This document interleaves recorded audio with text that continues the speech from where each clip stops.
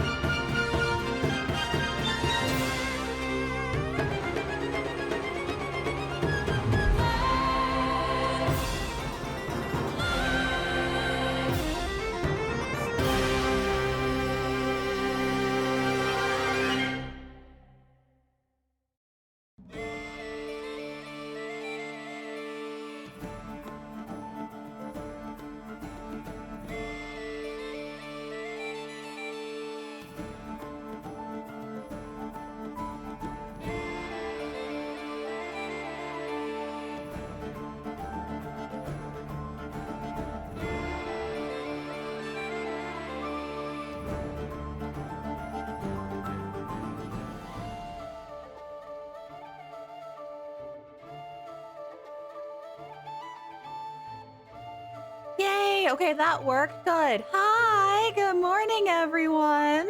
How we doing today? Reach for the sky. Oh, makes sense. Thank you. yes, a lot of things have been disabled just so we can figure out what is wrong. Well, it's not exactly wrong, but try not to break anything more until the new graphics card comes in. So we do have exclamation mark yes and exclamation mark no. However, when there is a cutscene today, we will disable all sound alerts until the cutscene is over.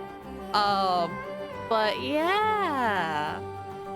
We do have fishing. Fishing is still a thing. Fishing is still up. So yeah. Good morning. Yeah, see, that works. That's good. I'm also constantly like watching the corner for encoding errors. Because this is the first time we're running a 3D model and hopefully not have anything lag. It's gonna be great.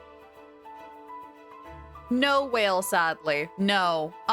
When the graphic card comes in, we'll plug it in and continue where we left off with Genshin Impact. And as next week progresses with Final Fantasy, we'll slowly add those commands back in. Shout it loud, friends. We have just water today. But we'll slowly add those commands and channel points back in until we're back to where we were. And we'll wing it from there. Just Megamind meme, yes. Am I getting gray streaks? No, I ran into a bunch of frost. It hasn't gone away yet. It's cold. It's cold. Happy it's the weekend, yeah. So 5 hours for Act 4, hour of break, insert card, then 5 more hours. In theory, yes. The graphics card is supposed to be here between 5 to 6 hours from now, give or take. Granted, with the weather, Raise your glasses. Slightly delayed. Shout it loud, friends. Thank you for the hydrate. Also as a reminder, since this is my first time going through the Archon quest, and I have been avoiding spoilers so far, please no spoilers as we go through this. If you want to talk about it, wait until we get to that point in the story, or ask where we are in the story first. Please and thank you. Are there fish on the moon? There are now. There are now. Good morning. There we go. Nope. I can't spell. There we go. There we go. That's what I want. We're going to drip marketing after the Archon quest. Yes. I have been told that one of the drip marketing has major spoilers, so I haven't been able to fully see it, and I'm upset. So we've really talked about Act 4. Yes, yes you can. We weren't able to stream Act 4 because of time constraints, which was a little frustrating, but I did complete it, and my gosh,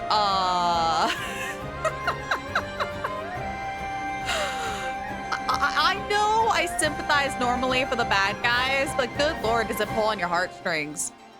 It pulls on your heartstrings, definitely. Yes, this is going to be 5 and 6. We're going to be going through Act 5 and 6. Oh, hang on a second. There we go. Ribcage is like, I don't wanna do the thing. It's so weird having 6 acts. I know, right? It feels a little odd. Just a wee bit. Yeah. I don't think I missed anything in chat. Also, if I missed something in chat, please spam it again. My attention is going to be all over the place again today. I isn't awake yet. I feel much better than yesterday. I feel a lot better than yesterday, that's for sure. I'm struggling a little bit to speak because I do have a cold sore. I have some medicine on it, but it's numbed half my mouth. So yeah, if it sounds like I'm mumbly, that's why. The center that can see the future. Brain wants to say Sartologi, but that's wrong. It's the other one. Vetvenir. Yes. Yes, and he's now blind because the king plucked his eyes out, which is crazy. Mirror really gave the Anakin Skywalker of Genshin. He did! Forbidden love, turning evil power for his love, killing children. He really did. One of the 5 pygmies in the book is blind. I'm going to reread the Pale Pygmies again. I think his Archon quest is going to be 8 acts in total. Also, hi, Medley. That feels about right. I got a feeling that the 6 isn't going to be the end. The book is in the code. I know, like, we have it in game. I just need to actually go in and read it again. Wait, we only have one chapter? Where are the others? I swear, they're going to be like scattered throughout Shesnaya, the like very last plays. My luck. Oh, in the code. Actual code. So it's there, just not in the game. Oh, that's so bizarre. Huh. I kind of wonder why. Weird. Alrighty. Let's not linger too much because we do have a lot of story to get through today. I'm gonna go ahead and turn this down, then we'll go ahead and head on over. Stole the extra pages. Yes, they did. That's where they went. All right, don't break. Come on. Yes, that's what I like to see. That's what I like to see. Alrighty. Do let me know if anything needs to be louder or quieter, and I will adjust it accordingly. But we're gonna go ahead and get started on the Archon quest. Now, I did accidentally get the first section started. I did accidentally talk to Catherine because I forgot. Basically, we were just pondering about the Fatui, the fact we haven't seen Del Torres in a while, the fact that Sanadrone might actually be nice. And then we're like, oh, I wonder how Columbina is doing. So let's go check up on her. So that's where we're at. Literally just Traveler and Paimon talking. You can read the full thing if you know the how. I think I would know the how. I think I would. Because I also go in there to get wallpaper sometimes from the game launcher because they're pretty. All right, Genshin, don't give me hissy fits. Oh.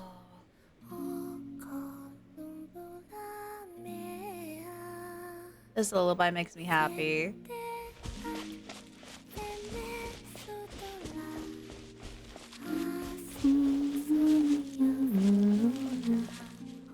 Act 4. Sanadrone was talking about the World Quest of Fontaine. Yeah, she is very heavily connected with the Narcissan Cruise group.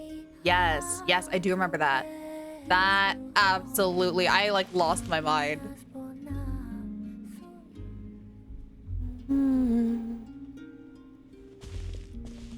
Hey, she's sitting up! Is me sitting here a rare sight? Oh, I love her. Apparently, if you redeem the Welkin Moons in here, you get a special clip of Columbina singing. Really? I know what I'm doing tomorrow. No, we just thought you'd be resting. The Traveler speaks. Perhaps I would have been, were it not for the sudden arrival of some unexpected guests. Big mood. Not that I consider it a disturbance. After all, you are the only ones who are free to enter. Would it not be a little unfriendly of me to lie down while we speak? I didn't realize you put so much thought into little things like that.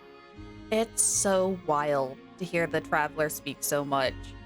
It's nice, but it's like, kind of throws me out of it a little bit.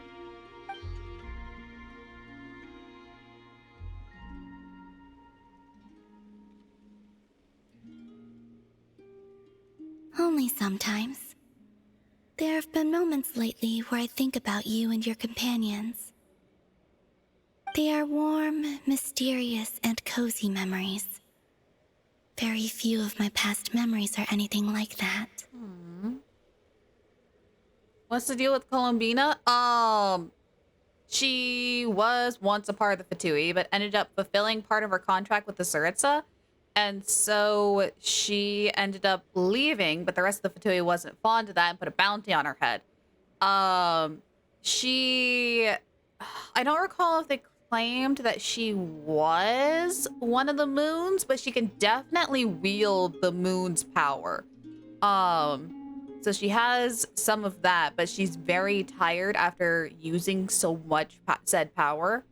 So that's what's going on.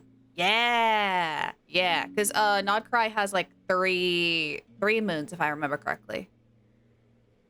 They say that travelers return home bearing bags full of souvenirs. But my luggage was empty, and I believed it would stay that way.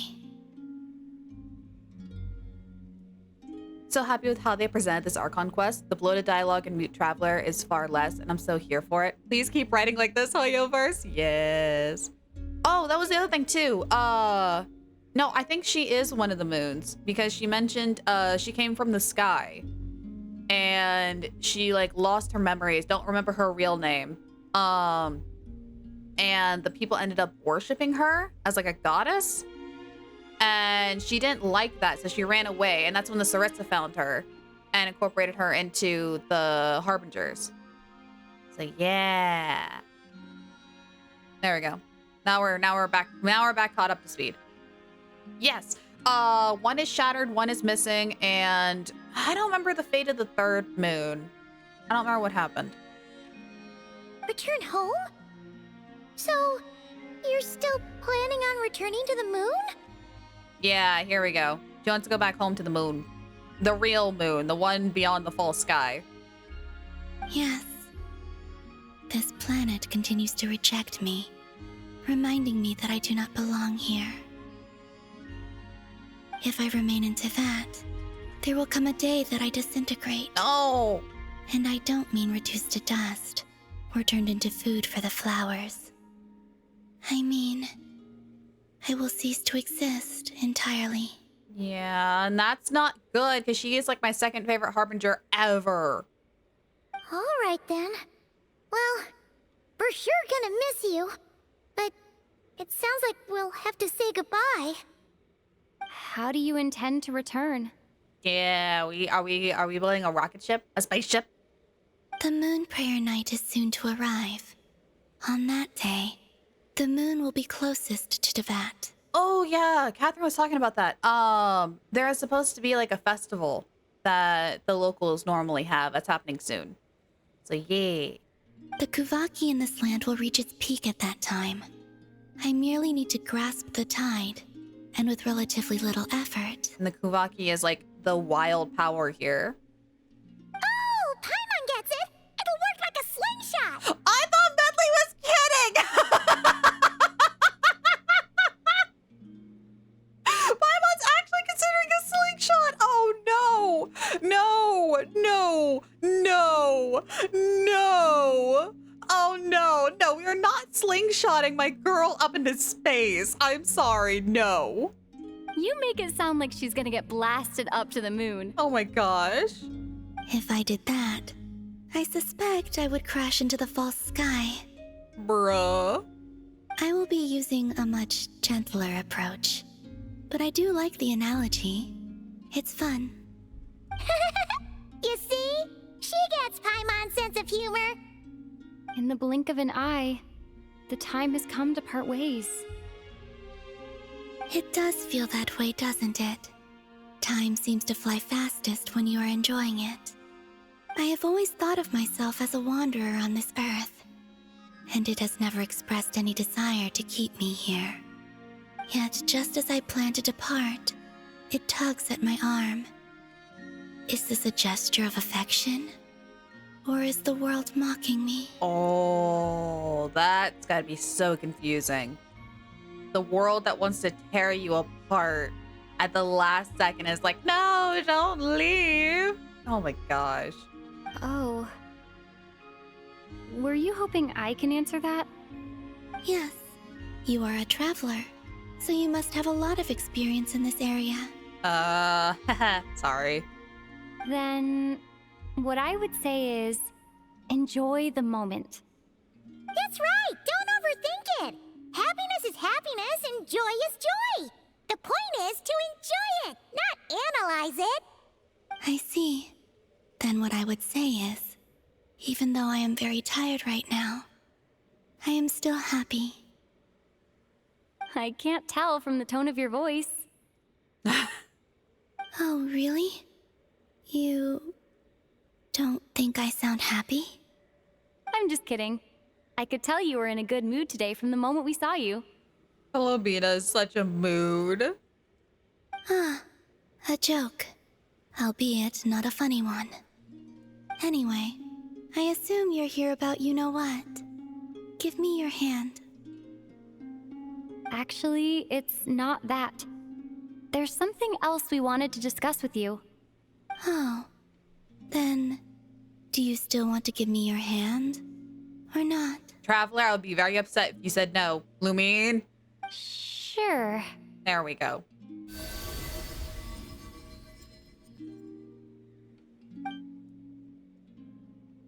Thank you.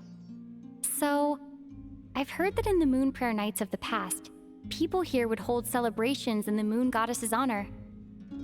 Since you helped so much in our fight against the Rayhir of Solnari, I think you deserve a farewell party before you return home.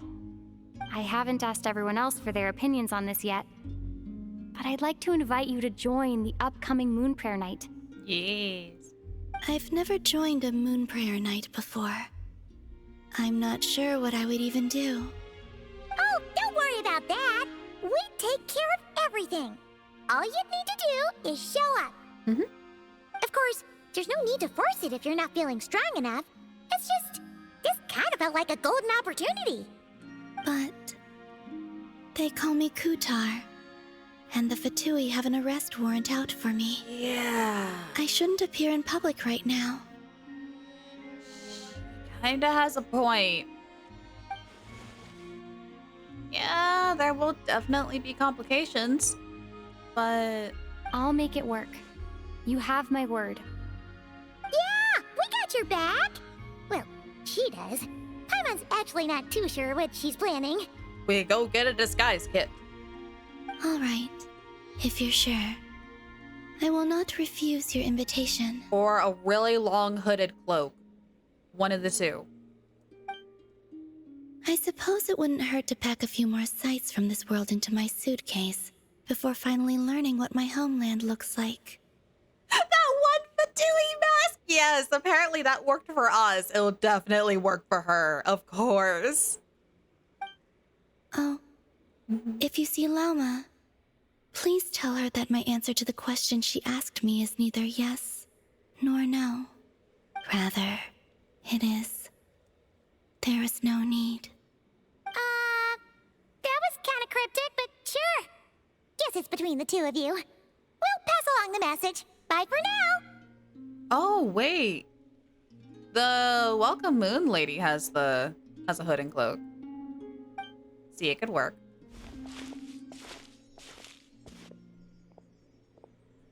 I love those flowers. Oh. Oh. Oh, she is not doing well.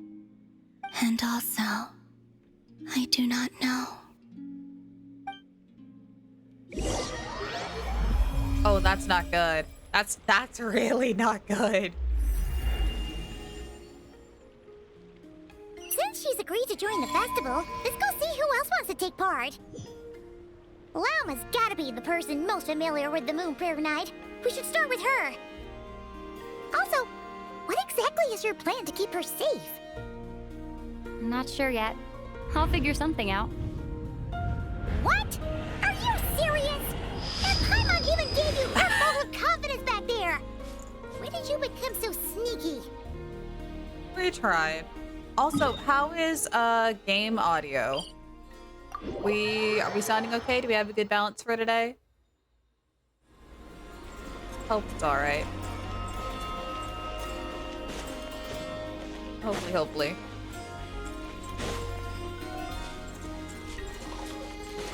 Where's Lauma? Sounds okay here? Perfect. Thank you. Sounds good. Beautiful. That's what I like to hear. Hey, Lauma! It's us! Huh? Varka? What are you doing here? Oh, hey, bud. Beats me. I had a bit too much to drink last night, and when I woke up, I was on Hisi Island. What? Oh my god, he's definitely from Mondstadt. He's 110% from Mondstadt, bro. I bet him and Venti are like best buds then. Mr. Varka is helping to oversee Nashi Town's preparations for Moon Prayer Night. He is here to go over some details regarding the decorations and custom cloth designs. Paimon Traveler is eager to join the Fatui. Of course she's trying to be sneaky. No, I'm trying to join the Fatui. But yes. Right, yeah, that too. What do you mean, that too? So, preparations are already underway? Yes, celebrating this festival is a long-held tradition here in Nodcry. On this day, the crescent moon at the top branches of the verdant crest turns into a full moon, Ooh. and the moon prayer blossoms bloom with a special radiance. Our people take these to be blessed omens. It's an especially welcome event coming off the back of all that nasty business with Rare. Everyone got put through the ringer recently, and now they're looking to turn their fortunes around. The big shots in town all agree that a big, lively celebration is just what we need to rebuild people's faith in this place. No wonder Catherine said that people weren't so bothered about the religious element. They just want an excuse to party. That's right. It's become more of a local custom by this point. The celebrations have little to do with whether the religious stories behind this event are true or not.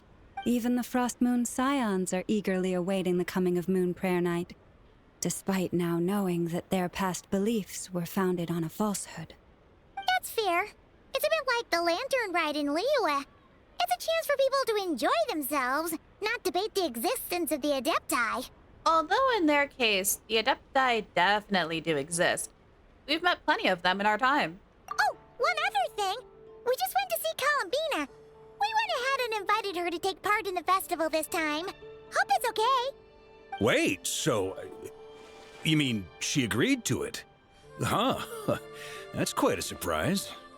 Then I suppose that she intends to return to the moon on that day. Oh, yeah.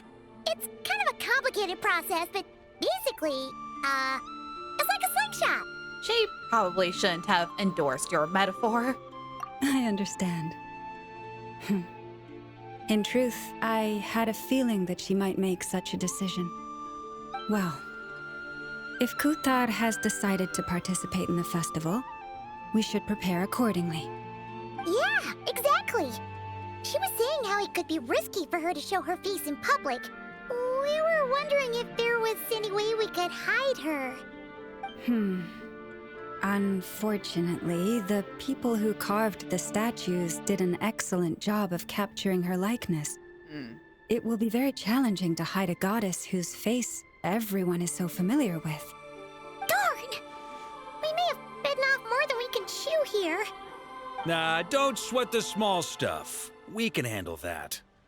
Huh? Are you saying you have a plan? Why am I hesitant about the Mondstadt man's plan, whose normal plans involve apparently getting so drunk you don't remember where you're at? I don't know. I'm hesitant. Not as such, no, but the most important thing with a festival is to keep the mood light and your spirits up. Gosh, the sky in the background is so pretty. You can't go preparing for a festival with those long faces. You'll never convince anyone to enjoy themselves. The Mondstadter spirit is strong with this one. As it happens, I agree with Mr. Varka. Let's start by making our appreciation for Kuthar the beating heart of the festive atmosphere. And who knows, once we get the ball rolling, perhaps everything will just fall into place. We really have no plan at all for this. Venti doesn't raise any suspicions. I don't see Columbina having any trouble. Well, Mondstadt's more laid back than Nodcry, so I don't know. I think they'll still have trouble. Hey! Did you catch that? Llama said the thing! Or close enough, at least. I'm looking forward to the Moon Prayer Night already. We have a festival in Mondstadt called Windbloom, and you can always tell which couples are celebrating it for their first time by the smiles on their faces. Big, beaming smiles like their whole face is glowing. Oh, it's true. He is the... Wait. Is he? I thought Dahlia was the Herald of the Anima Archon. I don't remember Mondstadt lore.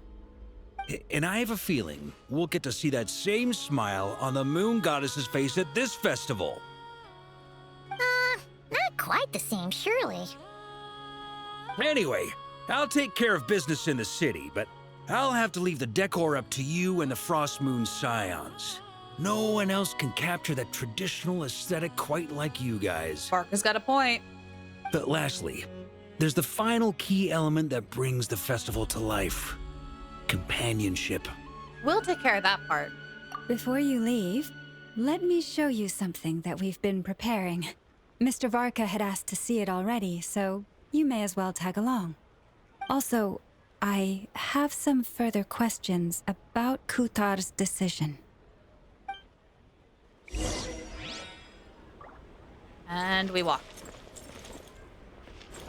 I don't remember what the key is to toggle walking. I think I changed it because I got annoyed because I kept accidentally swimming. Huh? What's this? They sure look like they're having fun. They're Kuhenki, of course they're having fun. I believe so. Kuhenki seem very skilled at playing drums like these, although I'm not sure where they learned it from. Maybe it's an innate talent? In their eyes, they're probably just playing with toys. Oh yeah. Wanatar! You want to play too? Oh. Guess not. Yeah. She looks more confused than anything. Maybe we can teach her next time if we get the chance. Huh.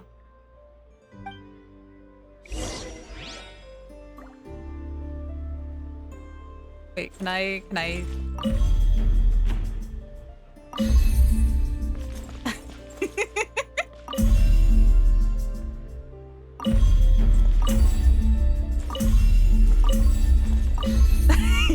Okay, that's fun. That's fun. Sorry, where are we going? Lauma, where'd you go? What are these floaty things? Sorry, I'm here. Moon veils. We hang them from buildings in the city during the festival. When you look at the sky through them, it creates a lovely found it. misty effect.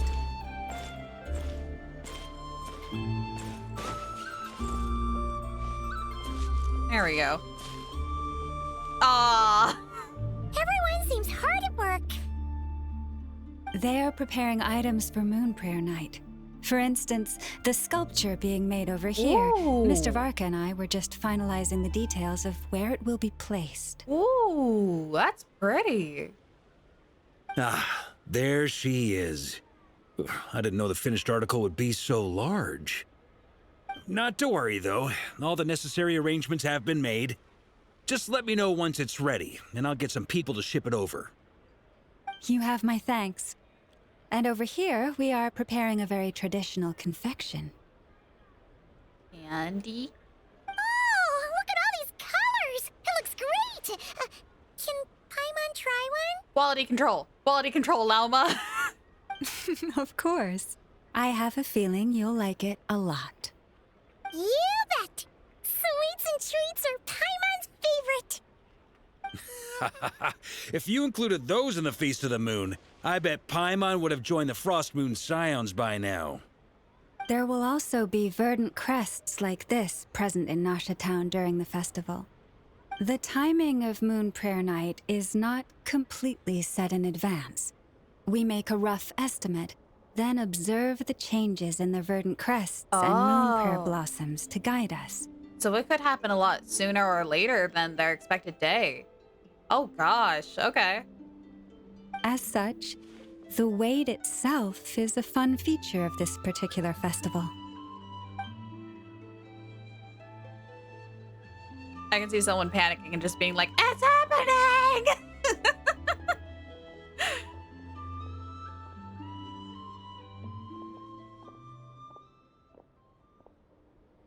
Let's talk here. To tell the truth, I am very surprised to hear that Kutar is willing to participate in the festival. I once asked her if she'd be willing to stay with the Frost Moon Scions. I could introduce her to everyone, and we could be a family to one another. She did not answer, but she has not appeared here since. We're okay. I took this to mean her answer was no. But if that were the case, she would not have accepted this invitation. Oh, speaking of answers, she asked us to pass along a message. There is no need. Ah, I see. Maybe she is right.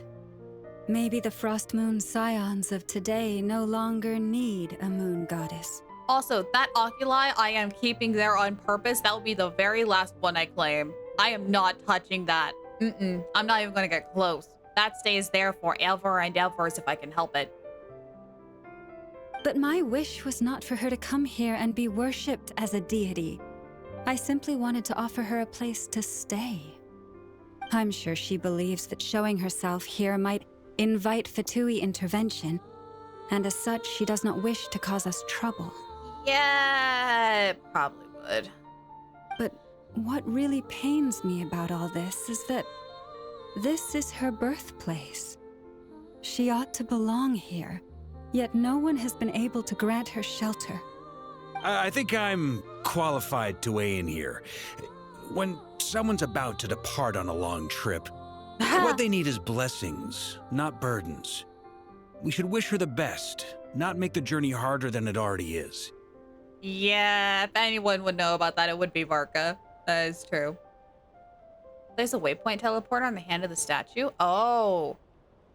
I don't know, but I wouldn't be able to test it. But if I could, that would be great. I'll just have to put it up there every week. Anyway, she's agreed to attend, hasn't she? All we need to do is simply respect her decision. I see your point. Yes, she will soon depart after all. Our job is to leave her with some happy memories. Besides, who's to say her journey to the moon is a one-way trip? It's not like she can't come back and visit if she wants, right? We don't know. We don't know. Wait, you can? Wait, has someone put a waypoint on the hand of the statue? I need photos. I need to know if you can. You did? I need photos. Paimon agrees wholeheartedly. Festivals are all about having fun, so let's keep it simple. All right, I'm gonna head back to Nasha Town soon. Want to come with? I'm guessing you have some other folks to visit there. Sure thing, let's go. Bye for now, Wilma. Thank you all. Goodbye. Off we go. Traveler needs blessings, not burdens. Sounds good in principle, but will blessings alone be enough for Columbina?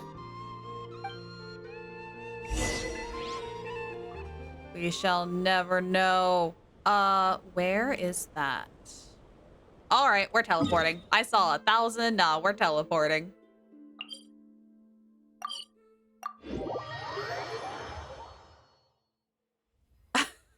Hi, Mario. The quest to make Columbina a rocket, yes.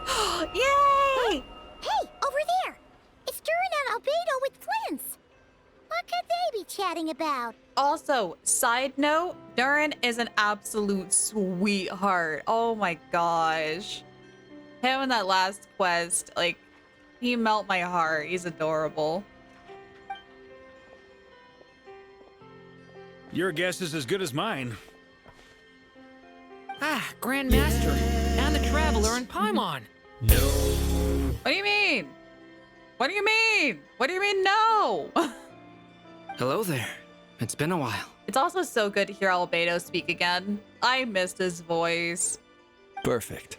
We have some new volunteers for our investigation. Of course they're investigating something. I'm sorry, what investigation? Wait, let me guess. The righteous Lightkeepers are finally ready to hunt down the Abyssal Dragon? Don't scare Durin, Varka. Yes, that too. Blins! Yeah, right. Oh, wait. Why does everyone keep saying that too? Varka playable when, big mood. Well, to be precise, the facts match, but not the causality. Wait, so I guessed right? Oh no. Half right. honest with yourself. Maybe I can explain. Thank you. We ran into Mr. Flint's north of Nasha Town. At that time, we just noticed a few abyssal creatures out in the wild, but the strange thing was, I didn't detect any traces of abyssal energy on them at all. Oh, they look weird. I mean, they look really cool, but they look weird. On closer inspection, we realized that they were not real monsters, but something akin to reflections in the water, or perhaps a mirage. You know for a fact Albedo is going to analyze the heck out of that. Huh? What do you mean? Like, you could see them but not touch them? Exactly. It was very peculiar. They roared and tried to attack us, but we could not make any physical contact with them. I think I've heard of things like that happening in Nocturne before, but I don't know much about it. Yes, it's a known phenomenon. Mirage-like illusions tend to appear in Nocturne in the run-up to Moonprayer Night. Oh, great. From a distance, they appear quite real. I myself thought that Misters Durin and Albedo were locked in battle with abyssal monsters when I first arrived. But after sharing intel and investigating a little further, we can confirm that these illusions are harmless. There is no great cause for concern. I see. Well, I'm glad they weren't real. All the Mirage stories I've heard are either animals, rocks, or small houses. Abyssal monsters, though? That's a first. Rats! Sorry. It's a first for me, too. So I'm planning to look into it further just to be on the safe side. I intend to inspect a few more locations. Hope to have Mini Durin as little pet follow us around, but having him as a playable party member is close second. Also end up getting him, but not after losing another 50-50. Oh no! At least you won the weapon. At least you have the weapon. We lost our 50-50 twice. We lost our 50-50 twice, but our Durin did come home. And worth it. Absolutely worth it. What about you two? Any plans? Alice contacted me a few days ago. She'd like me and Durin to assist her with an experiment. Oh. Uh-oh. Uh-oh.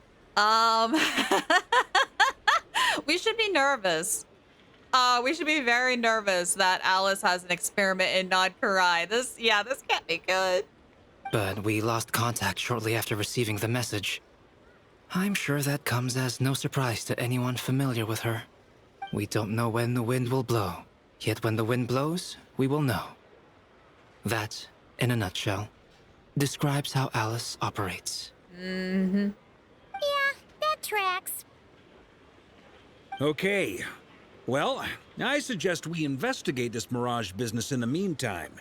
It's piqued my curiosity, and I'm pretty sure I know someone who will already be 10 steps ahead of us. Well said. Right? Whatever's happening in Nocturne, she always seems to be the first one to know. Let's go see what she knows. We can invite her and her staff to the festival while we're at it. 2 birds, 1 stone. Nuffer! Nuffer, where are you? Nuffer! We have celebration. We have party. Party.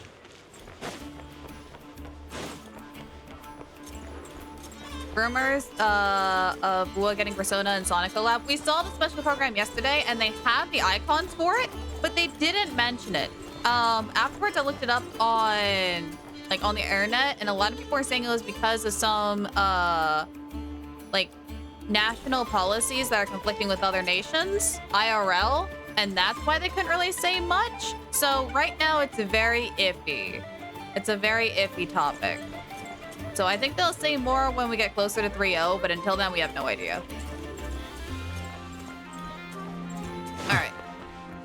We go.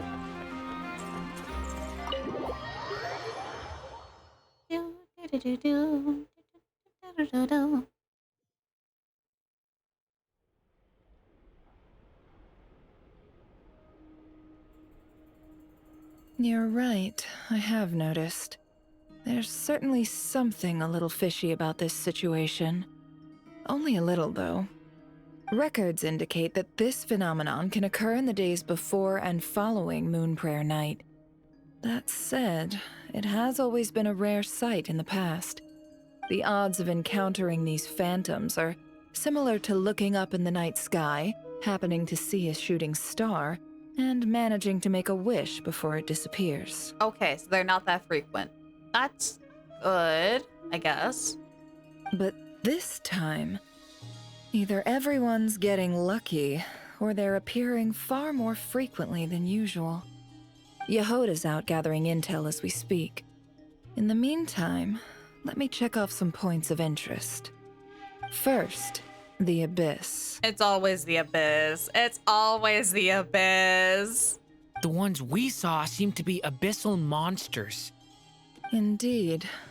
But we have identified one location where many more of them have made an appearance.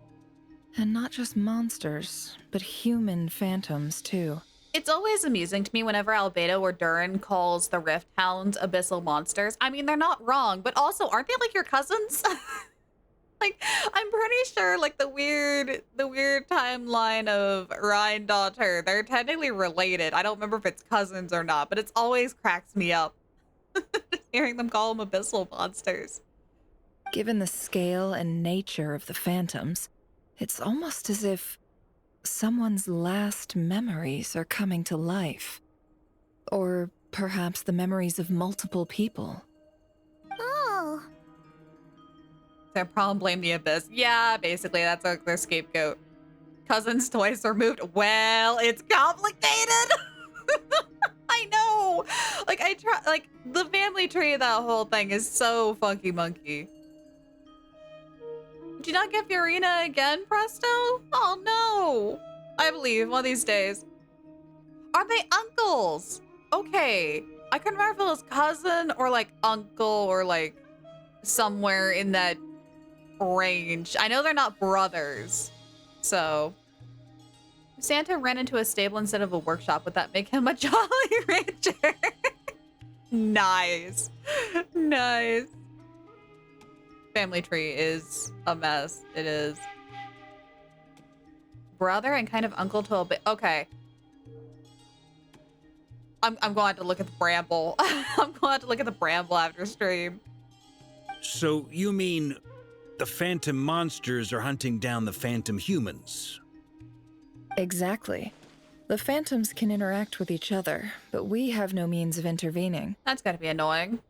In addition, some of the human phantoms would seem to be from the very distant past. This is clear both from the clothing they wear and the stories they tell.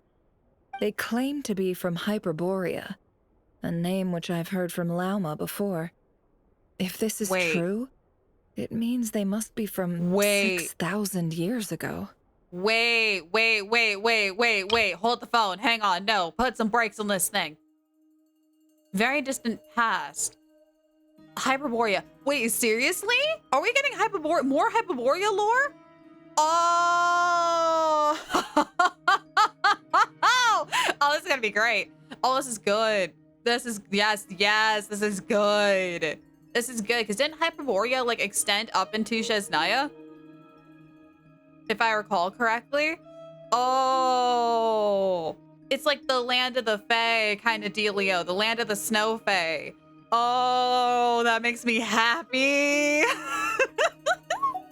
Okay, I'm focusing. I'm sat. I'm sitting. I'm paying attention. Did Paimon hear that right? 6,000 years? 6,000 years can give you such a crick in the neck. Is that also the name of the wolf too? Oh, no, that's Boreas. That's Boreas. It's very similar. Big red button. Dude, the big red button shouldn't be enabled. It should be gone. All the point redeems are gone because our PC is not happy until we get the new graphics card coming in like a couple of hours. So yeah, things are very bare bones this week. Over the week, we're slowly going to add more stuff back in again. But we're trying not to break stream today because we're probably going to be doing like 12 hours. It's going to be a long one. Yes! Thank you, Enterblinker. An ancient golden city that was swallowed by the deep sea after the nail hit it, the sky nail. Yes. Yeah, it's great. A long time ago. It sounds like this merits further exploration. That'd be a big help. I'll leave it with you, Albedo. My knowledge of ancient history is non-existent. I used to doze off every time the pre-Knights of Favonius era came up in class. Wow. It's quite a miracle that you were able to understand these phantoms' speech, given how long ago they lived. Oh, you would know, wouldn't you, Mr. Flins? Mr. Chudomerovich? You would know, wouldn't you? You were alive during that era, sir. Oh my gosh. Oh, this is gonna be good. I suppose you're right. But I'll leave the archaeologists to ruminate over Let's have a that drink. conundrum. Thank you for the hydrate. As an intelligence broker, my sole interest is in the value of the information I gather. There we go. Let's have a drink. In this case, hopefully means earning myself some good favor with our dear Lady Moonchanter.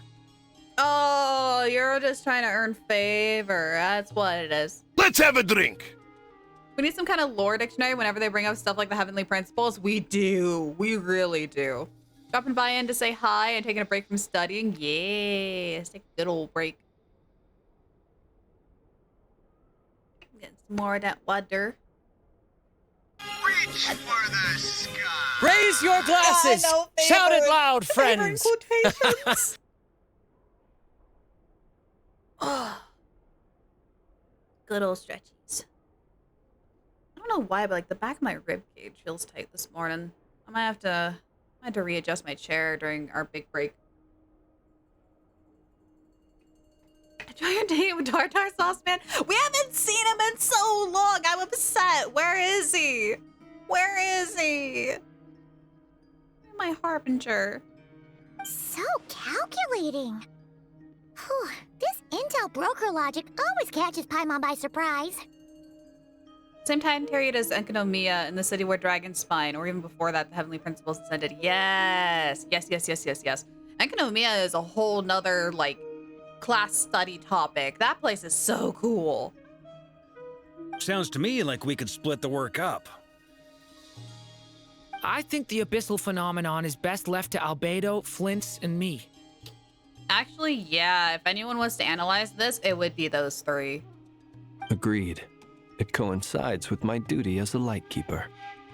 For my part, I'd like to understand the abyss better. Even a little knowledge would go a long way. This is certainly a rare opportunity to study the abyss. But even rarer, perhaps, is the chance to make contact with the ancients. Yeah, I figured you would be interested in that, Albedo. The Curatorium will take the lead on investigating the Hyperboreans. We put in the work to learn what we know so far. It seems only fair that we get some quantity of exclusive intel. Oh, is she wanting a collab? He's healing still. Skirk threw him very violently. Well, even then, he came back to Fontaine and was like, I know I'm supposed to be healing, but I'm here. It's like, bruh. And now we're having like a bunch of fighting that's happening in Nodcry, close to Shesnaya, and he's nowhere to be seen. It's so unreal. Serious Tartar deficiency? Yes. Albedo be like, I can't ask my mom. Yeah, that's where things get a little interesting with this family tree. That just leaves our trusty team of 2 unassigned. Yeah, seems like it. Wait, we're a team? Since when? Since you became an honorary knight, of course. This was part of my grand plan all along. Ha ha ha! Gosh darn it. Oh yeah, by the way, we managed to convince Columbina to come to the Moon Prayer Night celebrations. Would you and Yehoda like to join too? She agreed to that? Huh. Quite an achievement. Never underestimate the traveler, I guess. I'd be happy to join. No point shutting myself inside when the streets are all decked out.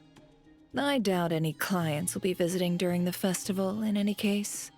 And Yehoda loves a party, so I'm sure she'll jump at the opportunity. Oh, she'd be thrilled. No. What? No. Yehoda? Way to contradict me in front of... Wait, no, that's not what I have bad news, boss. Oh, great. All right, here we go. So many people. All right, everyone inside, quick!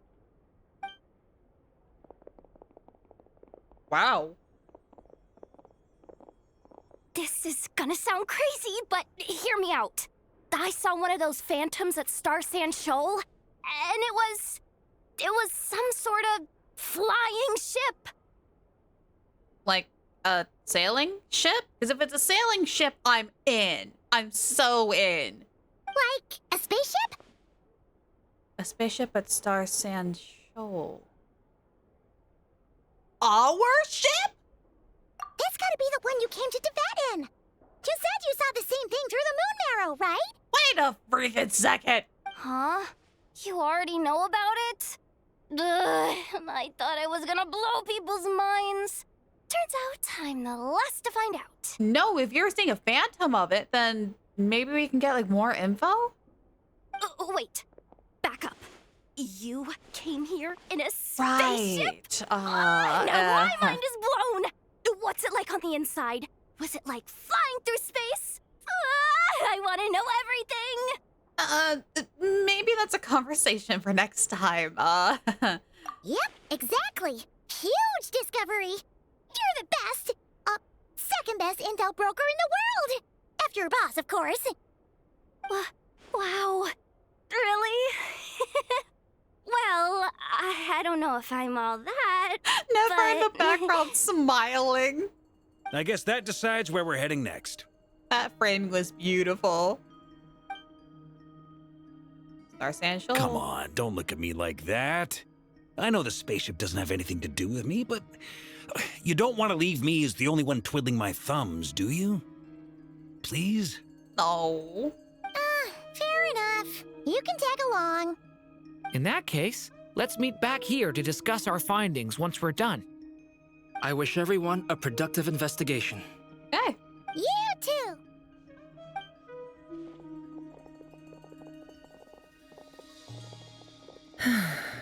Off we go. What's up, boss? Aren't we gonna head out?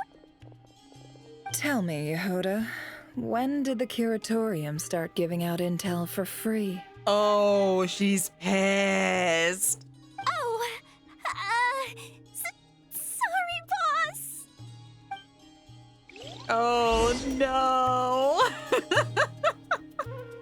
She's so mad. Good luck with that, Yehoda. Bye. Oh, that's a good point, Clone Shock. If the spaceship is a phantom, the phantoms have been from 6,000 years ago, then the twins must have been to Vat for at least 6,000 years. Which is crazy and kind of lines up because the twin supposedly woke up before us.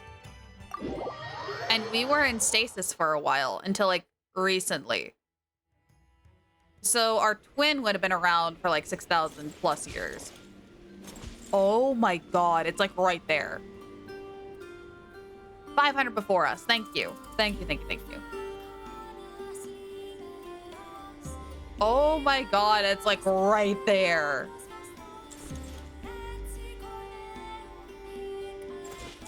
Okay. All right. We are encroaching the hour mark. So let's actually go ahead and take a quick 3-minute break here real quick. Let's head over here. Because this will be a good spot to take a little breather. Because we're going to be doing this for a very long time today. So we need to definitely make sure we take those breaks. In the meantime, though, let me go ahead and change fishing to 50 channel points for you guys. I'm going to stand up, do some stretches, grab some more water, all that jazz. So, let's see. Make sure it works. Raise your glasses! Shout it loud, friends! Wait, why is the button there? The button should not be there. I disabled that last night. Why is it back? Disabled. Raise Get out your of here. glasses! Shout it loud, friends! Be gone. Button. Okay. I didn't realize you guys actually saw the button. I'm sorry, I didn't understand. I didn't understand! Alright. I will definitely go do those hydrates and then I'll be right back. See y'all in a bit.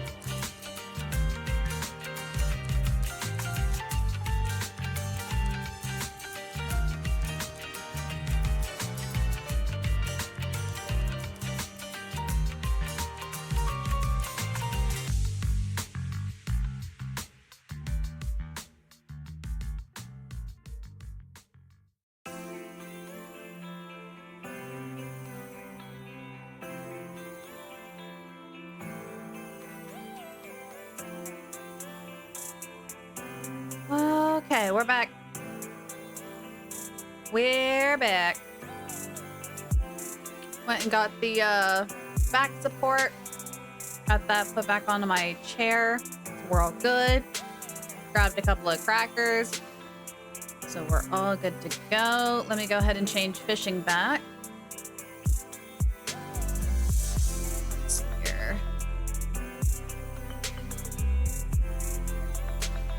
Save, make sure it works.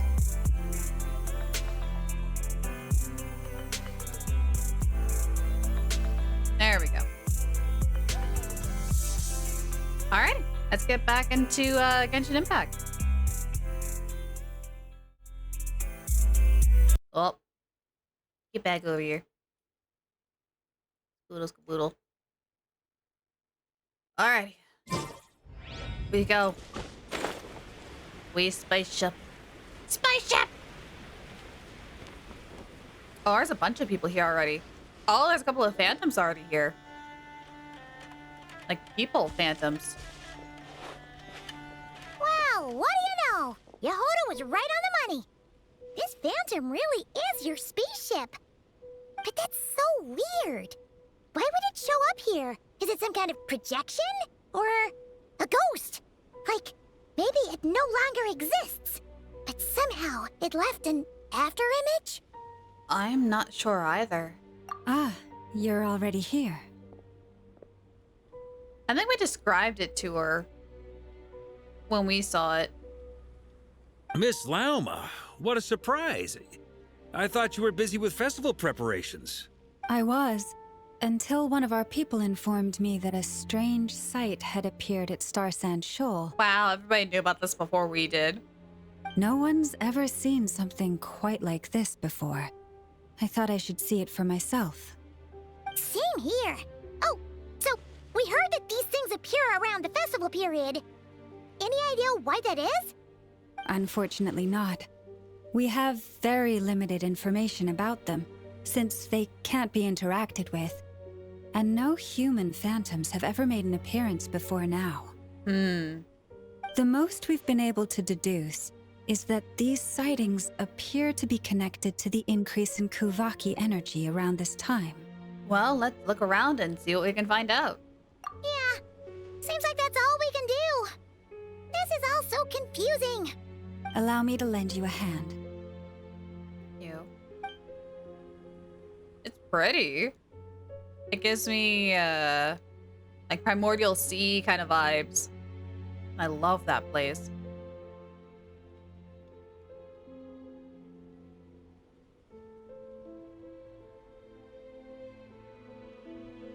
No way is she going to go try talking to the deer. Is she going to go talking to the deer? Everyone, our friend here should be able to provide us with some information. No way. Is that a phantom Rhymehorn deer? I've heard about how the Frost Moon Scions live in harmony with the animals and can even communicate with them. That's coming in handy now, for sure. Okay. Yes, I understand. Then how about this? Yeah, big mood.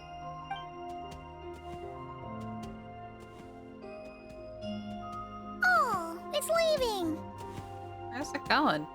It appears to share our curiosity about this giant spaceship, so I asked it if it wouldn't mind investigating along with some friends. Huh.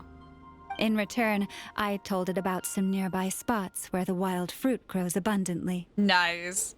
We may live in a different era from these phantoms, but I trust that the terrain, climate, and ecology here are more resistant to the effects of time than some things are. Let's give them a moment and hope for the best. After a few moments, the Rhymehorn deer and its companions return shortly. All back together. Must have been a lot of fruit. Indeed. Now let me ask them some questions.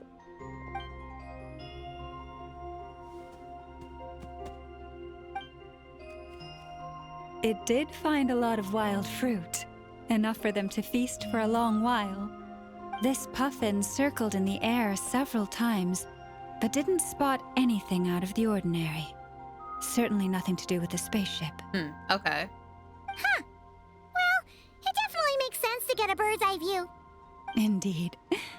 Other than that, I was also thinking that the world these phantoms see is also different from ours. Oh, I get what you mean. The wild fruit exist in both times and spaces, but there might also be things that only exist in that space-time, which we can't see. Because we don't see their whole world. We only see small fragments. Good point. Great thinking, Lauma. Blunthorn rhinos can use Kuvaki to shift great rocks, but this one says it couldn't get that ship to budge by even an inch. The sniffer mole tried too, but despite being a skilled digger, it could not get through. Okay. They say that the spaceship looks robust and undamaged. It seems completely impervious to any and all attacks. Whatever lies within is well defended from harm. So, just like us humans, there was nothing they could do about this spaceship either. Yes. Still, they deserve our thanks. Is the Game Awards reaction VOD on YouTube? Yes. It will be. Otherwise, now till 12. I've slowly been trickling the videos to get them up to date. So in about 3 hours, all the videos should be up to date on YouTube. That is if it, if YouTube will do scheduling correctly. Hopefully, we'll see.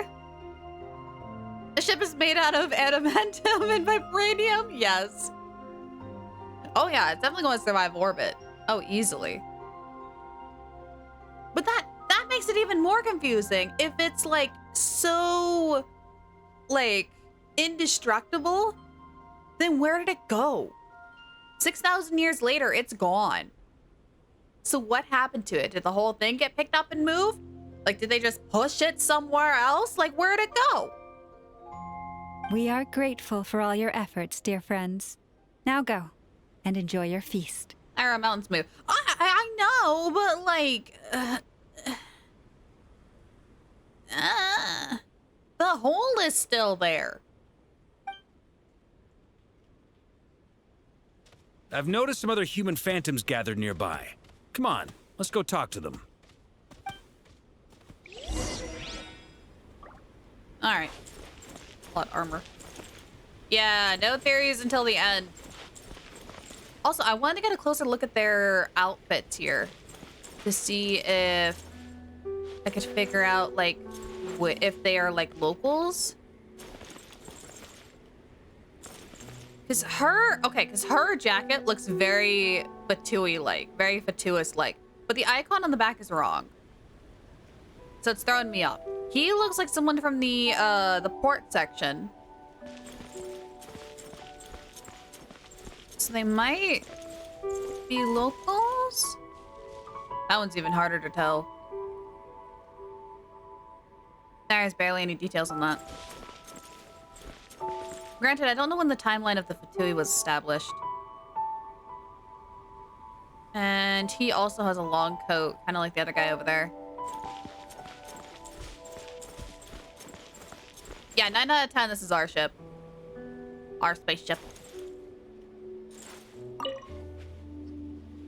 What is this thing? I've never seen it move, and there's no way to get inside. Goodness knows. My grandpa says it's been sitting here at least since his grandpa was still alive. Okay.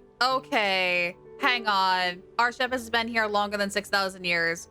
Because his grandpa said that his grandpa said that it's been here. So it's been chilling even longer. What about his grandpa? Did he say anything to your grandpa's grandpa about it? Barca? Huh? I don't know. In all likelihood, it was here back then too. Hard to imagine something this huge could move. Guess that means that as far as they're concerned, this ship's been around a long time. Yeah, just suddenly, what about his grandpa?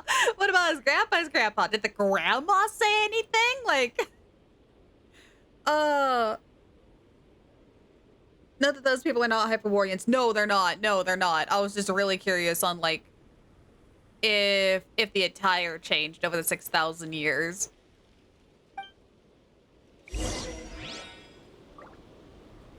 Not the guy who knew this guy, who knew this guy's grandpa, who knew this guy's father's grandpa talking to their grandpa with their grandma, followed by his mom's friend's cousin, who... Yeah, exactly.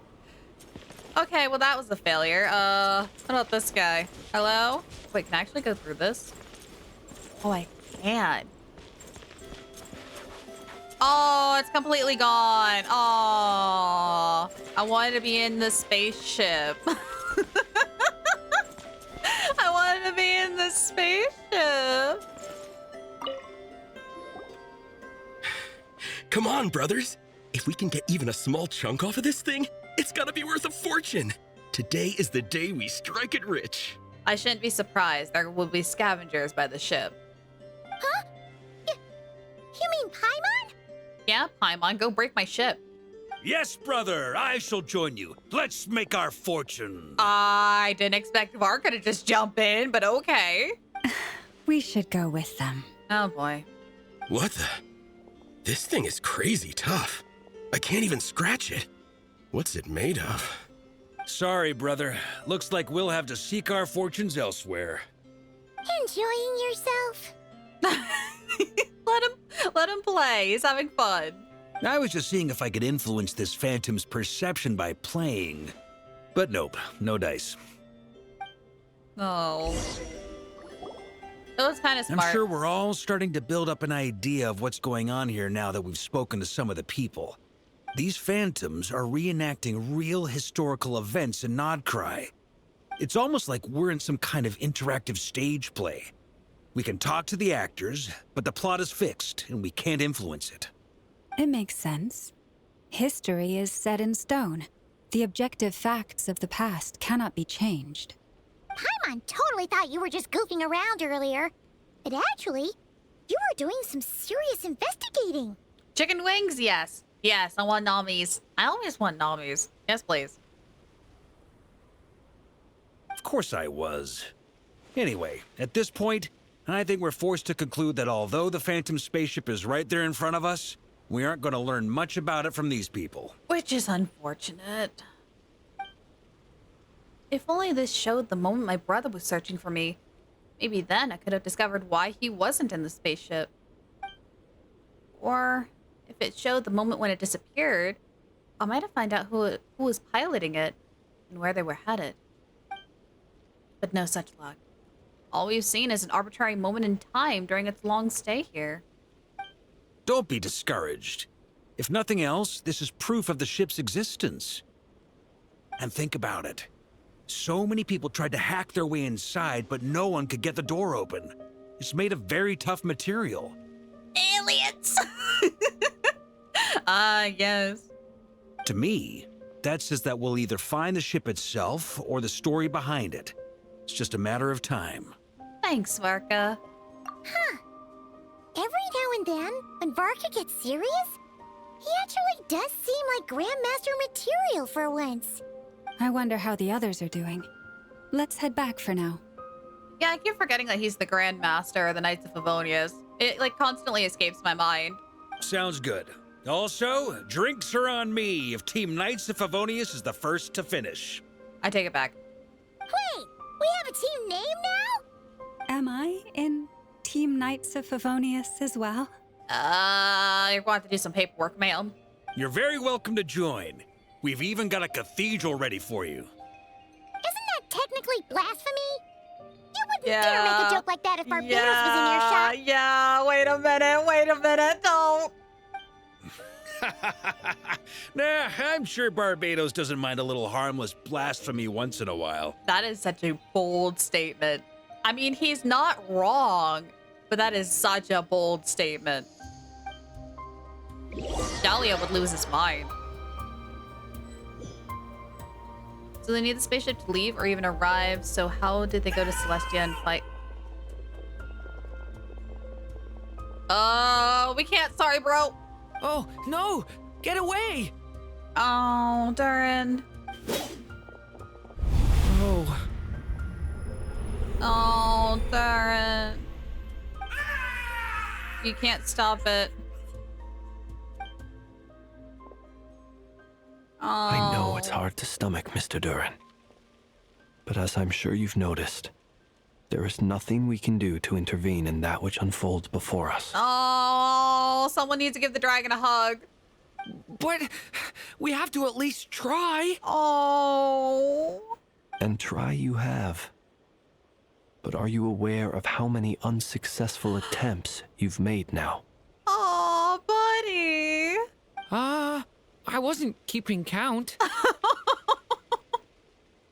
He is precious and needs to be protected at all times. He deserves many head pats. I'm afraid this is the 39th failure so far. Or the 5th if we're only counting this particular victim. Oh, of course Albedo is keeping track. There are no indications that these phantoms may be altered in any way. You seem to have calmed down a little. I'll make us a fire. You should rest and have some water. Yay! Blends is an what's the word I'm looking for? Not avocation. Not associate. They support hydration. Let's have a drink. Yes! I can't think of the stupid word. What is it? Not ambassador. It's a person who approves of something. Ah! The English language is failing me right now. Bruh. Is it approver? It's an approver of hydrate. Feeling any better now, Mr. Durin? Maybe I was trying to think of supporter. It was like merging the two together in my brain. May I ask a few questions? Be my guest. What exactly are we witnessing here? What happened to those people? Hydro homie! No, there it is. There it is. That's the term. Yep, that's totally the term I was looking for, is hydro homie. Oh my god. My guess would be that we are seeing Notcry during the Conrian Cataclysm. Oh! Would that be That's accurate? it. That's the word I was actually genuinely looking for. Thank you, Medley. It was arbiter. Yes, that's the word I was looking for. That's the one. That's genuinely the one. Arbiter of hydration. Conria. That is correct. As you know, once the Abyss senses even the tiniest crack, it floods in and spreads like wildfire. There was a time in the distant past when it permeated all of Notcry, causing immeasurable harm. The people paid a terrible price to heal this land. Then, 500 years ago, the whole of Tevat suffered an abyssal disaster. Mm-hmm. Once more, Notcry was dealt a devastating blow. I see.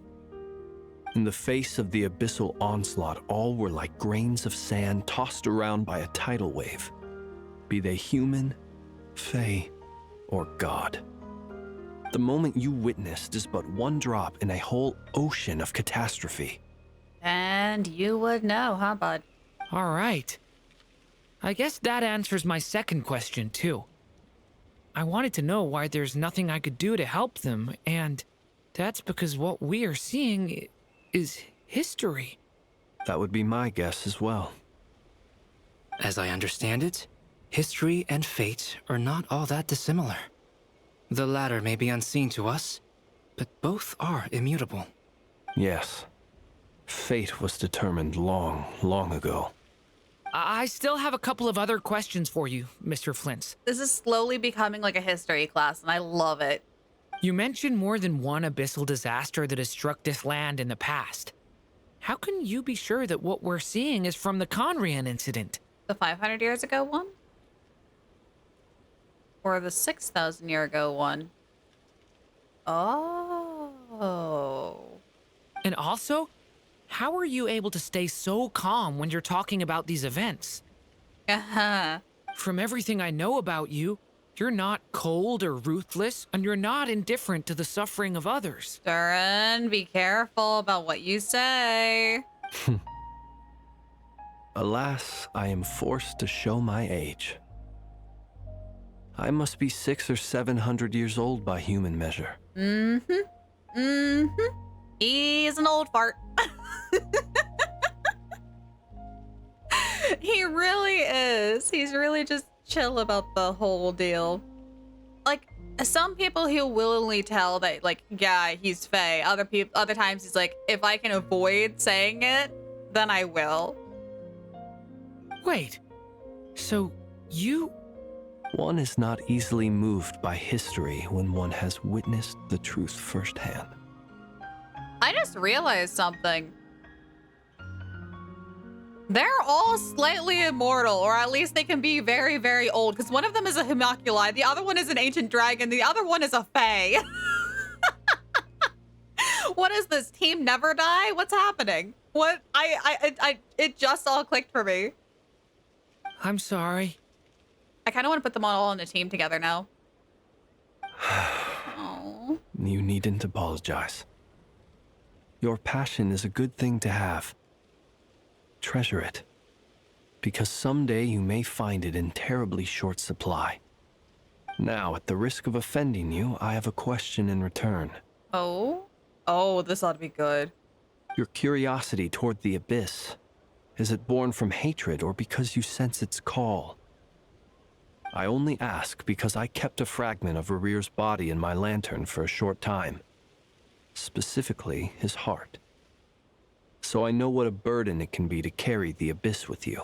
Aw, he gets it. And I hear its power growling from somewhere within you. In my eyes, your mere existence is a miracle. Yeah, that whole thing was very miraculous. My honest answer is I don't know. I don't think I have the confidence to say for certain. What I will say is the abyss is not the only issue that haunts me. Even before I became who I am today, the question dogged me constantly. Should I even exist at all? Oh, no, not the existential dread. You gotta wait till you're like 30, Durin. My doubts remain unresolved. But when we fought Rerir, something became a little clearer to me. Sometimes it is the darkness within us that allows us to achieve the impossible. Actually, a good way to think about it. I certainly got the sense from your 39 attempts that you were trying to achieve the impossible.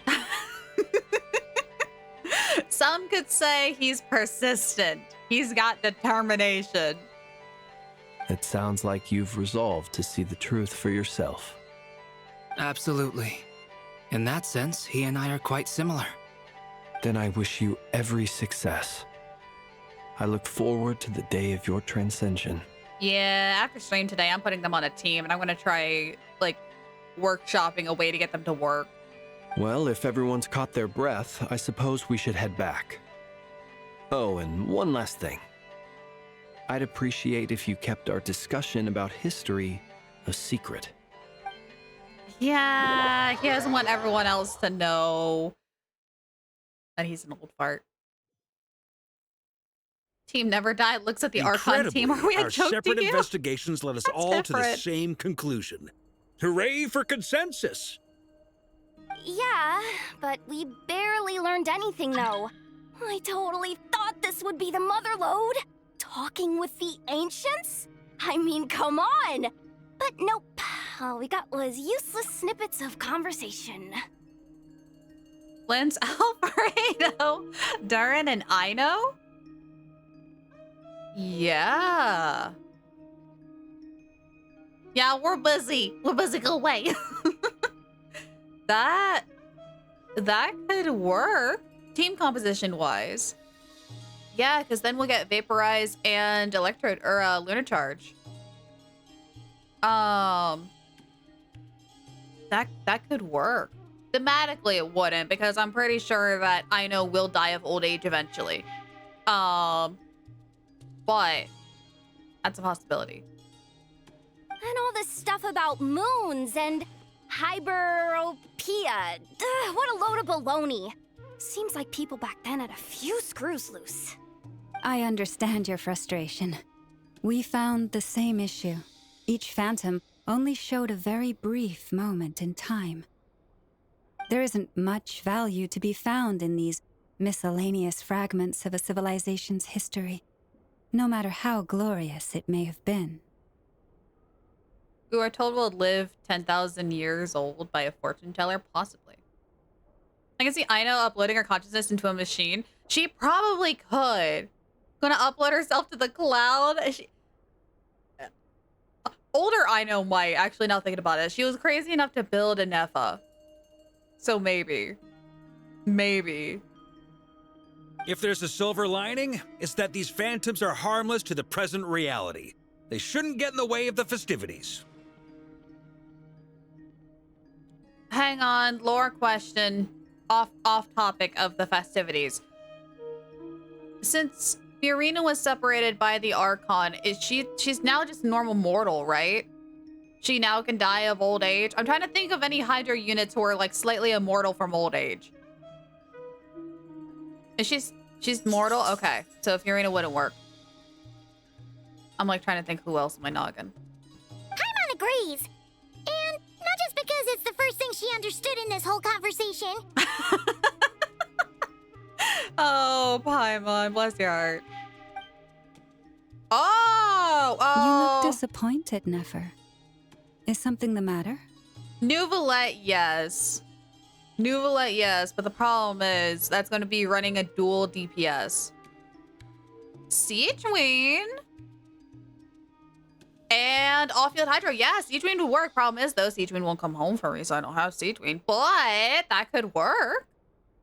That could work. What do you think? We all worked our tails off, but the only one to gain anything from it was you, Lady Moonjanter. I think Mona is mortal. Well, please do share the Hyperborean records with me. I will gladly inscribe them in our people's documents. Oh, duh! Yeah! That was it! Hyperborea! Hyperborea. I'm serious. Only an expert in the Frostmoon Scions and their history can turn these records into valuable research material. The alternative is to let them gather dust on the Curatorium's storage shelves until the pages turn yellow. Lalma has a point. Nefer, you're wise enough to know that cooperating and sharing the profits is the best course of action here. Well, that goes without saying. Sure, let's do that. Huh? But didn't you say we aren't supposed to give out intel for free? Sorry. Shutting up. Now is not a good time to push Nefer's buttons. Yeah. Anyway, back to Moon Prayer Night. I'm thinking that we should prepare something a little special, aside from the usual decorations and so on. Oh, what are you thinking? You mean a parting gift? Can't go wrong with food. Although, does food go bad on the moon? Perhaps a lantern would be a better choice. It might be dark up there. I like how he thinks. It could prove difficult to light a lantern on the moon. Magical stones might serve that purpose better. Magical stone lamp? Lamp? What about a clockwork mecha model from Fontaine? I've got a whole bunch at home. I use them for fighting practice in my free time. None of these sound like things she would be even remotely interested in. But we don't interact with her enough to know what she likes. Yeah. It would really save us the guesswork if someone could find out what she's into. Let's have a drink! Thank you for the hydrate.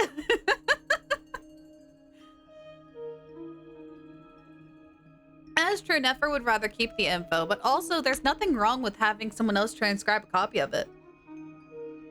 Give her food and work on Lyre. I mean, she does like food.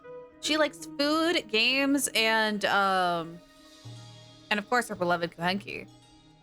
A NASA spacesuit, yes. Yes, one with a helmet and everything. Wait, what the? Traveler? They're all looking at you. Okay, I got it. I'll find a chance to ask her. Great! Haha, problem solved. Now, I need to stop by Dory's. Gonna need her help sourcing a bunch of stuff for the festival. Alfredo? Yeah, it's Albedo. I like to call him Alfredo. It's fun. Kind of like Barbara is Babada. So yeah. Mondstadt has like the best names. Then let's leave it there for now. We all have our own business to attend to. Traveler, if you find out what Kutar likes, let us know right away. Gotcha.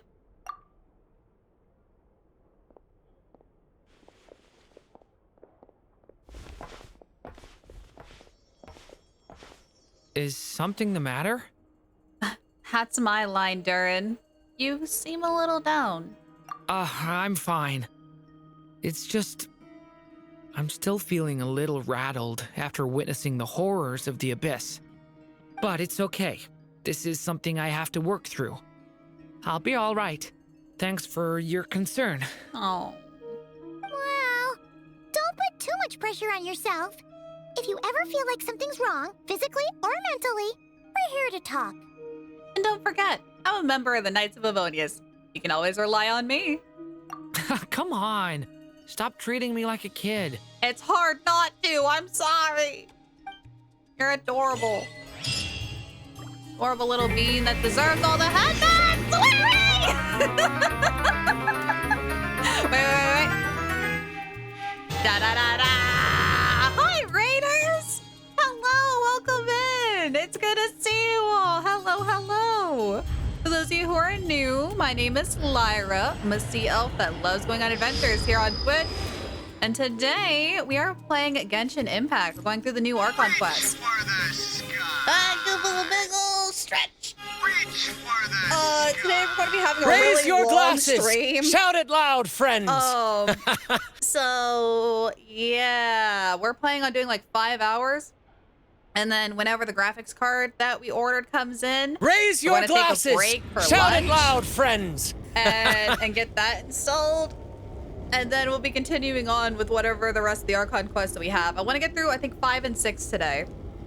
So yeah, we got a lot. It's an all-day venture. But it's going great. As a recap story-wise, real quick, get you guys caught up to speed here. Festival is happening. A moon festival is happening, and we invited Columbina to join us. And she's like, oh, I have other plans for the festival. The moon's going to be really close, and I want to go home to the moon, so I'm going to leave. And we're like, oh, okay. So we'll turn the festival into like a, we're glad that we met you, but goodbye kind of festival. Farewell party kind of thing. So we're planning for that, but these phantoms keep showing up. They're like memories of the past. And one of them was about the spaceship we crash landed in. We're like, Let us whoa, have what's a going on? modicum of patience for the richness and complexity of humanity. Flint, please. The wanton cruelty of the few is not worth our ire. I know, boy, but not now.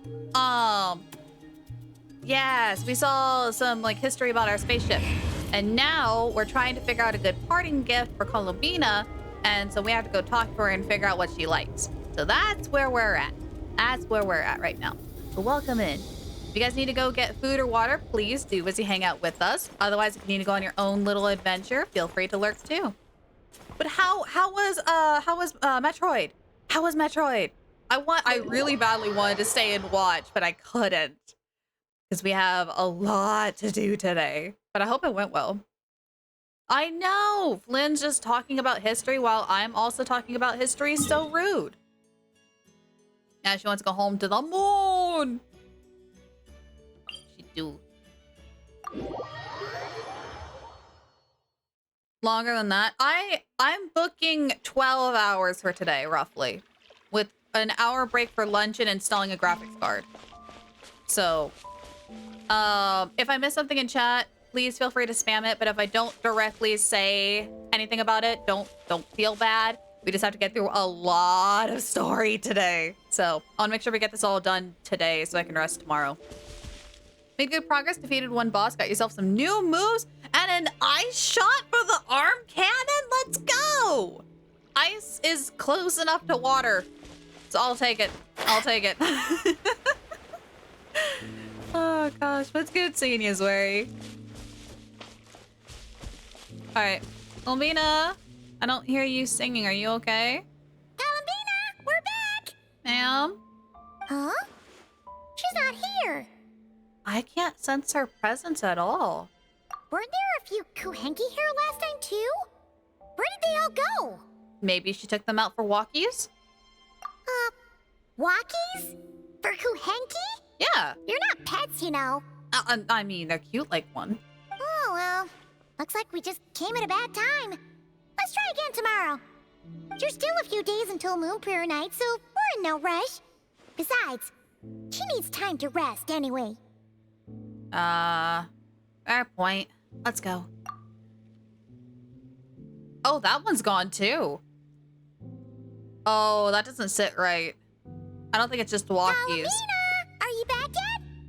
Oh, the flowers are changing colors. I don't like this. I don't like this. Haven't done the Archon quest yet. Also need to go to the bathroom and get enemies. Yes, go. You got this, big lurky. Learned one really neat Easter egg about the place we are right now. Don't worry, it's not related to the Archon quest. I was told that if you log in with your Welkin Moon, there's like a certain little lullaby that plays. I want to try it tomorrow. I'm so excited. I want to try it. Oh, how strange. Looks like she still isn't here. This is a bit. How would you like to join the Fatui? Hello, Raiders! It's good to see you. I'm so glad that that's now working. Yes, Hellhound that made me Goddess happy. just raided with 2 That viewers. makes me really happy. Things are working. Hello, Hellhound. Good to see you all. Welcome in, Raiders. Hello, hello. For those of you who are new, my name is Lyra. I'm a sea elf that loves going on adventures, and we're right now in the mid-beginning part of the Archon quest for Genshin Impact. So yeah, welcome in, everybody. How you doing? How is Repo? Repo is so much fun. I love that game. So much chaos can happen. So much chaos can happen. Well, I hope you guys had fun. If you guys need to go get food or water, please do as you hang out with us. Otherwise, if you need to go on your own little adventure, feel free to lurk. Barking is always greatly appreciated here. Hello, hello. I think Columbina went out to go get milk just like father. Oh, no. I guess I'm not the only one indulgent to the internet's fun videos. Yes. Is the lullaby in the official OST? Oh, that's cool. It was fun. There was an earthquake? I am fine. Okay, good. Oh my gosh. I hope your PC is okay too.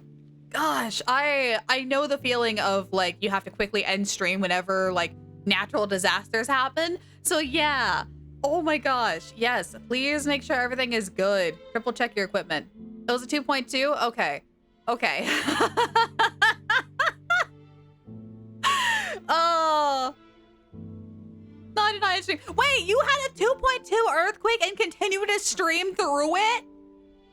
Absolute mad lad energy right there. Whoa. I wouldn't. I would be too concerned for my PC. I would like immediately shut it down. Just be like, oh, we gotta go. We'll be back. I wouldn't. Oh, heck no. My gosh. Hellhound is brave. Holy cow. That's insane. I'm glad to like watch the VOD. That's nuts. Rio is usually where majority start feeling it. Anything similar isn't too much to note, so no surprise. Like, I'm still like,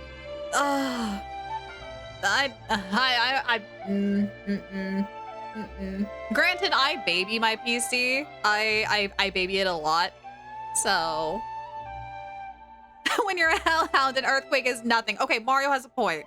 Mario Man does have a good point. You are right. You are very right. All right.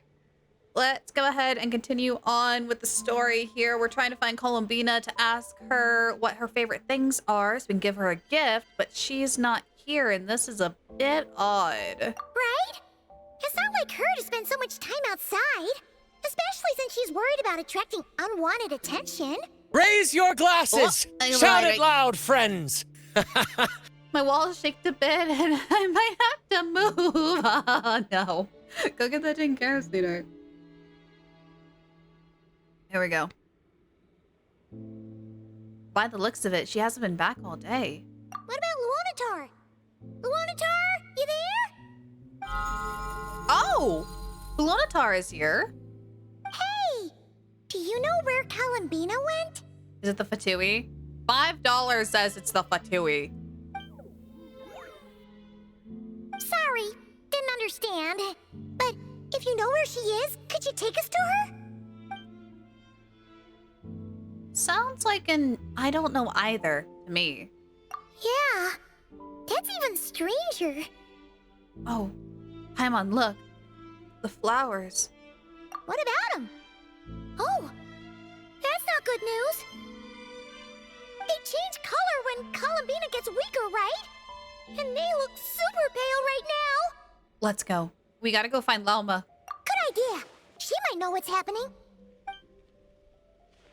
Oh, I don't like this.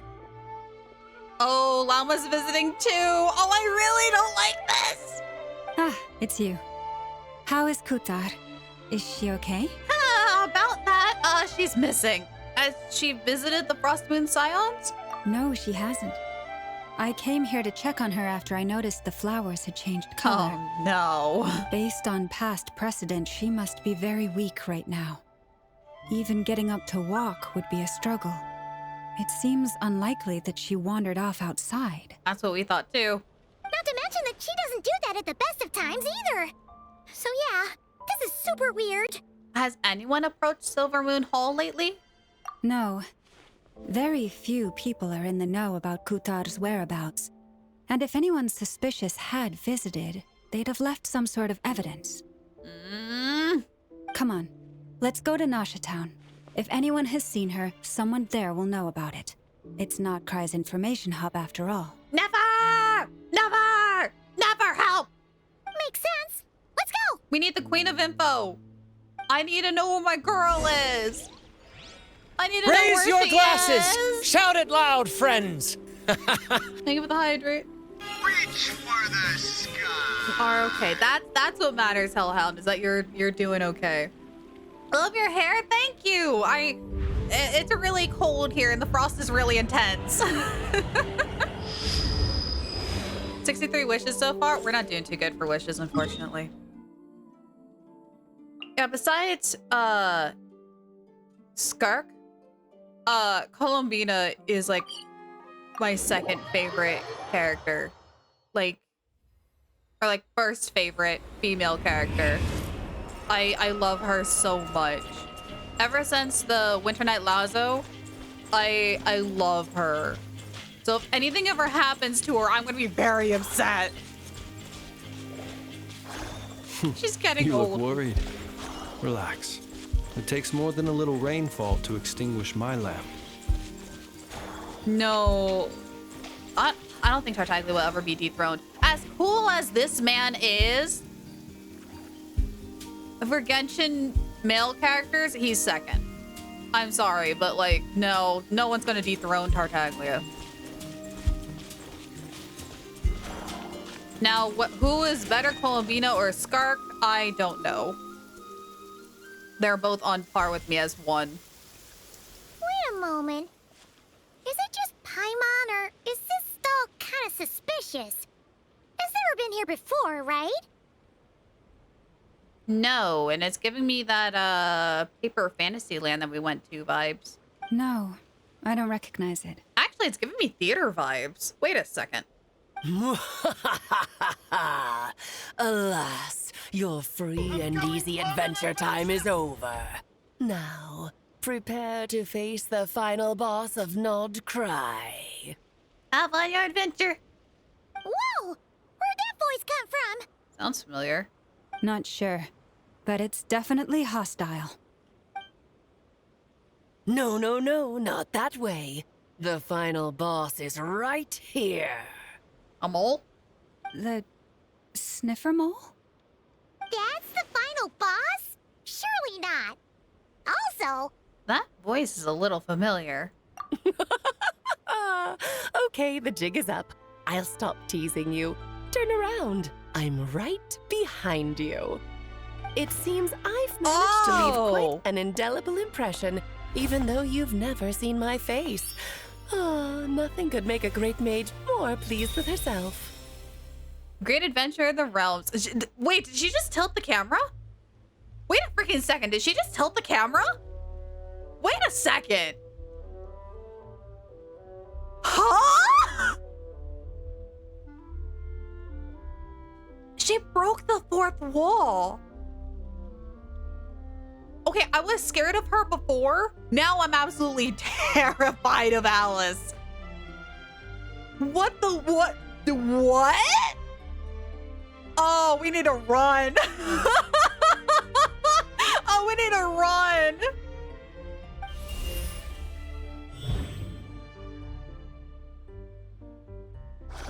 She put her own name tag in.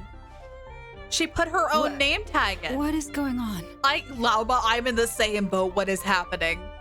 I've heard that all the big shots in Teyvat have long, wordy titles that stun people speechless when they make their entrance. Unfortunately, none of them are affiliated with the Hexen Circle, and we ourselves keep a very low profile. The notorious name-dropping doesn't quite work for us. Still, I, for one, think I'm really quite amazing. Yeah, she's sassing the Fatui. She's sassing the Harbingers, and she's like, I want one too. Exactly. Oh my gosh. Oh, I'm kind of scared. I'm gonna be real. She actually genuinely terrifies me. What is happening? Why am I getting Doki Doki Literature vibes? So that didn't stop me from coming up with a title anyway. Let's have a drink. I don't know. Skip Alice versus Naya and make Queen not have her mom. You might want to take that back. I don't know. Oh, I still want all the just 9 units, but still. No, I'm just scared. Alice? It's really you this time? Not a lantern or a Dodoko, but Alice in the flesh? Oh, that hair tie was cute with the Dodoko. Oh, that's right. So, what do you think? How does it feel to finally meet me? You look like... You look just like Klee. Oh, that's the first thing you thought. A little surprising, but that actually makes me very happy. Oh. Because that means that when Klee grows up, she'll be just as stunningly beautiful as her mother. She just can do effects on the fly. So she's a friend of yours?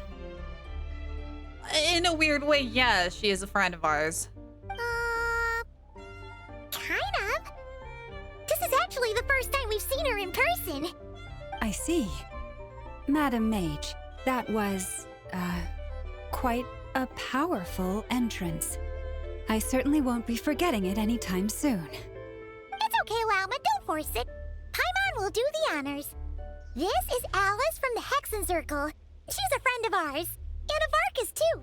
She helped us a lot in the past, and forcibly sent us on vacation a couple of times. Yeah. That's right. She's a good person, just kinda unpredictable. Even then, that's a stretch, Paimon. The chaos she's caused was from Glee. Again, I normally root for the bad guys, but like, Alice is pushing it. Well, what is the human heart if not unpredictable? Hmm? If we could not do as we please, how would we differ from machines? I am Lauma, Moon Chanter of the Frost Moon Scions. It is a pleasure to meet you. Oh, wait, hang on. Question. Alice used to do the voiceover for the character introduction trailers. When did she stop doing that? And when did Dane take over?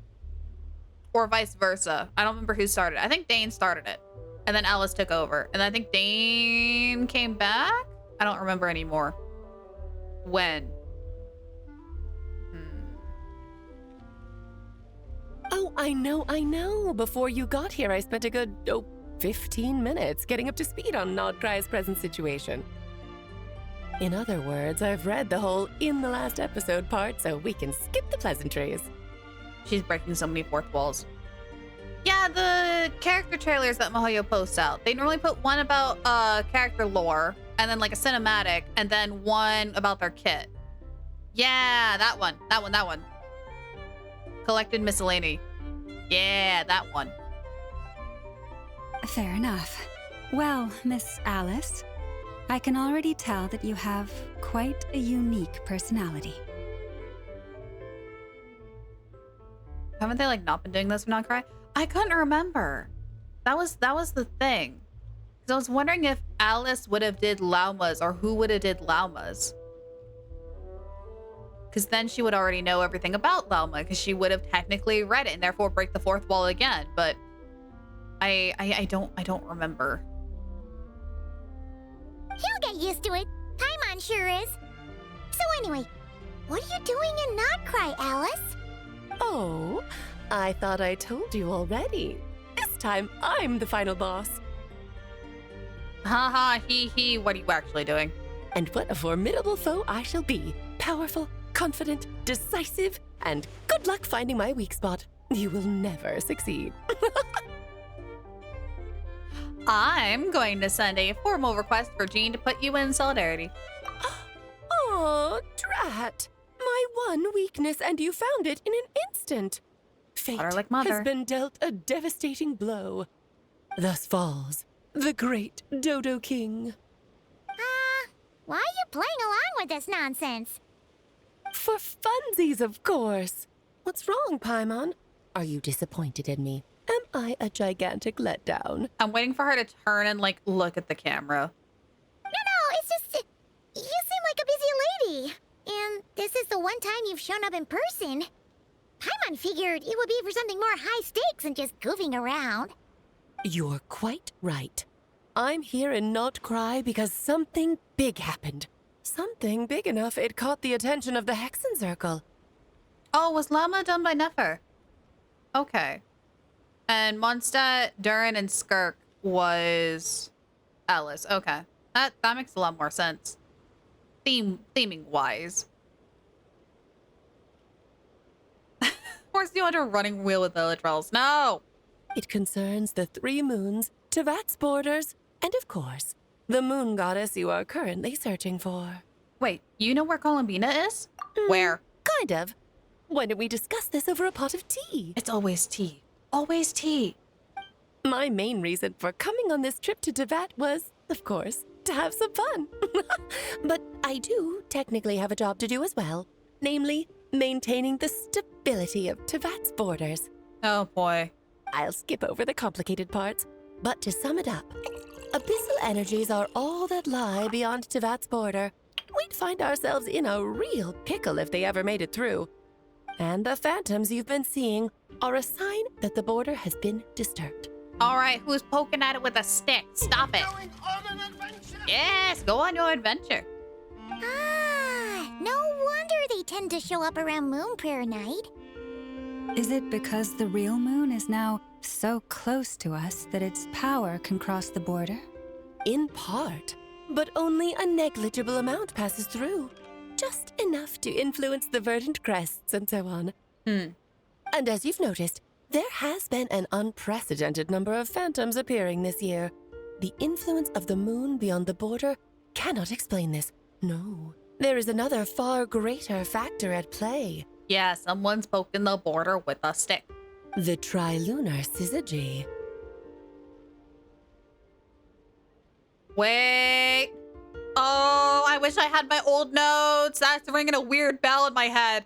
Oh, now it's not the time for brain fog. I swear to God, I've heard this before. A trilunar syzygy.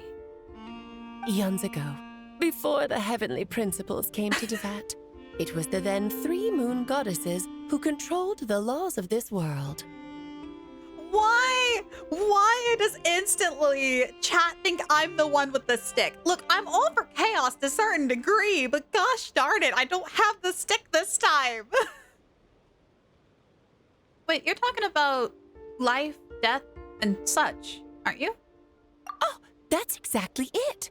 The 3 goddesses split these powers amongst themselves, promising never to consolidate them into one singular body. This was meant to keep the world stable.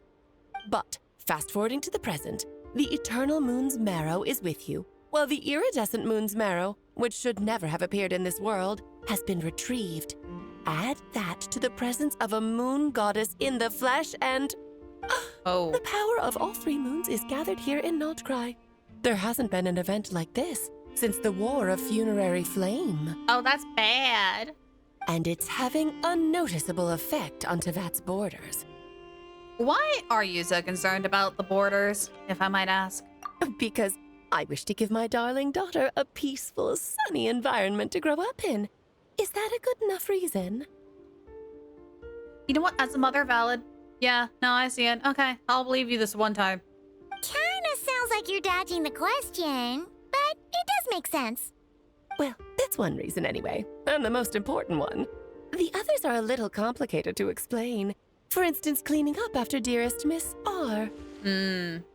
Albedo could tell you more about that if you're curious. But right now, I have a more important question to ask you. Why are you collecting the moon marrows? Columbina wants to use their power to return home. I see. Nicole told me about that legend once. Nicole?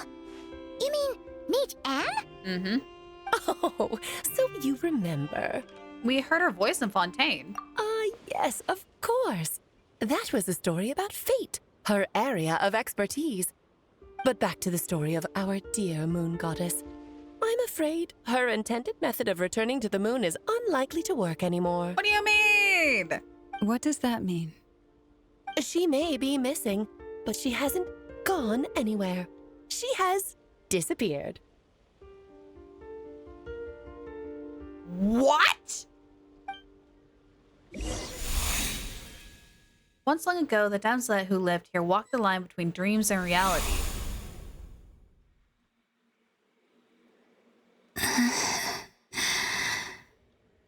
My body is so heavy. She can't be gone. No.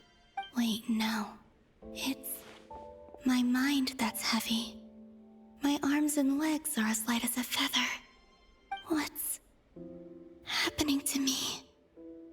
I feel drowsy, like I've been asleep for too long. Is it daytime or nighttime? Is the moon out? That is such a mood. I think I'll go for a walk.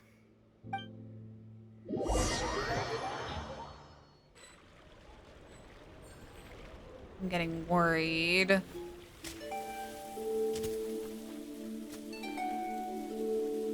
Are you out for a walk too? Oh, friend here. Oh, hell no! Genshin, no, you took Lost and Yora away from me. Don't you dare. Don't you dare. I'm getting shivers. The day has come at last. No, Genshin, this isn't fair. No, I refuse. No. Have I grown so weak that I can't even sustain my physical form? Oh, does that mean she saw us go to the cave, think that she went for walkies, then get concerned? Oh. But Moon Prayer Night is nearly here. I was so close to returning home. No. Death is near. Is this how it ends for me? Will I return to the moon after I disappear? Or... I don't want it to end like this. No. So far, at least, I still exist. Even if not physically, I can still feel. But as my power wanes, I'm sure that too will fade. I suppose I might take one final look at this world. The world where I was born. No, I'm not gonna cry.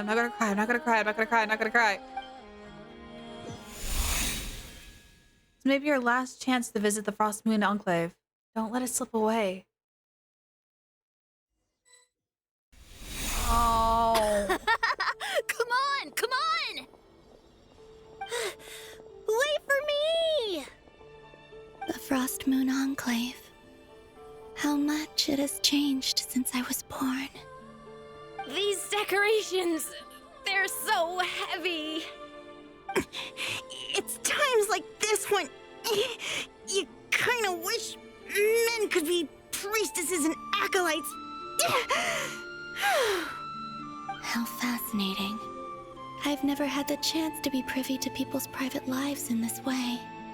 In the past, people would get so solemn and serious the moment I showed my face, like they were frozen stiff. Karina, Lametti, it's time to eat. Coming! I want to watch them a little longer.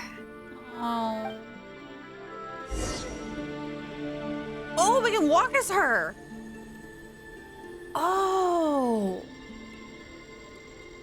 Oh. Wait, is she floating? Whoa! That walk cycle is really cool. Oh, that's neat.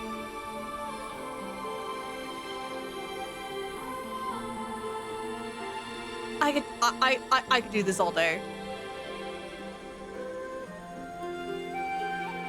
Raise your glasses! Shout it loud, friends! Yeah, and then those water heels form. Oh, that's cool. Hang on, what's going on? Hang on. I got the actual one Alice did. She's only done 3 collected. Aloy, Dory, and Wanderers. Oh! Aloy's makes sense. Watch her footsteps? Okay, hang on.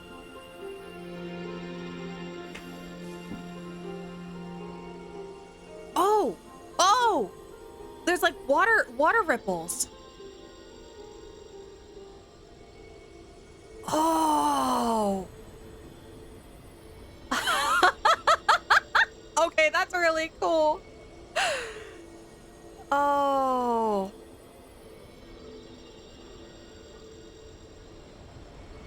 And then like the little like jump float after like a landing on the jump. Oh. We might spend the next 5 hours here of me just admiring how Columbina's walking and running animations work. Actually, wait, what is walking? Does she still float? Kind of.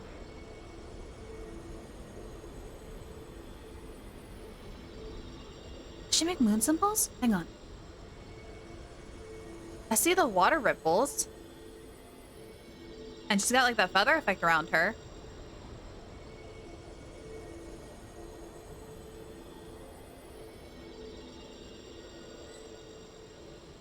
Is it when running?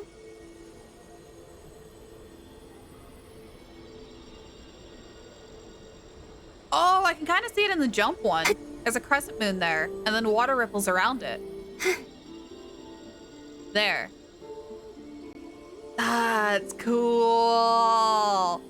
Oh, okay. Lyra, we need to lock in.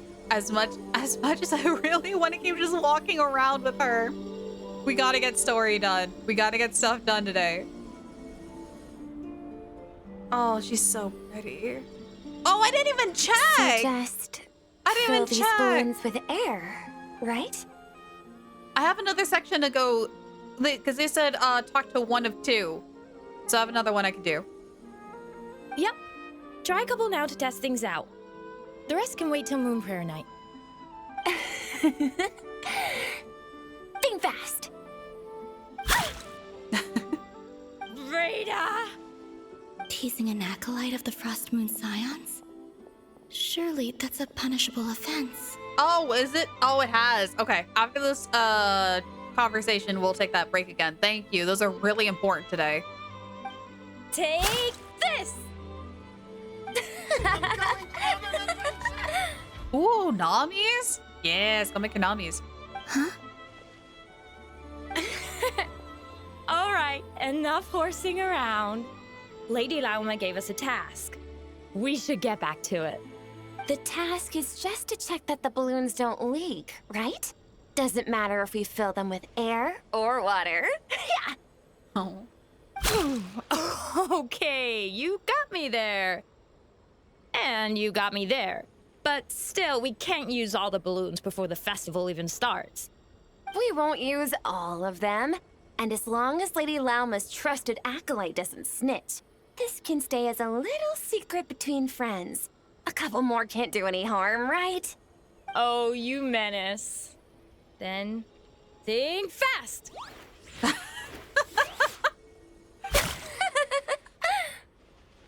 Is pumping a balloon full of water really so much fun? Oh, she can't touch anything. Not like that, anyways. No, I can't. Can I? Oh, I can sprint, though. Oh, wait. What was that? Hang on. Did you see that? Hang on. Watch behind her. There's like a moon trail. You see that? It's like the different phases of the moon. Oh, that's so cool. Oh, I love it. Whoosh, whoosh, whoosh. Oh, this is fun. Okay. Stay. There we go. She does. She's very fast. Okay, let's go ahead and head on over here. And I will get fishing set for you guys. And we'll take a quick 3-minute break and do some stretches. Fishing.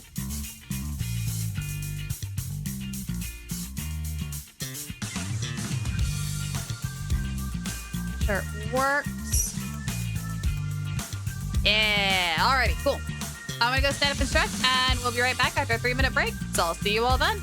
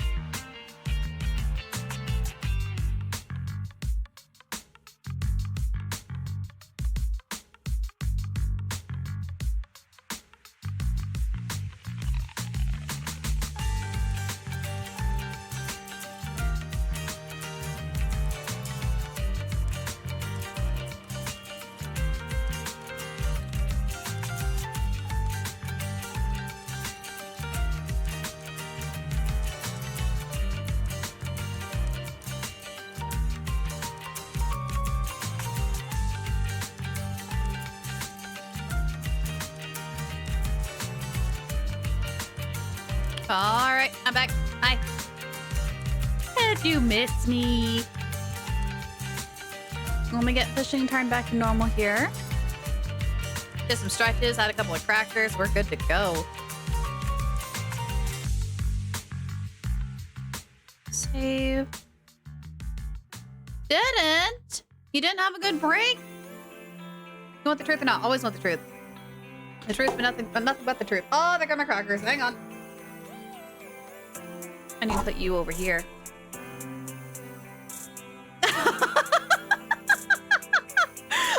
I said crackers, and Kira comes rushing over ma'am. No, these are not for you. These are these are human food.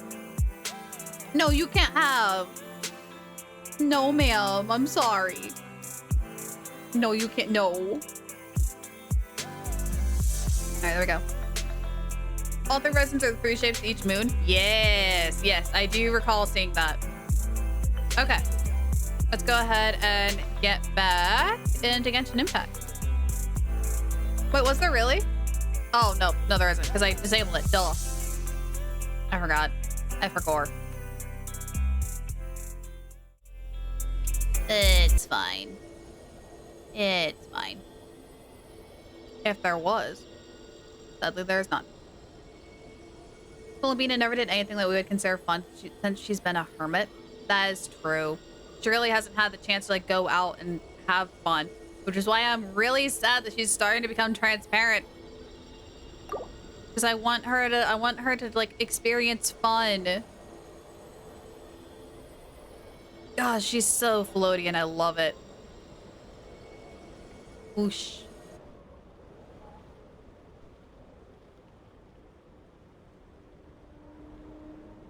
I'm sure you're both tired from playing all day. Come on, eat up. A plain, humble meal. That has always been the way of the Frost Moon Scions. Huh? How come Lamatti got a midsummer berry dessert? Oh, I always get Lockaberry. I don't mind sharing. You can have a bite of mine if I get to have a bite of yours. Aww, that's a good kid. That's a good kid right there. They're sharing food? I've never shared food with anyone before.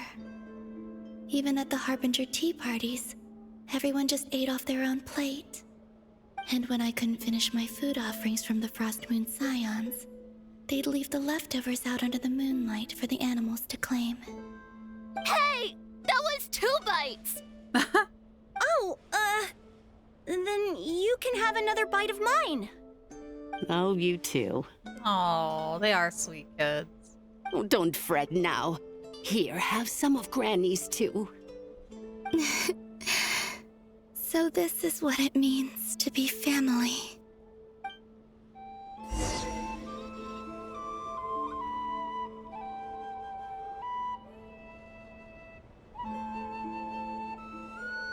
I'm seeing so much that I'd never usually get to see. They'd never act like this when I was around. It's nice, being able to just watch people in peace in these final moments. No, it's not. It's not the end. What a rare opportunity. I think I'll go take a look around Nasha Town, too. Maybe the Traveler will be there. Oh, she's thinking about us, too. Oh. I'm not gonna cry. I'm not gonna cry. I'm not gonna cry. I'm not gonna cry. She's still around. We just can't see her. It's fine. It's fine. It's fine. Everything's fine. It's gonna be fine. We're gonna figure out a way to fix this.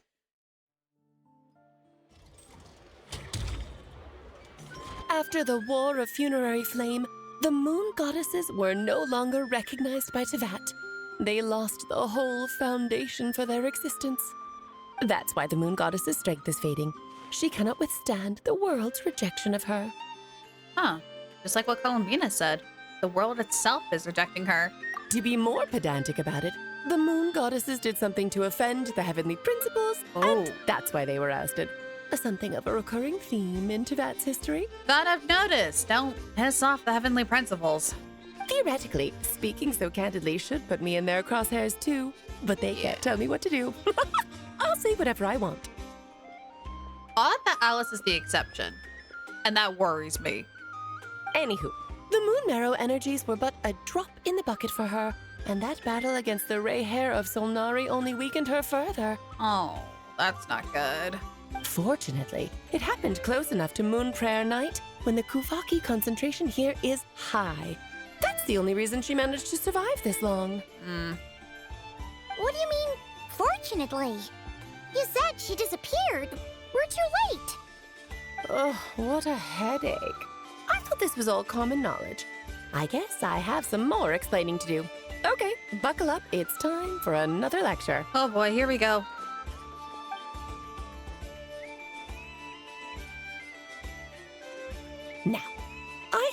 earlier that the moon goddesses lost the foundation for their existence.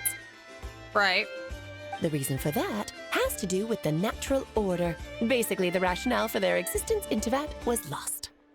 The same logic applies to the present moon goddess, too. Consider her existence so far.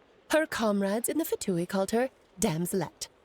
And she was worshipped as Kutar by the Frost Moon Scions. But these connections have now been severed, whether by her hand or yours. So, the rationale that once sustained her existence is now gone. So because she has no purpose, the world views her as not exactly worthless, but there's no need for her, and therefore is trying to get rid of her? That's so harsh. Wait, we did that to her? Oh, well, strictly speaking, yes. But let's not start pointing fingers, shall we? I'll only end up as the big bad villain, and that's not the kind of final boss I want to be. If you're making light of this, hopefully that means you have a plan? Of course I do. I'm only the greatest mage in the whole entire world. Now, if you wish to find your moon goddess, there are 2 problems we need to solve. Firstly, we'll need to strengthen the connection between her and Teyvat, at least enough to sustain her until Moon Prayer Night. If she doesn't want to be the goddess of Nod Karai anymore, or at least for the Frost Moon Scions, then what can we do? Strengthen her connection. But does that mean I'll have to rally all the Frost Moon faithful behind this? Yeah. I'm afraid a bygone faith and a former home won't be of any help to her now. Do you know her name? What do you mean? Her name? Wait, like name? Like the one she forgotten name? Oh, yes. Names are very important things. A name is a fundamental concept that anchors one's entire existence. I asked her once, but she said she didn't know. Then your first job is to find it. As a moon goddess, I'm sure she must have a name she identifies with. Okay, otherwise the name she makes up, which will be mildly easy to find, because otherwise trying to find her old name is going to be really hard. Neither Columbina nor Kutar is her true name, and she's never really accepted either of them. So, finding out her real name is enough to sustain her existence?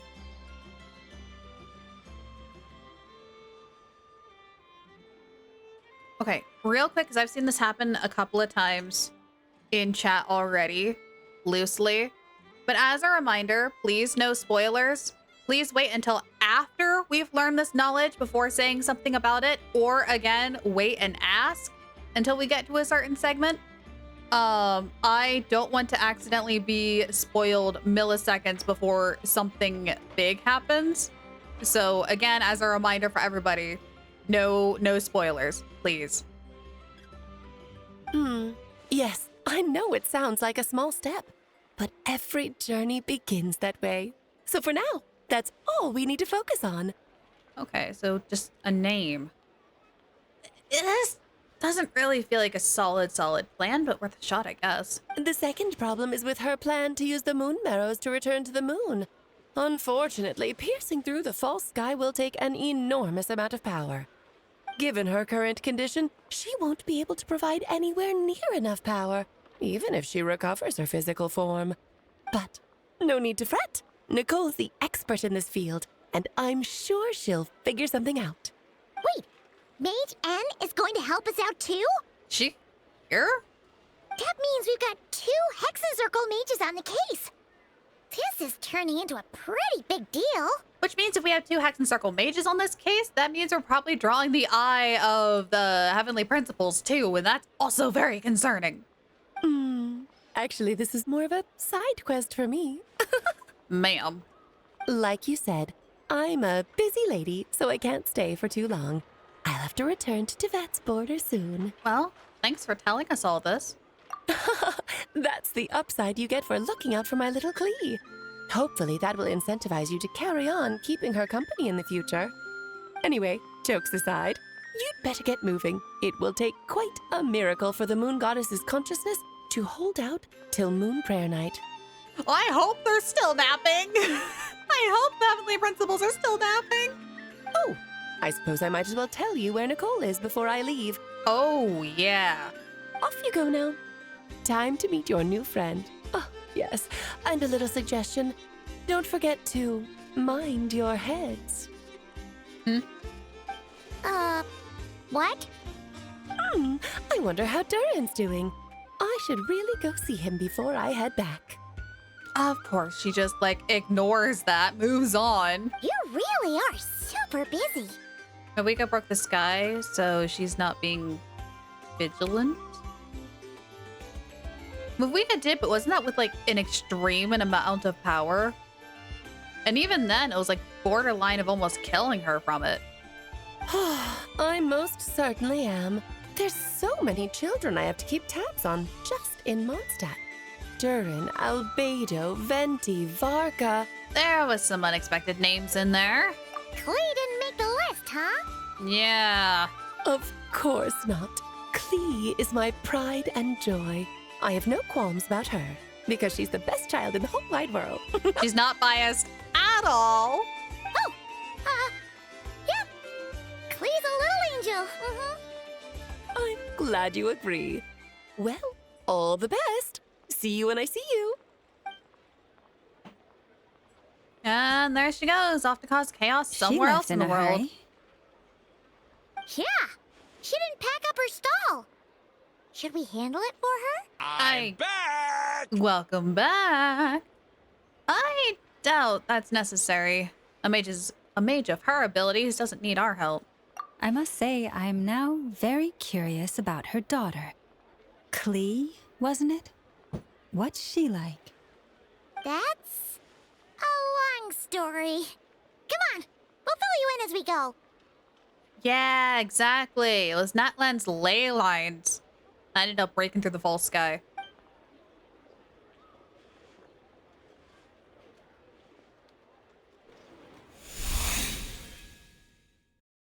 Oh. Back to Columbina's point of view.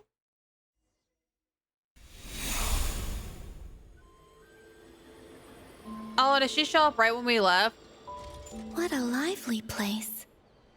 I've never experienced Nasha Town like this before. Hey, you old geezer! Your hammer's rusted through! Who are you calling old geezer? Oh, this ought to be good. Are Popcorn. they quarreling? I'm looking right at him! You've really gone downhill since giving your daughter free reign in the workshop. Can you even swing a hammer anymore? It shouldn't take you days just to fix a single chair! Oh, dang.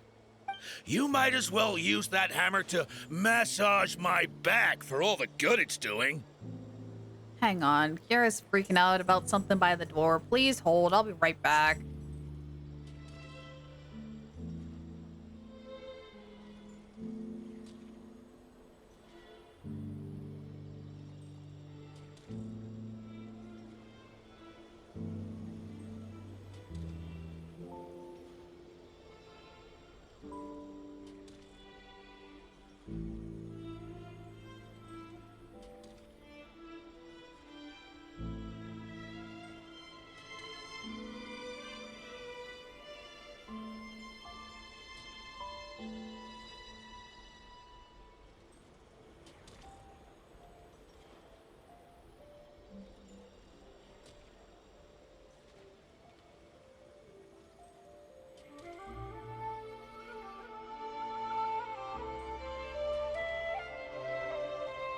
Okay, we're back. Hi, sorry. No, Lello is back, but he had to, like, unload stuff from the truck.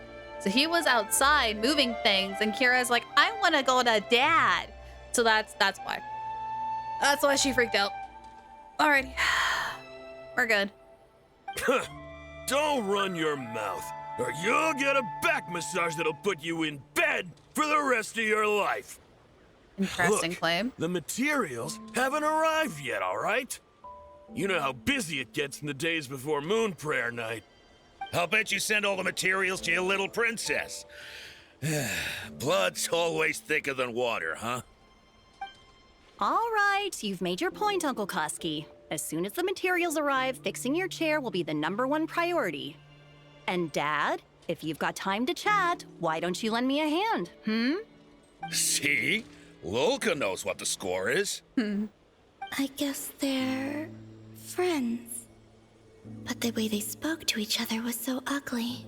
Then again, it wouldn't be the first time I've seen something like this. Columbina! Sing outside my door in the middle of the night one more time, and I'll unscrew your vocal cords. You hear me? Oh, you know what? Solid. Yep. Oh, Zandrone. So that was her way of trying to be friends with me. In a weird way for Zandrone, yes. What a pity. I won't get the chance to say any ugly things in reply. Oh. Oh. Gosh, her walking animation is so fun. It feels floaty, but I feel like I have like all the control. You know? Like it doesn't feel like too floaty or a loose control. It's nice. Hey, have you decided what to give her for Moon Prayer Night? I didn't! Oh, that would have been fun. Okay, well, we'll try it again if we still have access to her. I sure have. She's gonna get the surprise of her life when she's least expecting it. Then I'll whip out the ring and pop the question. The surprise of her life. What a fun turn of phrase. Cool, I get the picture. You can spare me the gushy details. Ooh, looks like we have a customer. Hello there, ma'am. Would you like some Moon Prayer Night candy? Huh? Is he talking to me? Can he see me? No, I saw the edge of someone's sleeve. Here you go. Oh. Oh.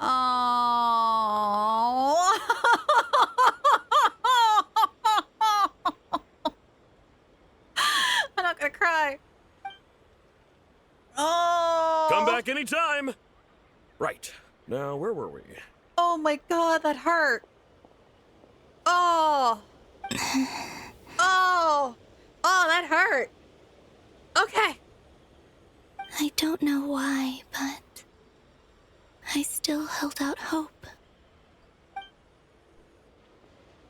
Oh, yikes. The most important thing right now is to find that mage. This name thing seems super important too, but where do we even start looking? I'd better go pay the Fatui a visit.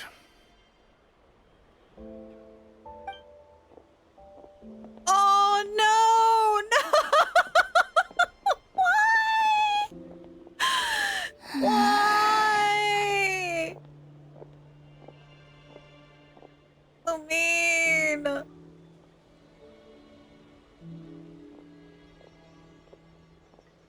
Columbina?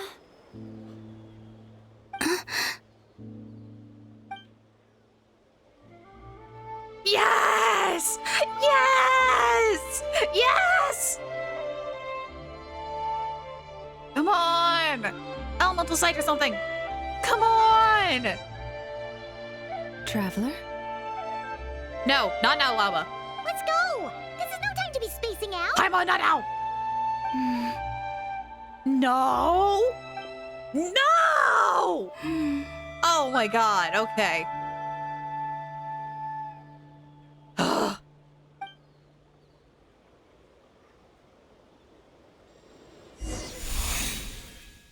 Maybe it's not so bad, just quietly staying by their side like this. Oh, oh, my eyes are misting up. Oh, okay. 1,120 meters away. No, thank you. How about I fast travel? Purples that will never reach.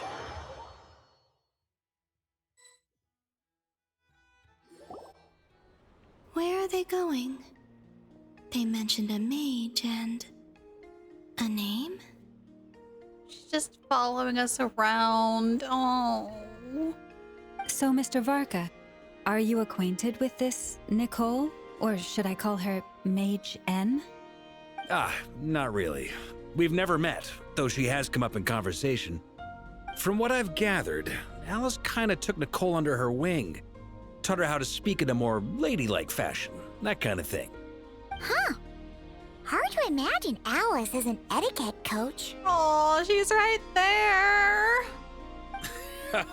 Yeah, Alice is a larger-than-life personality, I'll give you that. But then again, that's why she's able to draw such an eclectic mix of people into her inner circle.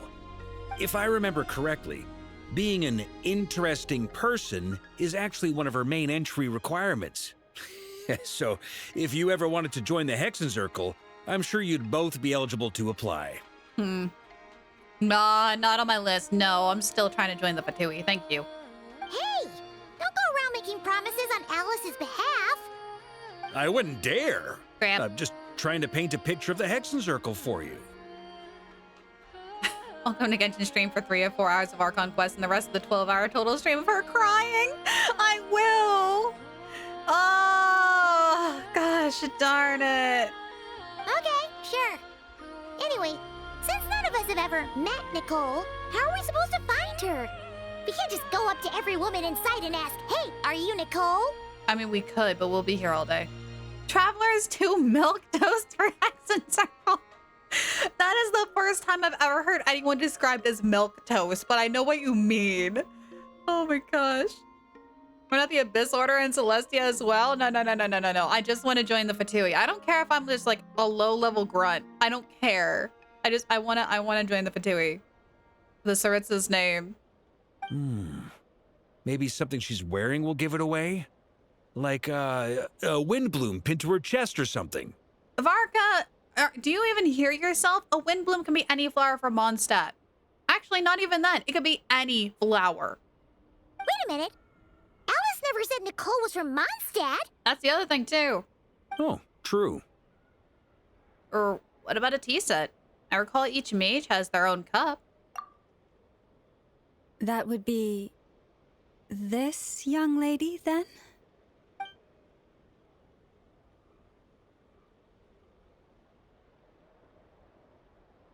Hey there! Probably. Sorry to disturb you, but are you Miss Nicole? Varka, Knight of Boreas of the Knights of Favonius. Alice might have mentioned me before. She didn't say yes or no. Varka, cool your jets. Hold on a minute. If we got the wrong person? Sorry. Well, this is awkward. Yeah. When I shook my head, I meant, no, Alice hasn't mentioned you before. Okay, this is cool. Okay, this is cool. Huh? Where is this voice coming from? My apologies. For certain reasons, I am unable to speak. This is the only way I can communicate with you. Oh, this is neat. It might take some getting used to, but I hope you can understand. Hey, it's fine. I'm more shocked by the fact that Alice never speaks about me. I mean, wow, Varka, wow. Okay. As for you two, we have crossed paths twice before, but it is nonetheless a pleasure to finally meet you. It's really you! Thanks for all your guidance in the past. Where did I leave my medication? No. This is normal. You're quite welcome. This time, things are different.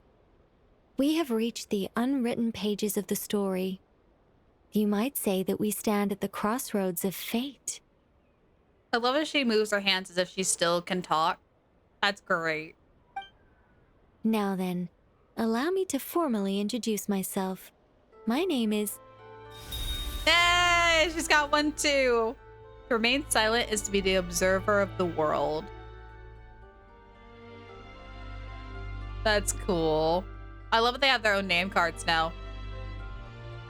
They're stealing the Fatui's thunder, but I will allow it. No, stop! Oh. Alice! I can't believe it! Never mind!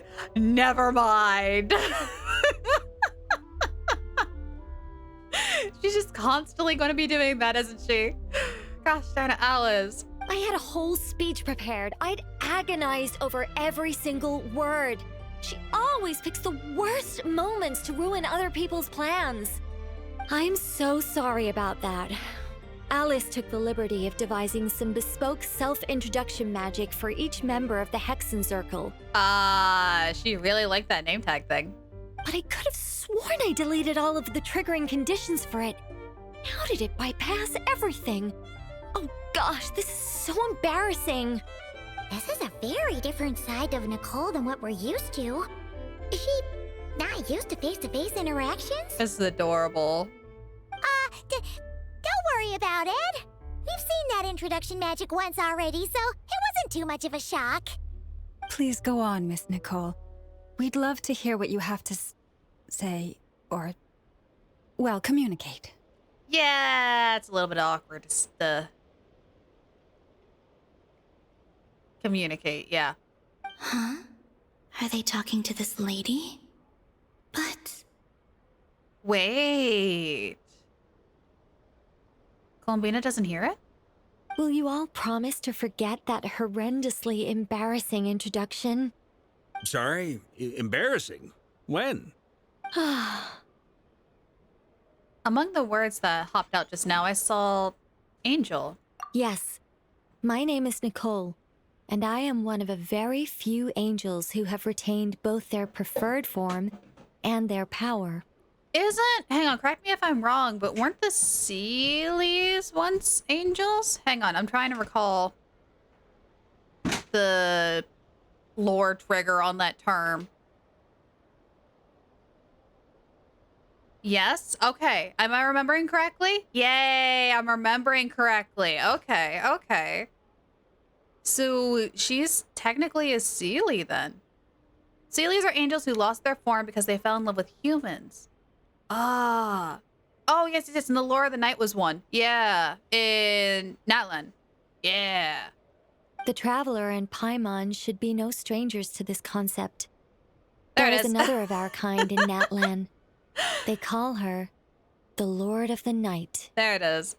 All right. Paimon remembers her. But we never seen her in person. Just heard her voice. Yes. Well, I have retained more of my power than she. It's because I don't have a long-term duty to fulfill. To be more specific, Take me to a Nicole. Nicole, where are the boxes? no. We'll be here all day if I get into the specifics. Moving on.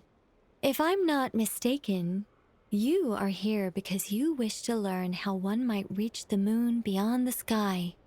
That's right. Is that something you can give us any guidance on?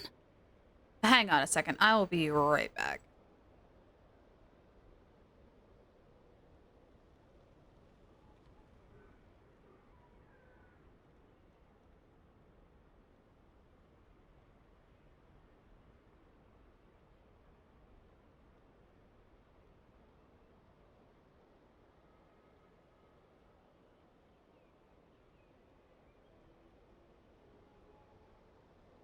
Okay, I'm back. Sorry, Flello left the door open, so every time you opened the car door, it kept getting picked up by the mic.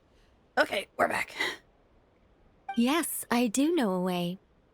It began with the Hyperboreans, who lived after the War of Funerary Flame. I'm listening.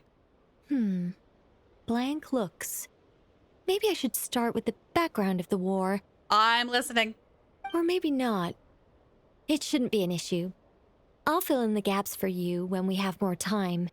Anyway, after that war ended, the three moons retreated to beyond the false sky. What is little Miss doing? Is she just digging in the ground? Columbina's me when my mom decides to randomly talk to the neighbors when we're getting the mail. Such a mood. Such a mood. So if Alice gave all the mages their own intro spells, does that mean she's secretly giving the Harbingers their own as well?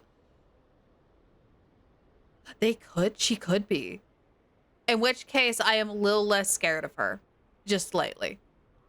The Hyperboreans were humans I once aided. They accepted the civilization and creations bestowed upon them by the angels. But despite accepting many blessings of the angels, many among them still held on to their faith in the moons. They were reluctant to accept the new order.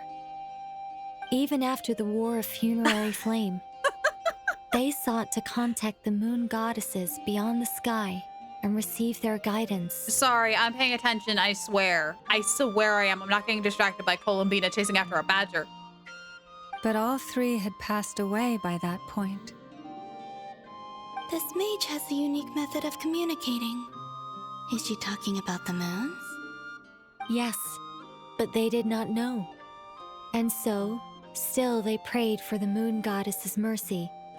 Nicole, lore queen, Varka, lore skipper. Yep, and both are in the same room, surprisingly. After building titanic structures such a that pretty shot. consumed vast amounts of Kuvaki, at last they glimpsed the moons and heard their voices. But of course, they were gravely disappointed, for it was then that they realized the three moon goddesses were dead. Oh, that's such a sad story. It is. Humanity was in a very sorry state at that time. The angels who had once aided them were gone, and the War of Funerary Flames had left them homeless and destitute. Just a second, I gotta ask. How relevant is all this history to the task at hand? Gosh darn it, Varka, no. No, Varka, we need this. Varka, we need this. Well, I mean, it's... Okay, it seems we've drifted into irrelevant narrative waters. No, I need to know. It's been a while since I've had the chance to speak inside someone's head. As soon as I got started, I lost control and the words just flowed out like a waterfall. What I'm trying to say is... Right, yes, that's it. The relevant part is the ritual created by the Hyperboreans. The fact that they bypassed the false sky and saw the true moons implies that they successfully built a connection between Tevat and the outside world. Which means they were able to break through the false sky. Oh, I see what Nicole's getting at now. Which means, with enough Kuvaki and a sufficiently stable connection, it should be feasible to send one person over the border. Okay, so they built some kind of portal? Oh, yes. A portal. Yes. It's a slingshot, isn't it? Is something wrong? You sound disappointed. I just didn't expect you to summarize it so well. It turns out I could have said all that in one word, if only I'd managed to think of it. I love how Columbina is just walking around in the background. No, please, it's fine. This is invaluable knowledge. I'll be sure to record and preserve everything in writing. Oh, really? Well, in that case, I suppose I could backtrack and add some more detail. I did gloss over a few things so far. Yes, please. And Varka, don't stop her. Whoa, whoa, whoa, time out! Let's summarize what we've got first. Varka, hey, bud. I think Darn, Albedo, and Flynn's need some help. Oh no, you should go help them. The Hyperboreans were the last ones to use this method, right? Right. So we somehow need to find whatever structure they built and make sure there's enough Kuvaki to power it up. Yes. Luckily, we have the moon marrow of both the eternal and iridescent moons, so we're all good for Kuvaki. Which means the key issue we need to focus on is finding the place. Am I right so far? Yes. Although, I expect the structure is long gone by now. Probably. It's been a while. That said, what if we could take advantage of the phantoms to travel back to a time when it still existed? Well, travel back isn't quite accurate. It's more like we'd be creating a handshake between 2 points in space-time. As if that's not confusing. We wouldn't even have to pick a time when it still existed. It could just be a time when it still appeared in phantom form via projection, or we could project our own phantoms, fold them together, and... Hold on. You're losing us. You look lost. Was that too hard to follow? Yeah, things got a little, technical there. Paimon's brain is reaching capacity. All right. Let me think about how to put this more simply. Okay, got it. I hope so. You're blue, dabbity dabbity, dabbity dabbity, dabbity dabbity. Yes, I am. Over the next few days, I'll search for phantoms that we can use. Once I find one that meets the criteria, I'll let you know and we'll regroup. Wait, that's a couple of days. By then, the moon might be too close. We might miss our window. By completing certain rituals, specific individuals will be able to enter the phantom and make it to the Hyperborean structure. Wait, can Columbina do that? If everything checks out and it looks feasible, we'll just need to wait for Moon Prayer Night, and we can send the moon goddess back home. I'm really skimping on the detail here. Is this making any sense at all? I think so. For now, we'll just wait to hear from you. Yes. Basically, yes. Great. Counting on you. In the meantime, we'll focus on finding the moon goddess's name. My name? Are they looking for a way to stop me from disappearing? Yes! Yes! I don't want you to go anywhere. I want you to stay. Excuse me, Miss... Moon close, moon big? Yes, moon big behind false sky. It go real big. Go on, Miss Nicole. This conversation was a little all over the place. I didn't catch your name. I am Lauma, of the Frost Moon Scions. Ah, I did wonder. I noticed that you listened very intently when I spoke about Hyperborea and the moon's history. If you'd be interested, I'd love to visit you this evening and go through it again in greater detail. Can we sit in on that? I would love to listen. Also, if you were serious about making a record, it would be too risky to simply write down the raw details as is. I would suggest some tweaks. Maybe rewrite the stories as fairy tales or fables, perhaps even prayers. Ah, and that's where we get the truth mixed in with the books that we've been getting all throughout Teyvat. Anyway, we can cross that bridge when we come to it. So, see you later then? Oh, and no need to prepare anything. Just a cup of tea will do. See ya! And there she goes. She seems friendly. It's just... It's so nice to find someone who's actually willing to listen. I've been dying for a chance to finally go through all this systematically from start to finish. Any longer and I'd probably start forgetting it. Uh-oh. Now Paimon gets why Alice told us to mind our heads. Yep. What did I tell you? A lot of quirky people in Alice's orbit. I was thinking the same thing too. The Hex and Circle and their tea. They really like tea. Now then, the next order of business is, where do we start looking for the moon goddess's name? Right. Low-key kind of back to square one. Okay. Maybe the rest of what Nicole has to say might give us some clues. Once I've heard her out, I'll summarize the salient points and share them with you all. Again, that's going to take another day. Ugh. I'm also inclined to review our other documents. Yes, our faith was first established by our Hyperborean ancestors, but many of the more factually accurate records are from after Kutar's birth. I have a hunch that the Fatui might know something too. I wouldn't mind going over there and checking on them. I could totally do that for you. Sounds like we're gonna follow Columbina's journey through Teyvat, huh? In that case, we'll start by heading to the Frost Moon Enclave. Gosh darn it. Sounds like a plan. Take this with you. I'll see about getting in touch with the Fatui. No! It'll probably just be Arlecchino and Sandrone Let me go again. with you! They're the only ones who would want to help.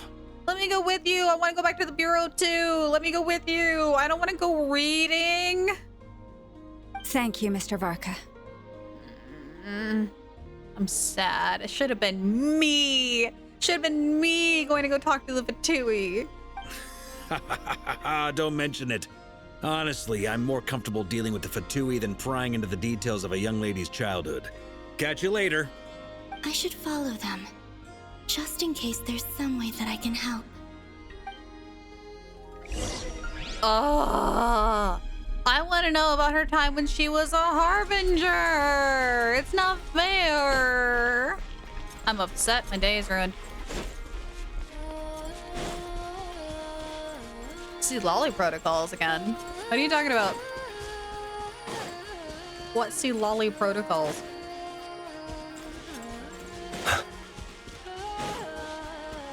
Gotta go book reading. Don't get me wrong, I like reading, but I would rather learn about the harbingers than read. I need to go up east. Where do I need to go up east.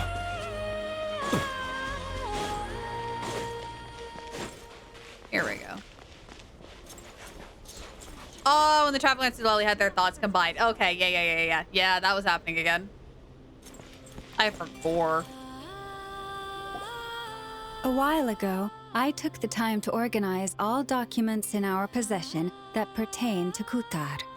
What you see here is the material I consider reliable. Okay, what do we got?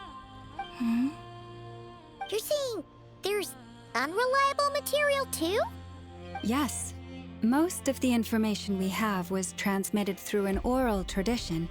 Inevitably, some of her stories were mythologized and deified over the years through countless retellings. That's why I organized them into reliable and unreliable. Ah, that's why. Because things change over time, especially if they're becoming like myths and whatnot. Hi, Raccoon. Good to see you. How you doing today? There's no sense seeking answers in history unless we can ensure the veracity of the historical record. Makes sense. All right, let's take a look through. Clear and concise would be one way to describe the writing style of these historical records, but you could just as easily describe them as terse and dry. And since Lama already knows the material like the back of her hand, the quest to find any new information in these texts is tough going. Almost all these records refer to Kutar instead of Columbina. Although neither of those is her real name. Paimon's not sure what point she's trying to make. We're making it? Hey, that's what matters. Same here. We've had to like pull everything away from OBS and just have it bare bones. We don't have a lot of channel points today. A new graphics card is supposed to show up in 3 hours. That is if USPS doesn't delay their shipping. So hopefully we can have our stuff slowly trickle back to normal again. So yeah. Poor Lyra, please let me hear the lore. Meanwhile, Barca, I'm sure it's interesting, but technically time limit. Let's go save her. Yes. Oh, not USPS. It's the UPS truck. UPS.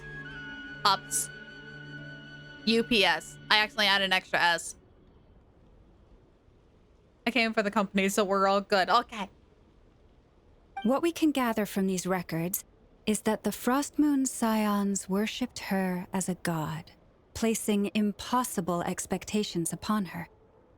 I cannot fault them for their earnest faith, but for all their devotion, worshipping her day in, day out changed nothing. Uppy's truck? Yes, the Uppy's truck. The Uppy's truck is bringing the graphics card. I imagine that none of it resonated with Columbina. It wouldn't surprise me if, even back then, she had already begun to reject the name Kutar and everything it represented. You want Uppies? I wish I could give you Uppies. Uppies are fun. Lama speaks the truth. When I heard them call upon Kutar with hope and expectation in their voices, they may as well have been calling upon somebody else. Oh. When you were organizing these texts, what criteria did you use? Well, that's a bit complicated. I looked at the level of detail, perceived authenticity, prose style, and how realistic their portrayal of Kutar seemed to be. Amongst the Frostmoon scions of today, only I know of her existence, and I alone have spoken to her face to face. As such, I know that there are certain things she simply would never do. That being said, I have sensed some changes in her lately. Changes? Me? Oh, seems like this is getting us nowhere. For what it's worth, why don't we check the unreliable sources too? Might as well. We got time. Sure. Give me a moment. Oh my god. Never mind. Never mind. Never mind. Oh, that's a lot of books. Exerting but a fraction of her divine might, Kutar sheared a great mass from the snow-capped mountain and cast it into the sea, upon whose surface shone the mirror image of the moon. Thus was formed the island of Hisi. I'm taking that as a no. Yeah, right.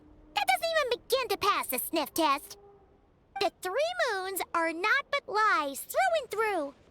Only one moon has ever shone for us, and Kutar is her name. The subjectivity is strong in this one. You've heard something like this before in Natlan.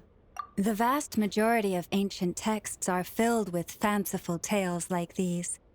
I trust you understand my criteria a little better now. Yeah, also kind of like that one crazy guy who's in Nasha Town. He keeps claiming that Sheznaya doesn't exist. Huh. Kutar did not speak, merely gazing into the distance in silence. And where her gaze landed, this was her prophecy. Clearly, whoever wrote this text never even met Kutar. Otherwise, they'd know that her eyes are always closed. What about you, Traveler? What are you reading? Seems like a collection of anecdotes. Come on, let Paimon see. The child wished to build a wooden nest with which to shield the fledgling bird from the cold. But being so young and lacking in strength, the child could not snap the branches from the trees. Kutar was passing by. Upon seeing the child, she summoned forth a Kuhenki, who built a beautiful nest for the child. This sounds like her. I remember that. Yeah. Not knowing the meaning of Kutar's divine intervention, the child dared not to respond, and thus ran home to call their parents. But Kutar was gone. The moon chanter declared the event a miracle and took the nest as a relic, placing it on high for all to see. The child was named as one favored by the goddess and was greatly respected amongst the people. Yet, no further miracles were bestowed, and this matter was forgotten in but a few years. Huh. Any thoughts after reading that? If it is true, it gives off a somewhat lonesome feeling. Yeah. Columbina probably just wanted to join the kid in making nests. Yeah. Ah. I'd originally considered this a fabrication, because Kutar did not perform any similar actions in subsequent records. But now that I think about it, it does seem like something Columbina would do. It's just that... She didn't know how other people would interpret her actions. She was probably worried about making things difficult for people. So, she gradually stopped joining in. I mean, they took her simple action and, like, revered it. Yes. Oh, that's so sad.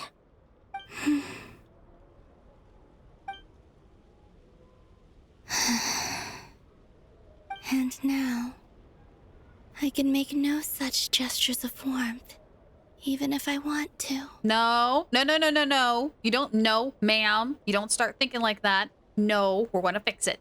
We're gonna fix it. So help me, I'm not gonna have another La Senora incident.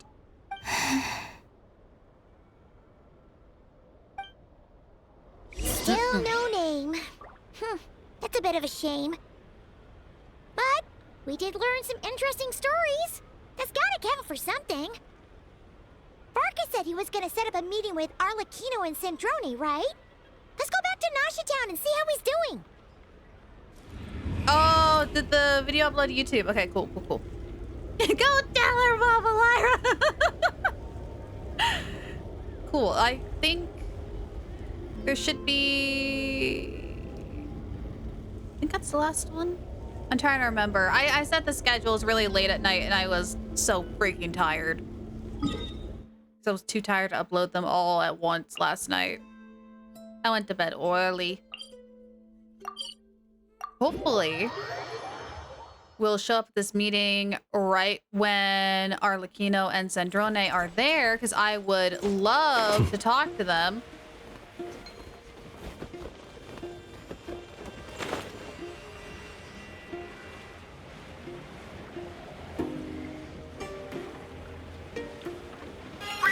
One isn't early. Wait, huh? What?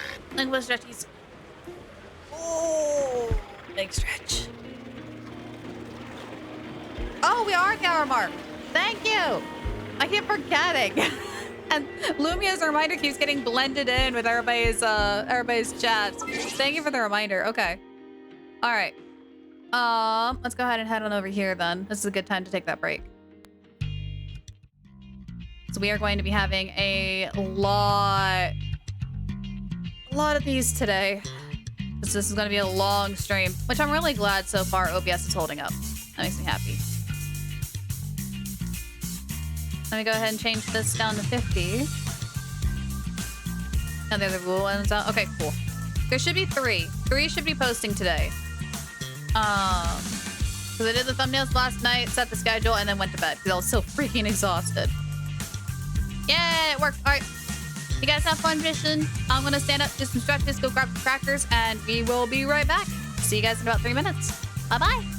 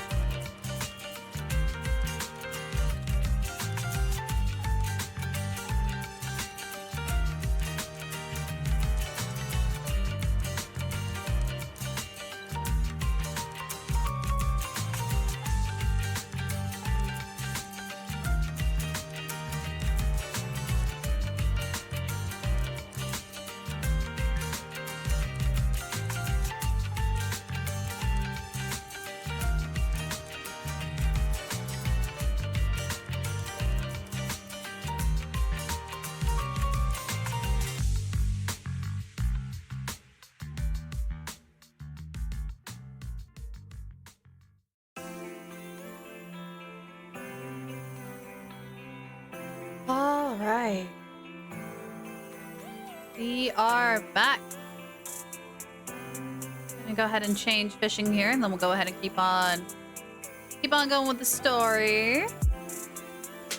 Ah. Reach for the sky. Oh, think of the big old stretch. Let me do that here real quick. Go there. Yeesh. There we go. Alright, fishing still works good. It's not breaking, yay! That makes me happy. Alright. Now, back on over to here. Yay. Yes. Whoops. Whoops, whoops, whoops. Come on. Please. Hang on, please. Okay. Back to story. I don't know how far into Act 5 we are. Let's see. There's Varka. Oh, and it's Durin and Albedo too. So here's the thing about whenever you do my @ and then Lyra's Adventure, it highlights the @ in Lyra's Adventure, but it doesn't highlight the rest of the text. And with the fishing bot still having to use my name in order to do things, it also highlights other people that it @. So for example, Hybrid and Goro's fishing catches, it highlights their name too. So, and I don't think they're ever going to fix that, unfortunately. So it doesn't really stand out very well to me. I'm thinking I might want to make it, instead of it being a text, as an announcement instead. Because announcements in the chat box for me will highlight in a bright blue color. So 50% of the way. Yay! Okay, we're getting somewhere. But again, that's just something I have to go into Lumia and fix. But I'm not too worried about that right now. I would rather it to I would rather stream to run smoothly and then worry about how alerts are showing up. So we'll get it fixed eventually. Talk about coincidences. We meet again. Yeah, General Kenobi. This is pretty much the same place we bumped into each other last time. I convinced them to stick around a little longer. We were all waiting on people, so I figured having a little company would help pass the time. Ah, so you've been waiting for us? Does this mean that you've already arranged things with the Fatui? Did we miss the meeting? Sure does. Now you're back, we can go meet up with them together. Wait! How'd your investigation of the Frost Moon Enclave go? Yes! Well, we didn't find out Columbina's true name. But apart from that, it went pretty well. We learned some stories from her early days. Aha, just as well that I didn't tag along then. I'm sure our moon goddess wouldn't want every man and his dog knowing all about her private life. Still, desperate times, desperate measures, I guess. Someone had to do it. So, Varka was waiting on us, but what about you two? Are you waiting for Alice? Oh, no, Hybrid, you're good. You're good. Sometimes I do see it, but sometimes when I'm hyper invested in the stories and video games, I don't. So, no, you're good. Oh, no, we already met with her. We discussed that experiment I mentioned to you last time. Oh. And she also handed me this communication device. Oh, this looks familiar. I'm sure I saw one of these back at the Golden Apple Archipelago. That's right. I understand she informed you about the relationship between the Phantom phenomena and Tevat's borders, yes? She wants me to help her with some more experiments on that front. She said that she'll contact me through this device with more information. That'll be helpful. Ah, I see. Following instructions and making observations. Pretty common research method. Takes me right back to Albedo's lab. Oh gosh, back up in the mountains. That's true. That would actually be really smart, is for me to set an alarm on my phone. That would be really smart. But I didn't. Wait, then who exactly are you meeting? Someone you know. Albedo's met him too.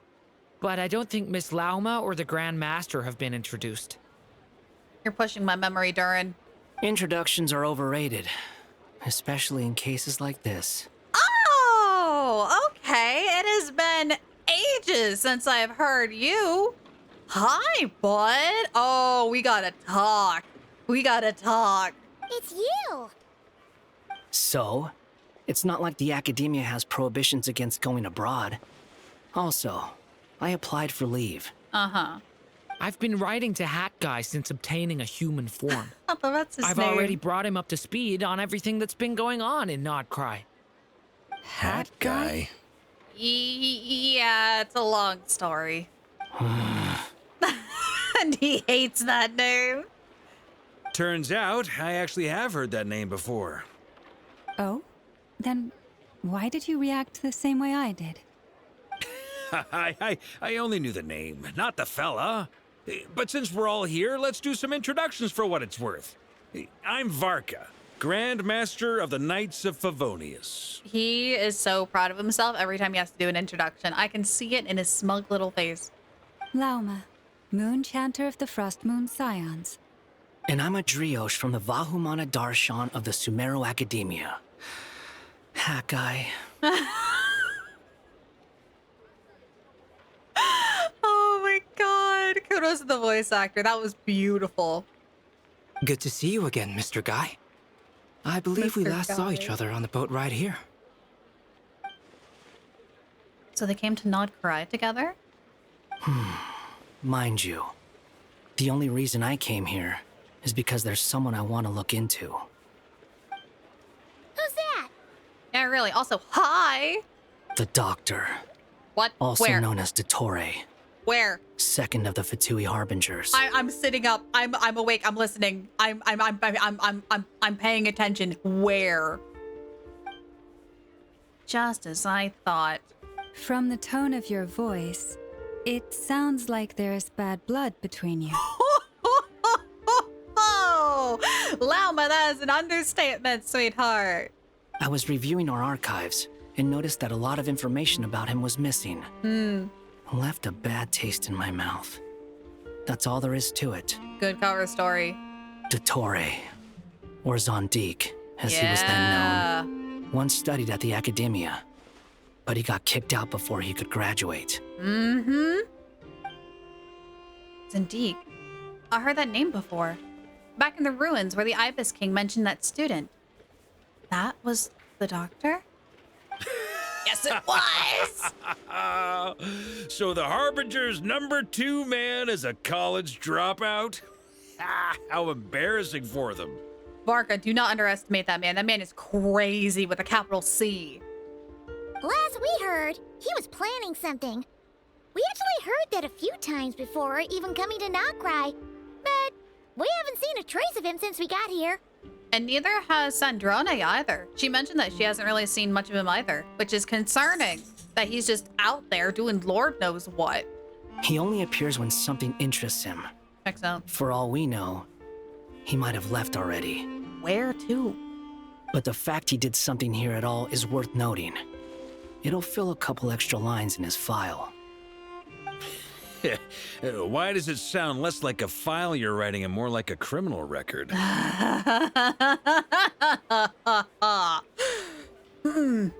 Anyway, we were just about to meet 2 of the other Harbingers.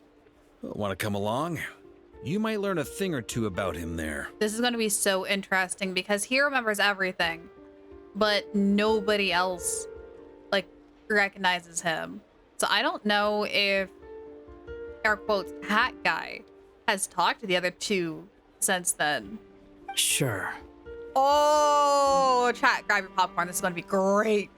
Even though they're harbingers, well, they're old acquaintances of ours, so, you know, when you talk to them, try to be... Nah, he's going to be sassy as heck. I got it. The Frost Moon Scions' relations with the Fatui remain tense. Forgive me if I do not attend. No, valid. In that case, we'll continue assisting Miss Alice with her experiments. Good stuff. Everyone's having a fruitful time. All right, we better get going. I'll lead the way. Yeah, we don't want to leave the Harbingers waiting. It's very poor form. Hey, Roberto. Hmm? Are you here for revenge? Well, yeah. That's obviously part of it. Right. But I'm not the only one who has a score to settle with him. There's a lot of people who do. Neither you, nor Lesser Lord Kusanali, nor I want to see him meddling with things again. Okay, fair enough. One other thing. When we return, let's talk about Columbina. What's the hurry? Don't worry.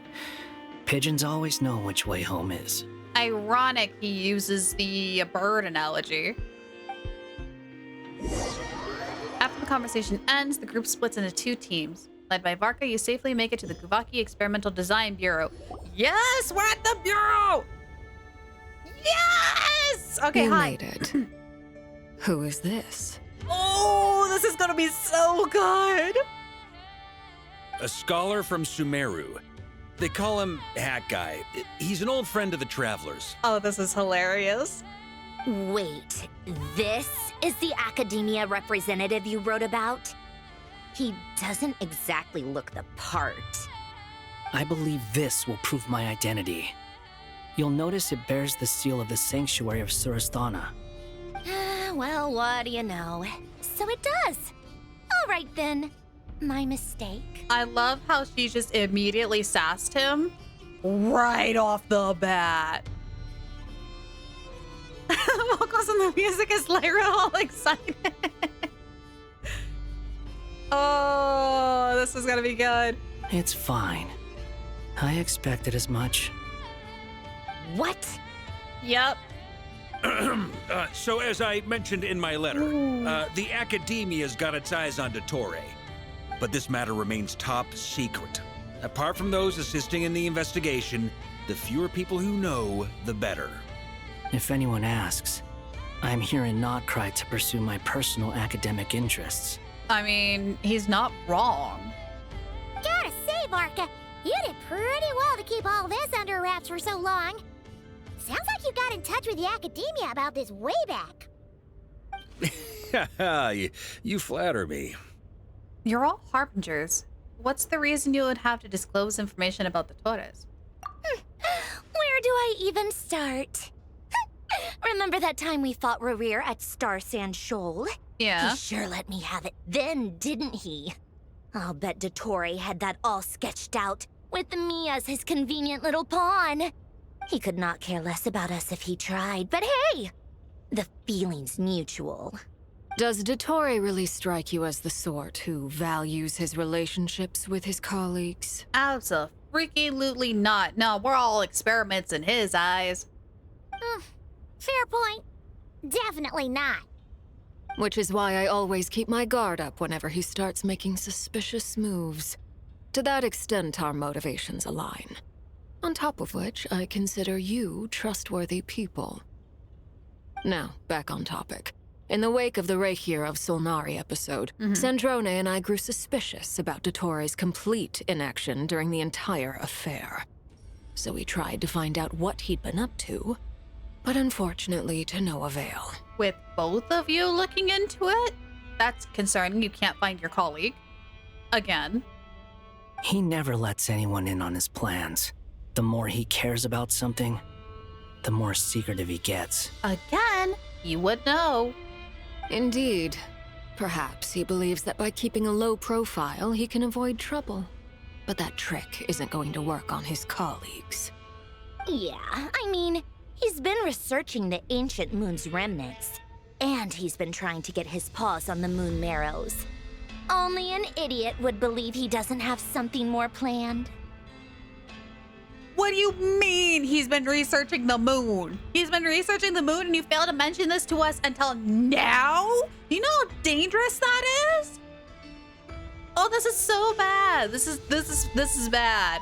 With this in mind, I returned to Snezhnaya and relayed my thoughts to Her Majesty the Tsaritsa, entreating her to have him recalled. And what'd she say? That's pretty direct. Did the Tsaritsa agree? What did Her Majesty say? Yes. I made it abundantly clear that the Fatui's business in Nocturne is almost concluded, and we do not need 3 harbingers in this territory. Good. Her Majesty concurred. Accordingly, Dottore has returned at her orders. I imagine he is continuing with experiments, which no one besides he would ever have any interest in. So confirmation he's back in Chesnaya. Yes, or at least he should be on his way, unless he's dragging his feet. Common sense might mean nothing to him, but he's not stupid. He knows that no good can come from opposing the Tsaritsa. Mm-hmm. Smarts alone won't get him all the way. He needs the Rooster's resources and Regrator's Mora, both of which the Tsaritsa can strip from him by waggling a finger. Yep. That's literally the only way they're keeping Dottore like under watch. In a way to say. But doesn't he have a track record of publicly following orders while going against them in private? Yep. He probably has it down to a fine art by now. Wouldn't put it past him. We worked together on a research project once. Only briefly. But it was enough to show me that we're fundamentally different people. And also, technically, this is also the man that created clone copies of himself. So yes, the I left Sumeru but also stayed in Sumeru thing is very accurate. One version of him could leave Sumeru. One version of him could go back to Chesnaya, while the other version stays. Granted, I know when we had the confrontation between Dottore and Nahida asked him to get rid of his clones, but he still could have made more afterwards. She didn't say anything about not making clones in the future. So depending on how long that process is. Oh, I don't like this. He has no interest in doing things methodically, chilling. Stage by stage. His thoughts jump all over the place, and the moment his curiosity is satisfied, or he gets the results he wants, he disappears. The only similarity we share is that, once we set our minds on doing something, we will see it done, whatever it takes. Well, we definitely saw some of that in your battle with Rerir. You got so competitive. Ugh, do not remind me. Then I believe we all concur. Dottore will not simply give up. No, or if anything, he'll return to Chesnaya for like a day, maybe a few hours, and then immediately come back. Fantastic. Now this is turning into a whole day of unpleasant memories. Ugh. Are you talking about the moon marrow stuff? He also strikes me as the kind of person to disregard experimental regulations, ruin all the equipment, and go way over budget. Then leave the first person he can find to deal with the fallout. Getting a little personal, Exactly. This one time, he was running some high-temperature experiment and the substance exploded. But does he care? No. He orders his subordinates to open the device so he can observe the results, which causes the gas inside to leak out. That gas was poisonous! If I hadn't been there, who knows how many people might have died? Yeah, checks out. And after all that, he left while I was still cleaning up after his mess. What a waste of time, he said. Waste of time? The nerve! He wasted my time! That was so cute! Oh my god. You've been bottling that up for a while, huh? Hat guy, I must say, you seem awfully familiar with internal Fatui affairs. Whoops. Especially when it comes to Dottore. Yeah, you need to ease up, buddy, or else they're going to figure something out. Thank you, Lady Harbingers, for providing such valuable information. I have no other questions for now, so I'll be on my way. I don't think you really learned anything, just reaffirmed your facts that he hasn't changed since the wipe. Wait, what? You're just gonna leave? You're welcome to join if you want. Wow, thanks. But how about new? Ugh. Just when Paimon thought he'd finally mellowed out. Him? Ha! He makes quite the impression. I'll say. I've met tons of headstrong people, but not many of them would join me in bad-mouthing Dottore. Why do I got a feeling, as Scaramouche, she totally would have mouthed Dottore's with Sandrone, like all the time whenever they could. I could totally see it happening. Anyway, back to the main agenda. Barca, you said that Columbina has gone missing? Or rather, disappeared. Yeah. We're working on building a connection between her and this world. The simplest method is to find out her real name. I've actually asked her that question before, but she said she didn't know. Considering our relationship, I doubt she was lying to me. Has she given you like a pseudonym? Or what did she do while she was with the Fatui? As far as I recall, she was never dispatched by Her Majesty to claim a gnosis or anything like that. No, otherwise we would have met her way sooner. The Tsaritsa's plans had long contained a place specifically for her. I always thought that was weird. What could she do that the rest of us couldn't? Knowing what we do now, it's probably something related to Kavaki, right? Mm-hmm. More than likely. When she first arrived, Columbina would often go to Her Majesty and ask when she could start the task assigned to her. But Her Majesty always gave the same reply. The time has not yet come. Oh. So she spent her days in Snezhnaya doing basically nothing. That's gotta be so boring. Joining an organization and then being told to wait for whatever task that may come. That, ugh. The Tsaritsa has summoned a beautiful blind maiden to be a harbinger, giving her the third seat by virtue only of her enchanting voice. Yeah, that could be a problem. It was a dumb and stupid rumor, but the reality of the situation made it hard to refute. Especially since she didn't really, or was unable to do anything. And what happened after that? I imagine she stopped caring. She no longer seemed to care why she had been recruited, and Her Majesty never gave her any missions. So she just continued to sing in the flower garden. For my part, I was busy. So busy, in fact, that watching someone be that idol had me fuming. But still, I got the sense that she had long been used to a life of other people claiming she was needed when she wasn't. Oh, no. I just felt that having a place to stay would cost me something eventually. And so I waited quietly for the day that I would have to pay the price. And on the other end of that spectrum, you had me. Someone once told me that I had the lousiest work and the toughest luck. That's a good way of putting it. I forget who said it, but those words have always stuck with me. Sounds like something Alberto would say. That guy. No wonder.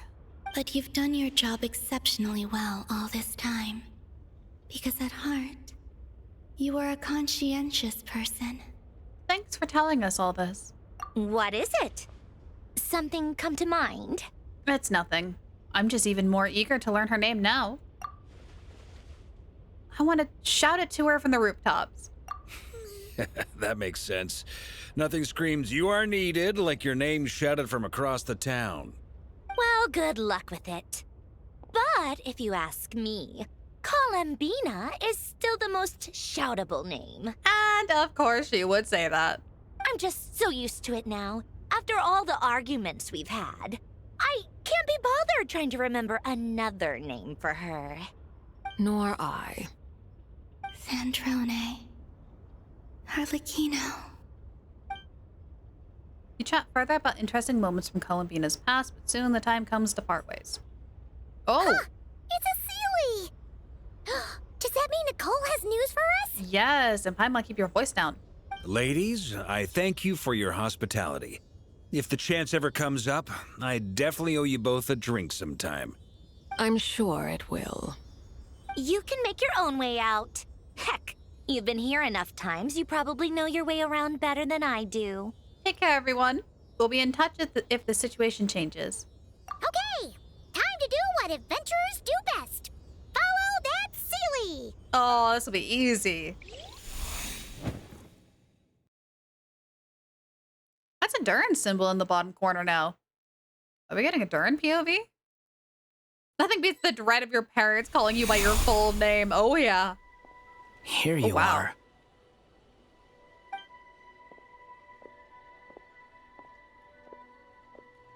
Oh, hat guy. That guy. How come you're back so soon? Did things go all right with the Fatui? Fine. Dotori's been summoned home by the Tsaritsa. Couldn't get much more than that. How about you? Any progress with the investigation? Unfortunately not. We've tried everything. Different phantoms, different locations, different points in history. But the results are the same each time. Abyssal monsters roaming the land.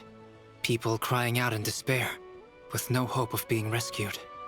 Every time I see it, I can't help but think, is this what it was like in Mondstadt when Dragonspine Durin attacked? Oh, that's why he's taking it so personally. Oh, that's why. Oh, sweetheart. And if I fail in the task I've been given, will I create yet another tragedy? Oh. That's just meaningless speculation.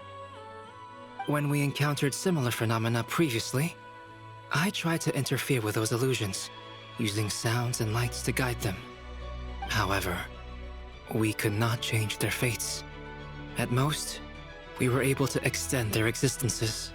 The events of the past are like fate that has been written into Irminsul. There isn't a living thing in Teyvat that can escape its past. But Miss Alice instructed us to try to find ways to change the outcome that these phantoms face. It's an impossible task. Can't you just refuse?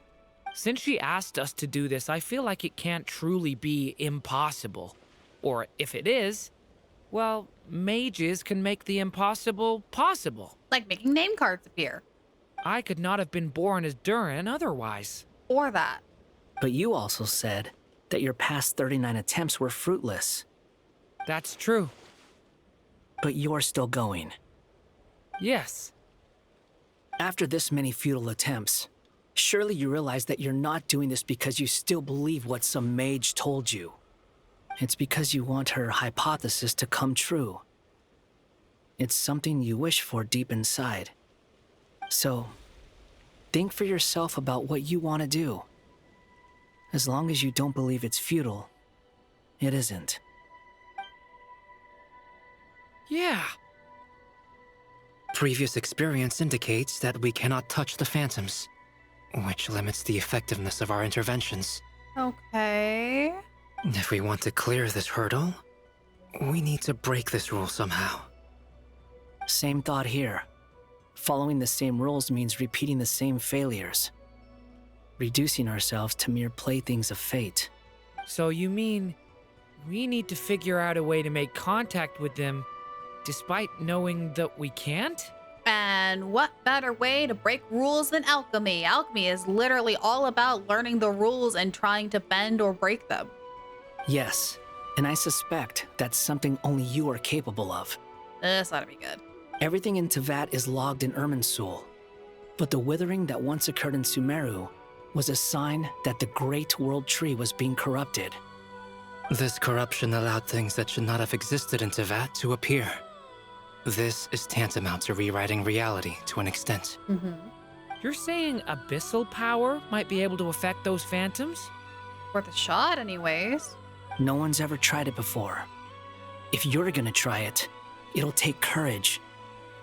And you have to be confident that you can control it. Is anyone there? Has anyone seen my daughter? Oh no, here we go. She's missing. I have to find her. I hear someone inside. Spargana? Are you in there? Ah! Interesting, that has no form. If I can use my abyssal powers to warn him that there is danger here, maybe it'll change his decision. Maybe he'll stay away. Yes. The important thing is not the nature of the power, but rather how you use it. Bingo! To intimidate and obstruct. Sounds about right for the Abyss. Oh, come on. Let me try. I should be able to influence that thing. Have you seen a little girl? We are. Alright. What? This isn't the time for that! Just run! Make use of the stone pillars.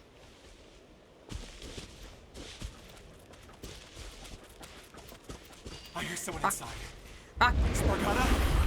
Are you in there? Oh, whoops, I did way too early. I saw it glow and I pressed it. Durin can use the powers of the Abyss to affect the world in which the Phantom is located. For example, using it on a stone pillar will create a barrier within the imitate and obstruct attributes, which in turn will affect the choice and actions of the human phantoms. What is this? Looks dangerous. I should get out of here. Okay. So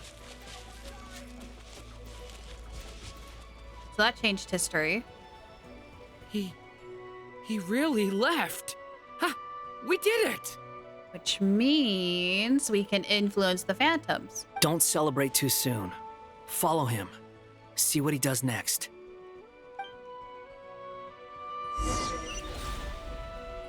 Monsters approaching from the front. You need to stop them and create an opportunity for him to hide.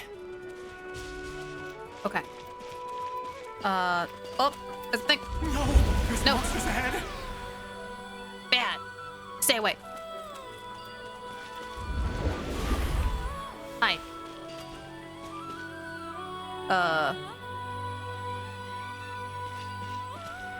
Let the monsters pass. Yeah, get out of here. The monsters are gone. Is it safe now? And they can come out. Yeah! Okay. Okay. The barrier's gone too. How odd. Anyway, I guess I'll keep going. Quickly, let's keep up.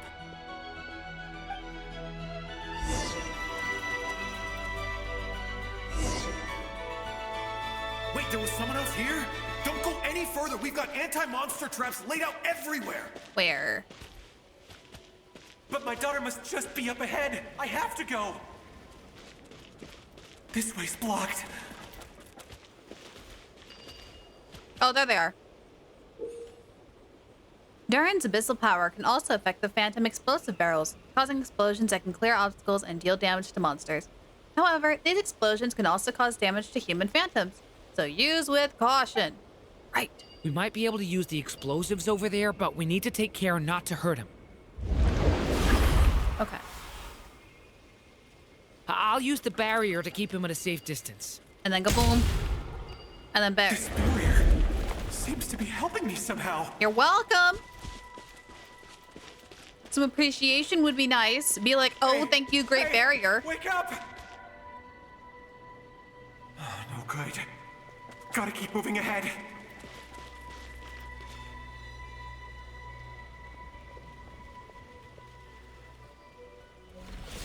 So many monsters. So many barrels. Hang on, hang on. The Great Barrier. Oh, Great Barrier's got you. Hang on. There's still a chance, Durin.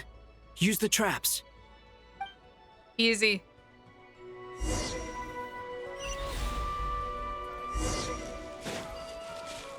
Now.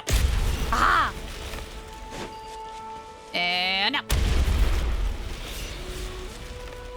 Oh. Now. Now.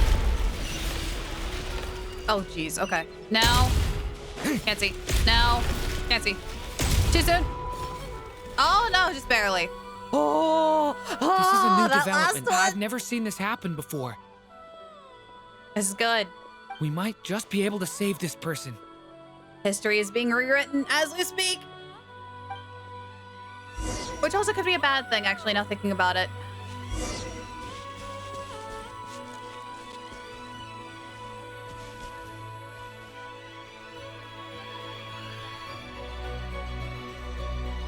Hello there. Have you seen my daughter? Spargana's her name. She's carrying a large backpack. Get out while you still can, you fool. You find any survivors here. Debbie Downer over here. But I can't just leave her here. She must be so scared right now. Sorry. Wish I could help, but I haven't seen her. You'll just have to keep looking. Okay, thank you. If I do find her, I'll get her to shelter and come back for you. Don't bother. I've got nowhere left to go. What's with this guy? He's kind of moving. Oh. What's that noise? Monster! No, if he goes inside, he'll be walking into a trap. Let's try this once more. This time, we have to stop him. The rescue has reached a dead end. All that can be done is wait for another chance. Okay, we gotta stop him. Nope. No, no. Why? How will I know where Spargana's gone like this? Oh no. You know what? I'll trust this strange barrier. Yes. It's gotten me this far after all. Yes. Listen to the barrier. Listen to the old great barrier.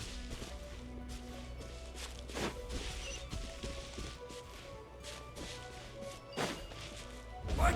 Spargana? Are you there? I don't trust that. None of those look like a small child. Or anyone with a backpack. They're not here. They're not over there either. Keep going. North. North. North, good sir.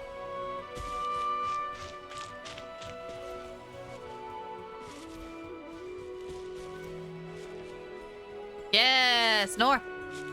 Trust the almighty barrier.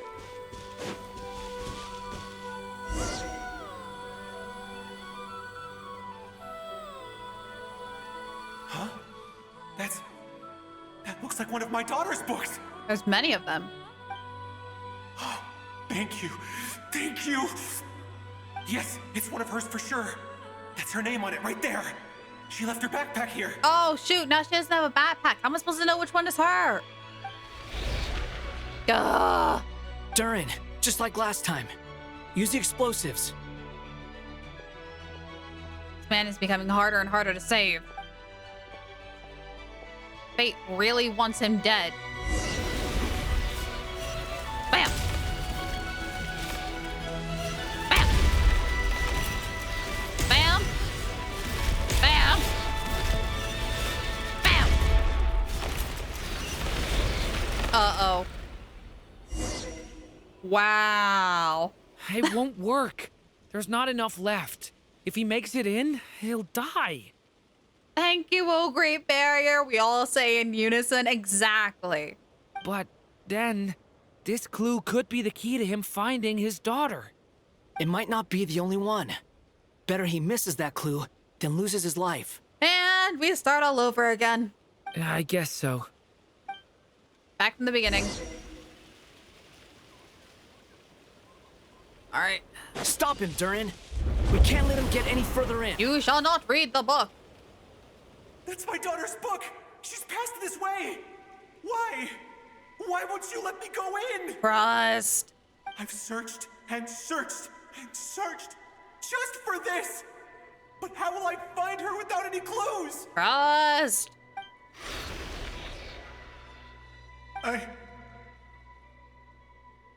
no longer have anywhere else to go. Well, that backfired. We go again? I'm sorry.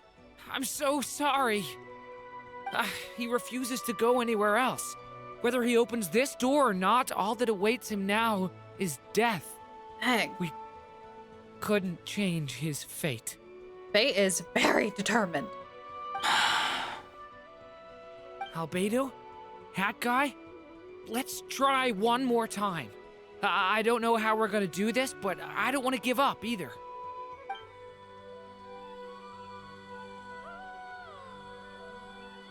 All right, one more from the top. Why am I here? What's going on? All these scenes running through my head. Where are they from? Oh? Huh? What's going on? His reactions have changed. How many times have I... What's happening to me? I... Huh? Wait. Who are you? The barrier broke. Oh my god, the barrier broke. You can see us now? I feel like I always could, but that I only just realized you were there. I'm sorry, I don't know how to describe what I'm feeling. But you were the ones guiding me using that marked barrier, right? This is huge. I haven't done anything yet, but those monsters, those deaths, they feel like memories. Like things I really did experience. I won't find my daughter. In fact, I'll ultimately die trying to find her. Isn't that right? Well, no, it isn't. Yes, it is. Oh, don't confuse the poor man.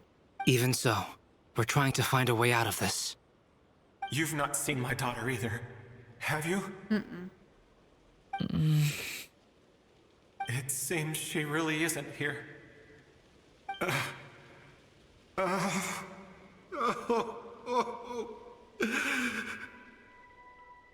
I'm sorry we couldn't help you.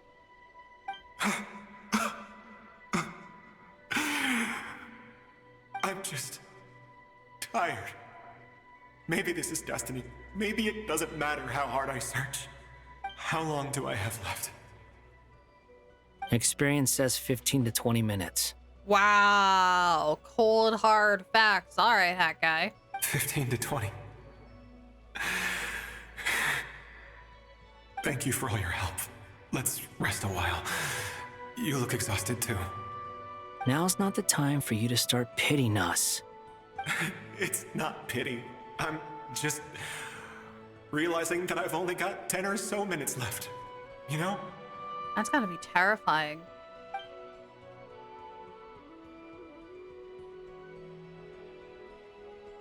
You say you're from Mondstadt, yes? A place with windmills, where people enjoy limitless freedom? And you're from Sumeru, where they've built an academy into a giant tree? Yes. It seems you've never heard of either place. It's also really surprising they had time to narrow down their two places in 10 minutes.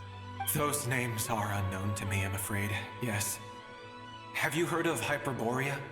I have, but I heard that it was destroyed in the distant past. I see. That was where my ancestors once lived. What about Delphi Pytho? Was it later rebuilt? Oh, shoot. I've never heard that name. That name's ringing a weird bell. Then what about Sal Vindaknir? That one, not so much. I have seen that name on stone tablets on Dragonspine. But I'm afraid the only things left of that place are its ruins. I see. Sure enough, there was no way to turn this around, huh? I'm sorry. I was the one who asked to chat, but it seems like we're too many ages apart. There's barely any common ground to start from. It's all right. We did hear something new, at least. From how you speak of your lives, things must be going all right for you, I guess. They are. Mondstadt is a place of freedom and happiness. There's a lot of good people in the church and the Knights of Favonius, and even outsiders find that it's an easy place to feel at home. We have festivals a few times a year. Everyone gets together to drink, sing, and be merry. Sumeru is a lot more uptight. Not really the kind of place where you can relax. Raise your glasses! It's a nation fraught Shout with it loud, problems wherever friends! you look. Thank you for the hydrate. Reach for the Oh, I will need to do the stretchies. Oh, it's weird. We are coming up on the 4-hour mark. I can feel my body being like, all right, we're tired. But I'm like, no. But if all you want in life More. is to seek knowledge, I guess it's pretty much paradise. That's wonderful. In other words, after this all-devouring black tide passed, humanity did not merely avoid extinction, but rose to build prosperous civilizations anew. I mean, I can see you all right now. That must mean the future isn't a total mess. right? In a way, That's true. we've had to prevent it from being a mess several times. Well, time's almost up. Let's part ways, I think. Might be best if you don't waste too much time on me. The chances are slim, I know, but I'd like to spend these last few minutes looking for Spargana. If things work out, I'd love to tell her about what I've heard. May we meet again. Well, or not, most probably. In that case, may your wishes come true.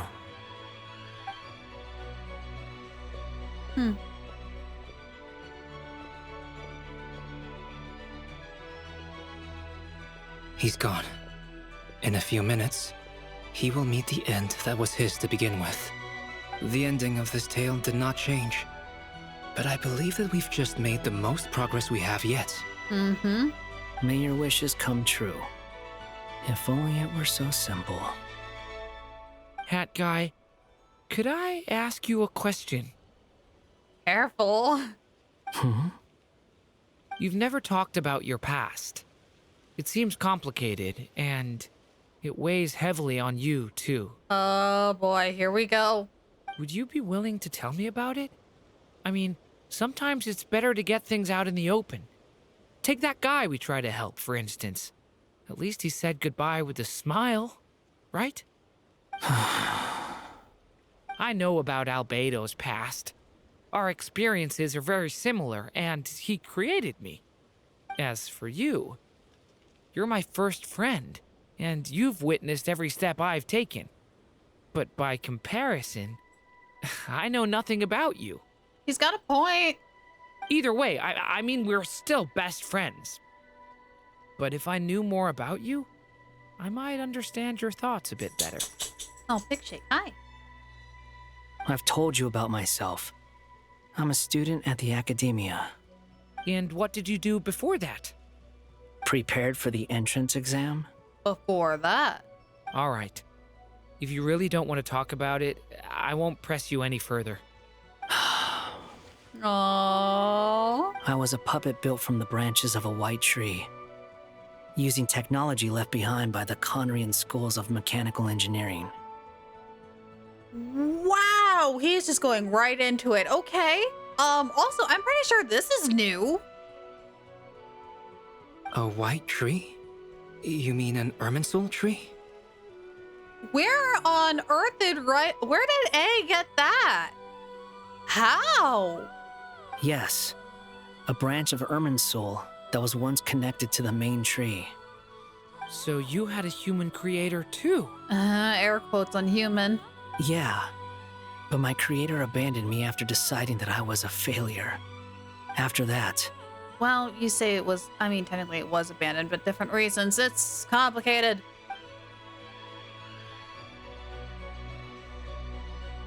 I wish we could have this as a skin. Resisting the influence of the abyss, suppressing the urge to destroy, trying to do the right thing. None of these things are easy. I wish we could have it as a skin. I know story-wise he's not supposed to have that outfit anymore, but that outfit is so cool. But no matter how hard they are, trying to rewrite past wrongs is far harder. You asked me if you would create a new tragedy if you failed. I told you there was no point speculating about that. But the real answer is, yes, you absolutely will. That guy. But at least you've got people here to help steer you away from the wrong path. So, just keep aiming towards the light. Oh. I will. I promise. Huh. All right, break time's over. Hello? Durin speaking. Hello, friends, it's me. What have you been up to, I'm detecting some unmistakable fluctuations here at the border. The amplitude isn't particularly high, but they're completely different signals from the ones before, and the scale is comparable to those I've detected previously. Alice, we were unable to save that person. However, he appears to have retained a portion of the memories gained through that cycle. and was able to hold a conversation with us. I see. Well, that is rather odd indeed. It definitely merits further attention. Mm-hmm. Could I trouble you to keep trying the same approach? I need to gather some more data. Counting on you. I should probably have Nicole come and check this out as well. Hey, Act 5 completed at the 4-hour mark even. Let's go. We did great. We're doing fantastic. Oh, this is good progress. This is good. Or Act 5. Sorry, did I say 4? Act 5. Act 5 at the 4-hour mark. There you are. I was worried you might stop to collect treasure chests opened by the Seelie along the way. It would have taken you so much longer to get here. Okay, let me check a thing.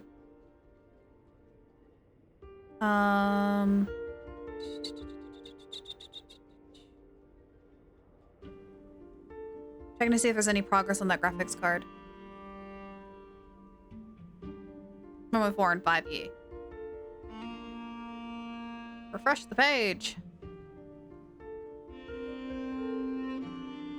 So what we might do is go for another hour. Obviously take our stretch break here, go for another hour, and then hopefully the graphics cards will be in by then. It says by 3, and it's technically 1 now. So if we can hold out till it gets here, I think we'll be good. Okay. Let's have a drink. Yes, gladly. Let's go ahead and also do some stretches too. So let's head on over here. Alrighty. Let me get fishing changed. Yes, all the hydrates and stretchies. Edit. 250. Save. Close. Yes, we got the end of act. Cool, and fishing work. All right. So, we're gonna go ahead and take a 3-minute break. We're probably gonna keep going for another hour, 2. We'll see how it goes. Again, when that graphics card comes in, that's when we'll take our big 1 hour to 2 hour break for lunch and getting that put back in, and then we'll pick up from here. I believe we can finish this today. I'm so determined to get both of them done today. But yeah, let me go do some stretches, and I'll be right back. See you guys in 3 minutes.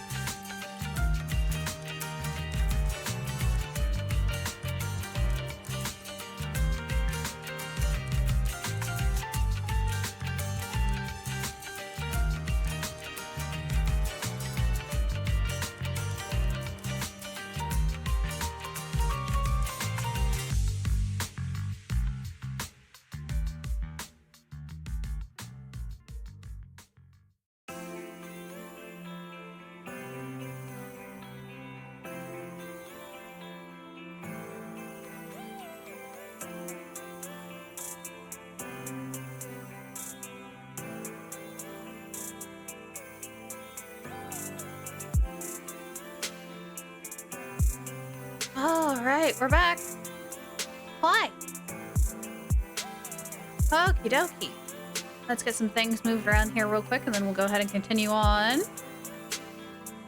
I'm really glad with how everything is running so far. This is making me really happy. So. Is our community name back? No. Actually, I don't really have a solid name for you guys, do I? Now thinking about it. I did say beans a while ago, and then I switched over to like fishies. But neither really stuck, did they? Huh, I'll have to think about it. I'll have to come up with something. You and me both. Yeah, so, I almost said it normally. Subscribers are C-scribers, yes. That's true. Oh, let me make sure fishing still works. Hang on.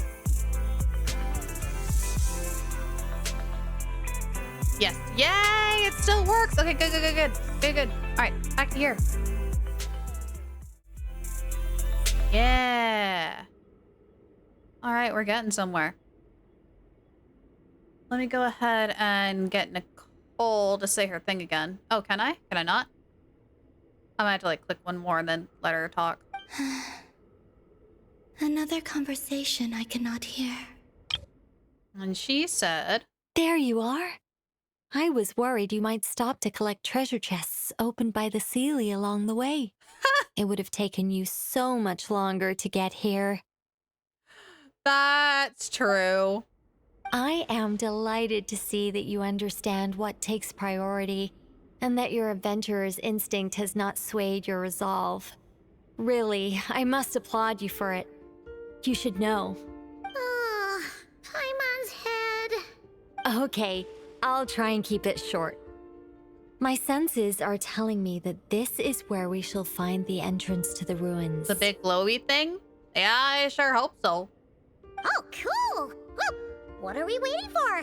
Let's open it up and see. Patience. This was a sanctuary of great importance to the Hyperboreans. A special process is required to open the gate. Hang on. These look like those dragon motifs that we saw in Natlan. With like the old dragon technology. Oh, like the place that housed the Eternal Moon's Marrow? Seems like the ancients were very fond of making tricky gate puzzles. Okay, so what's the plan? Need us to do anything? And just the short version, if you can. All right then.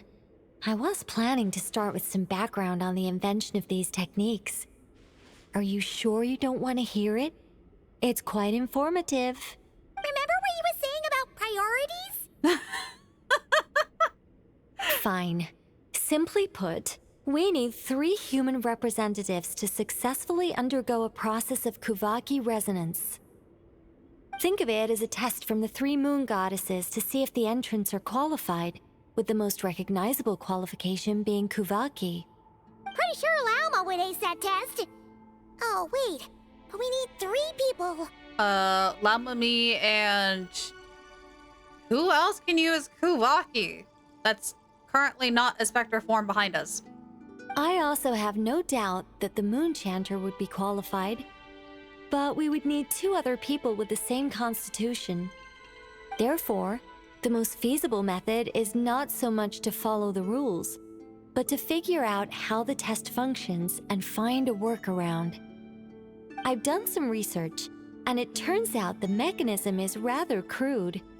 We'll simply need humans to stand before it who have sufficient Kuvaki energy within them. So, Lauma, me, and Arlecchino. Because Arlecchino still has one of the moons. I'm with you so far. How do we get the Kuvaki in them? The easiest way would be transfusion.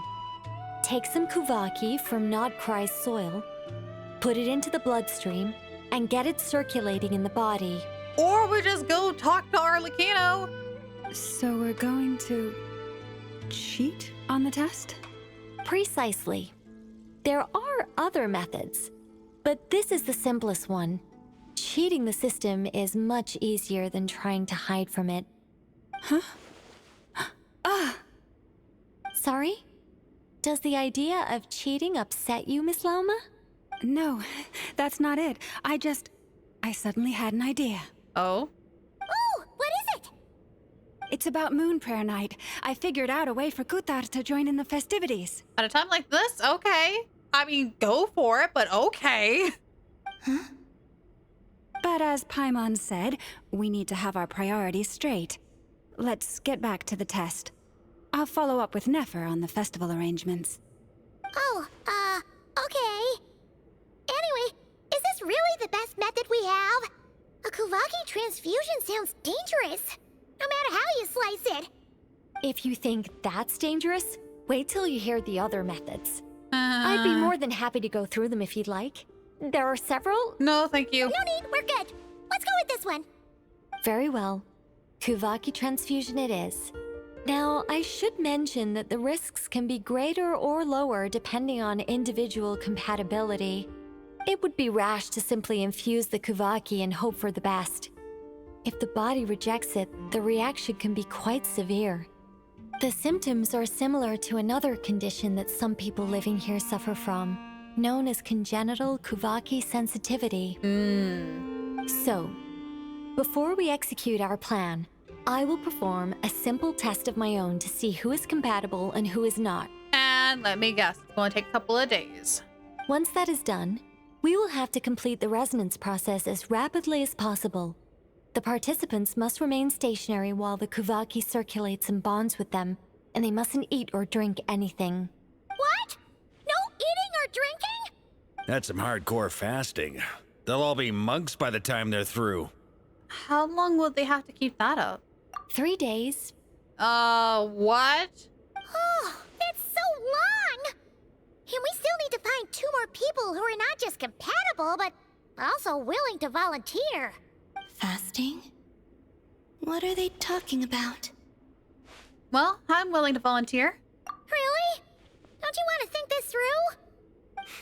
Haha, count me in too. 3 days without food? I can handle that. But what about drinking, Gorka?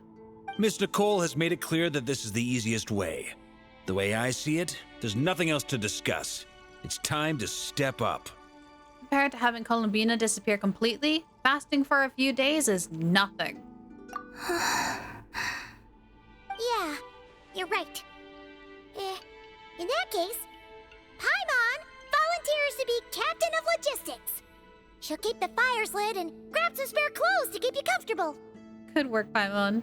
Then we'll start with you first, Traveler. Please step forward. We have to wait 3 days.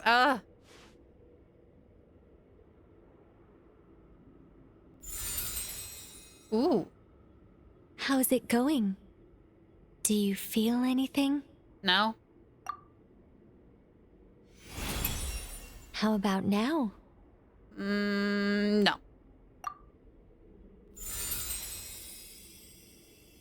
And now? Still nothing.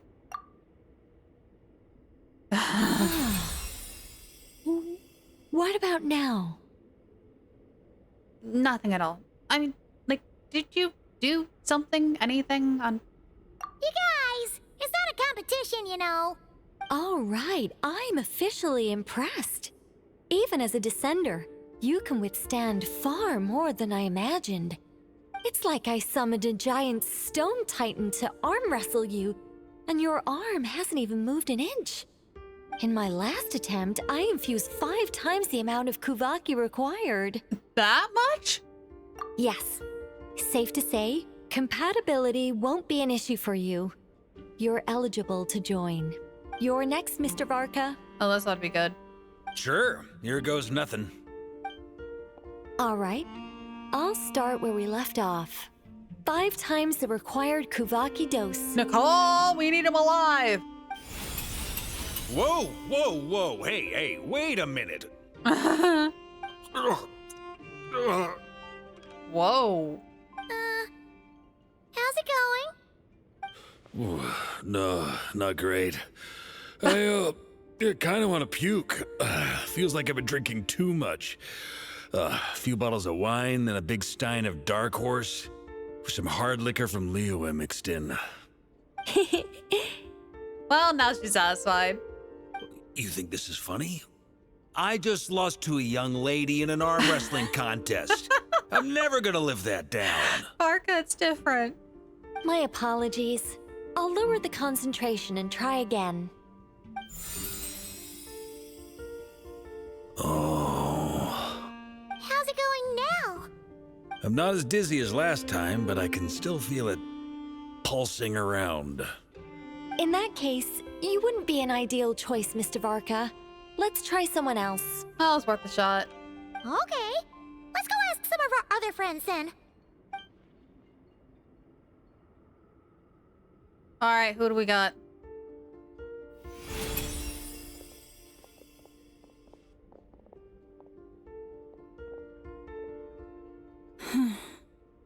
No surprises here, Miss Moonchanter. You're perfectly compatible. You may join. Checks out. Oh. I'm getting a slight headache. Shame. You were so close. Okay. Not Nefer. Not Yehoda. Whoa, I'm itching all over. Allergic reaction. We can't have that. Huh? No way! Wait. Well, are you gonna start a what? I love her. I love her so much. The Hexenzirkel is an organization that cares for and protects children. We will not have them do dangerous things. Not even tests. Oh, they won't even. Oh, Nefa maybe. But she's not something the matter? Human. They needed humans, right? Nefa's a robot. The candidates have to be human. Yeah. I guess that rules me out too. Oh, yeah, because he's not human, he's Fae. Oh, that's right. I was wondering about that. Huh. Everyone except the Moonchanter got beaten. Guess I don't need to feel so bad after all. I mean, looks like this isn't gonna be as easy as we thought. Wow. Perhaps I could ask for volunteers among the Frost Moon Scions. I'll see about talking to some trusted Lightkeeper colleagues. Itlua springs to mind. That's what I've been saying! Arlecchino already has one moon. In fact, I think we had some former Frost Moon Scions join our ranks recently. Can you give me the scientific explanation for how the test works? I can probably make some kind of test bot. That's my girl. Then we can just zip through Nasha Town, going up to people and pressing a button to check their status. Wouldn't that be way easier? No. Oh. Wow. No elaboration for once. How about I contact the Knights of Favonia's garrison in the Wave Chaser plane? Shame that Lohan's already left. And that guy's even tougher than I am. Strange. The moon goddess is clearly revered by many people. So why is she on the brink of disappearing? She mentioned that the world has rejected her from the very beginning. And when we fought the Reikir of Salnari, it seemed like she exhausted her power for our sake. Also, Paimon's not sure revered is the right word for how people feel about her. Yeah. Gratitude, certainly. For my part, anyway. It's basic reciprocity. She helped us, so she deserves our help in return. Yeah. Even though she looked like she didn't care, she still saved a ton of people, including me. A review of the relevant data leads me to conclude that Miss Columbina is a good person. Yep, you bet! They really think so? I'm super surprised that Columbina isn't her actual name, though. I think it really suits her. It's light and graceful and... yeah, just a really pretty name. I agree. I know, right? Unfortunately, that's not our decision to make. Columbina. That That was the code name the Fatui gave me. But it also came up in the song I heard when I was born.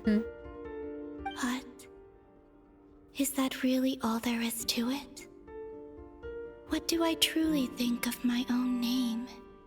Is there anyone left who will still call me by that name? She told me to pick whichever name took my fancy. Why did I pick Columbina? Maybe because I felt she never wanted to become Kuthar and be worshipped as a god? Moon Prayer Night is getting closer by the day. We're running out of time. We need to look for other candidates. Yeah, she's here! Father! Then allow me to try. Father! Huh? What are you doing here? Father! Father's here to save the day! You contacted your friends via the Adventurers Guild. Sandrone has been keeping an eye out for something like that, so she informed me. Since I have the ability to accommodate a moon marrow, I should prove to be a suitable candidate. Yes. Arlecchino. When can we begin? It's about time. She's got this. I see. We can begin right away.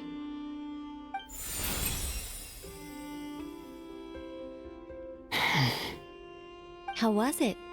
Did you feel any discomfort? Not at all. Yes. Then it seems we shan't need to look for additional candidates after all. Great! There we go. Cool. All right, like Paimon said, the rest of us can take turns making sure the three of them stay warm and comfy. Then, my job is to take care of the caretakers. I will ensure everyone receives food and accommodation. All right, let's do this. No time to waste. I'm ready as well. 3 days.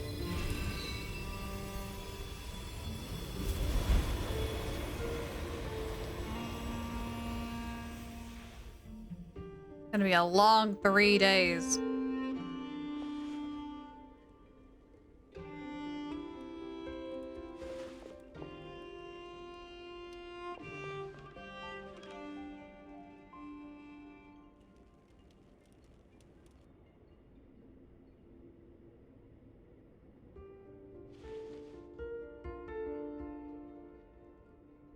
Please work. Oh, no. No, do not fall. Hold the line.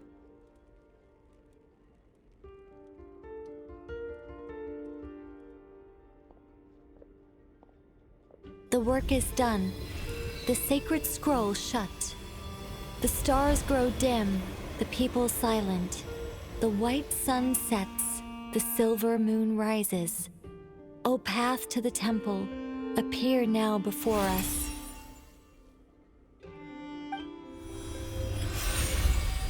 Hey, it worked. It really opened. Oh, hang on.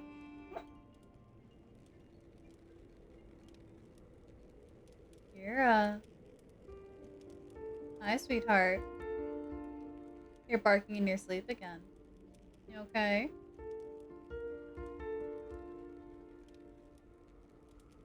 Okay. Sacred Scrolls, the Tale of Lyra, yes! The scrolls have returned. So that's what all this is about. They've been trying to open this gate. Come, let us enter. Wait. It might be best to eat something first. Take care to chew properly and swallow slowly. It will give your body time to readjust to the digestion process. Thank you, Aneva. They will head in soon. They will need to enter this gate. You want to go through? Huh? I cannot pass through. Is it because I have no physical body? Oh. No, hold on. It has been 3 days. My strength is all but completely faded. No, hold on. Can I really hold on until Moon Prayer Night? Yeah, Act 6. Melting moonlight in the morning mist. Oh. Oh, I'm scared. I'm big time heckin' scared. How are we on time? Got half hour till break. Okay. Here we go. Actually, how long? And we have an hour and a half till lunch, supposedly. Yeah, I was looking at that too. Roughly, we have an hour and a half until the package gets here, aka we take the lunch break. That is if it shows up on time and not early. Which, let me triple check. See if there's any updates on that. Loading. No, still by 3 p.m. Okay. Has not changed. Still up for delivery. Alrighty. Okay, we go. Phantom of the Sanctuary. Oh, we need fire? Okay. Once a sacred place of the ancient Hyperboreans, its grand architecture stood as proof of their devotion to the moons. Yet now, even these crumbling ruins have turned to ash. The travelers should be well aware of the fate that befell them, and the new beginning born in its wake. They want fire, so we're not going to be able to use this team. So we'll give this one a go. The enemies are not that bad? Okay. Then this should be fine. This should be okay.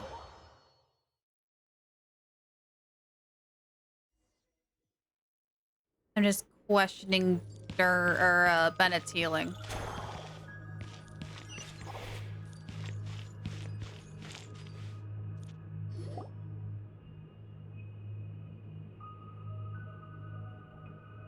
Are these people...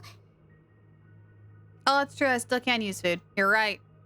Judging by their clothes, they appear to be phantom Hyperboreans from the distant past. That could mean they have some clues about the moon goddess's name, right? In theory.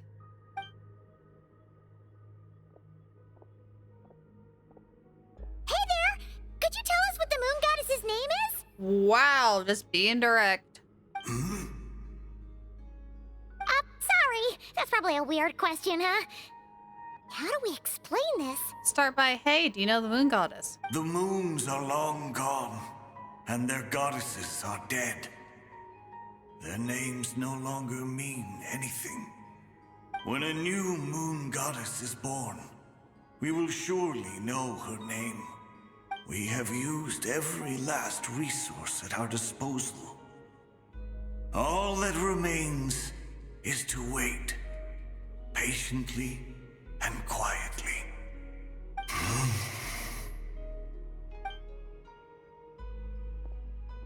Were the people of the past all this devout? It looks like this phantom doesn't intend to converse with us any further. Surely the new moon goddess he speaks of must be Columbina. Alas, Kuthar's birth came long after the age in which he lived. Right. And salvation did not come. But, maybe if we find a phantom from a more recent age, they might know Columbina's real name. That's pushing it. True. Keep an eye out. We should be able to tell which era they're from by the clothes they wear. Nicole? Nothing to say on the matter? Yeah. You've been pretty talkative this whole time. What changed? Oh, nothing. I'm fine. You all make good points. When the Hyperboreans speak of moon goddesses, they mean the three from truly ancient times. I can't imagine they would know anything about our current moon goddess. There once was a time when the moon goddesses blessed them greatly and protected them from harm. So, when the war between the gods and dragons plunged the world into chaos, it seems they looked once more to the moons for help, praying for a new goddess to be born. Yeah, that checks out. Let's continue on. Who knows what else we may discover. All right. Outfits, outfits, outfits. Who looks different? Odd one out.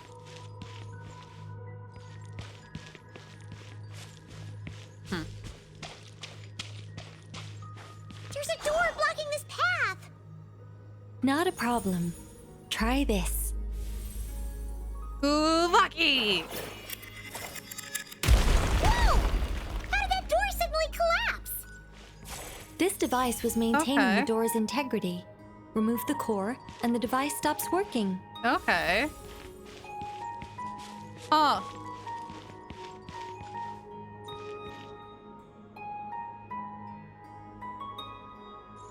Okay, I don't know if they're reusing assets, but Hyperborea has some weird architecture just like Enkanomiya and Conria. I'm getting a little concerned. Is this our destination? Impressive. More precisely, this is a device that will help us reach our destination. Right. Let's go. We still have a long distance to cover.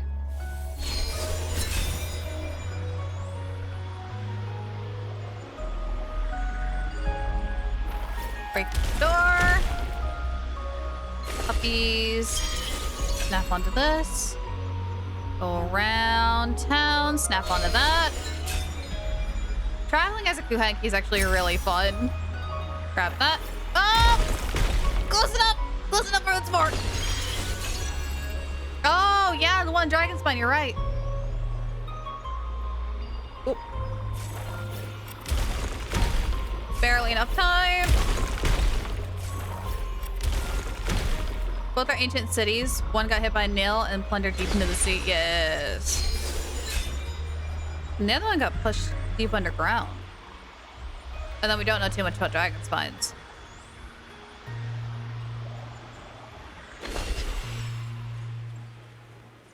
The way ahead is blocked by broken rocks. Oh, easy. Let's Just put try the that rock device back. again. Yeah. Remember the door from earlier? Boom. Easy puzzle. It works in reverse too. That's good to know. Oh, are both of them in the deep dark sea? Oh. Also, we're getting closer. The humans we see Oh, are all phantoms, but the monsters are real. Come on! Off with that Plenty nonsense! of time to admire it later. Are you serious? I'm so mad. Wind and Oh, I'm so mad. Element for the end. I'm so frustrated. Light it up. Oh. Wind strike. That's so dumb. That's so dumb. That's so dumb. I bring my Tartaglia team because they wanted pyro units, and I didn't bring Flynn's. And what do? They give me 2 Hydro Slimes and 2 Hydro Creations. Along with a Hydro and Animo Spectre. I'm so mad. I'm so mad. Oh, it's fine. My poor boy couldn't do anything. Ooh, there's a whole bunch of artwork in here. Seems pretty old. Oh, is it You know, Electro? this is probably your area of expertise. What do all these paintings mean? I was still fuming. I didn't get a good look. Let me see. Well, that's easy. That's the 3 moon goddesses. To understand these murals requires some knowledge of the history surrounding the War of Funerary Flame. I shared a little of this with Lauma before. Where's Arlecchino? Oh, there she is. Yes. I think I follow. The dispute between the Moon Sisters. The transformation by Nibelung. Sounds like a long story. Maybe it's one to save for when we get back? Oh no, it's no trouble. I'd be delighted to share the tale again. Right. Time, ma'am. Time. All right, then. Tevat's 3 moons and their goddesses were brought into being by the will of Nibelung, the then ruler of Tevat. But when the heavenly principles came, they changed the world completely, down to its very foundations. The moon goddesses were nowhere near strong enough to challenge this entity. But the heavenly principles did not view them as heretical entities that had to be removed. Essentially, The 3 moons existed to keep this planet alive and operational, which did not directly conflict with the heavenly principle's aims. Nevertheless, the inherent precariousness of this arrangement would soon be revealed. Nibelung returned. Yes. He did, and thus began the War of Funerary Flame, a battle for dominance between Nibelung and the heavenly principles. Discord would soon emerge between the 3 moon sisters. One would voice the opinion that they should follow Nibelung, for it was he who first hung the moons in the sky. Right. Another would argue that taking sides in the conflict would only bring the world closer to ruin. There was no telling where it would lead, especially since their creator had returned, bearing the perilous power of the abyss. Oh. Nibelung would eventually discover their disloyalty. He had all 3 imprisoned before transforming the moons into weapons with which to fight against the heavenly principles. What? Weapons? Yes. The very moons that had once defended the planet became instruments of death and destruction, striking terror into the hearts of all living things. And although the heavenly principles and the 3 moon sisters had once been at peace, it now seemed that the moons posed an unacceptable threat to Teyvat. Yeah. It is possible that the heavenly principles did not know of the goddess's imprisonment. If so, the weaponization of the moons would surely have been viewed as an intentional breach of the peace agreement. What happens then? Regardless of who knew what, when, the heavenly principles shattered 2 moons and flung the other beyond the skies. Whether the goddesses managed to escape Nibelung's captivity after his fall, nobody knows. But this much is certain. From that day on, the moons no longer belonged to Teyvat. The rejections slowly drained their power until eventually they passed away. So that's the full story. You say the moons ceased belonging to Teyvat from then on. Why then would Columbina be born here? Yeah, how does she fit? That is perhaps due to the lingering connection between the Frost Moon, which was not shattered, and this world. You could see it as the 3 sisters' dying wish. They never desired war. All they ever wished for was to protect this land. I see. If the final fate of the 3 goddesses is as you say, then Columbina faces the same grave danger. Our investigation has yet to bear fruit. We must hurry. Yeah, you're right. Let's keep going. That's not good. Box, I heard you. Box. Box. Very important from Lo and Mora. Alright, we take... Hello? Take. We don't take. Ah, we do take. There we go. We do take, we put in.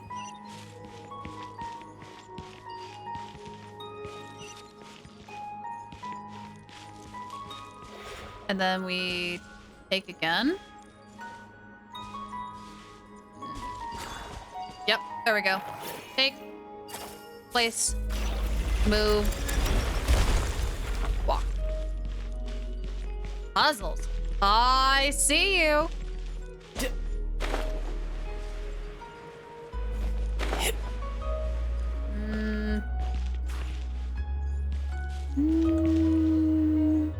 No changing outfits.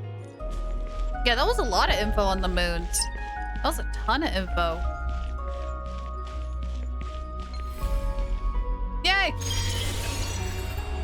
I like these. These are fun. Oh, I did. Hang on. I can go back though. I don't think I could. But I'll try.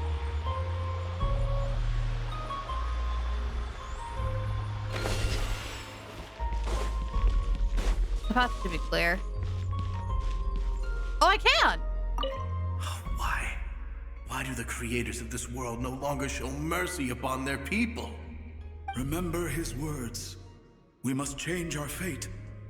with our own hands.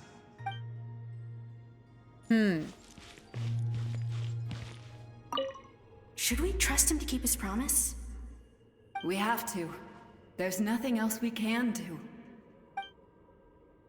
Wait, that's odd. Who is he? Is something wrong? No, not really. It's just that over 30 possibilities emerged in my head, so I can't be sure who he is. It's been too long. My memory isn't as sharp as it once was. Okay. 30. Wow. Impressive. The shelves are stacked with books. Unfortunately, none are related to the birth of a new moon goddess, and there's no mention of Columbina. Okay, first instinct said it was the old original ruler of Teyvat. The one that started with an N. But now I'm second guessing myself, and I'm starting to try to remember Hyperborean lore. And I can't get the timeline straight in my head. Thank you. Thank you so much for telling me to go back. Thank you. Who would that? I definitely feel like Nicole there. My freaking memory. Oh, press it! Oh, it's barely in time.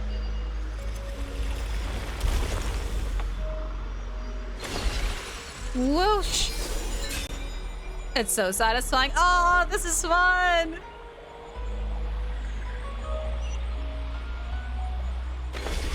That's pretty.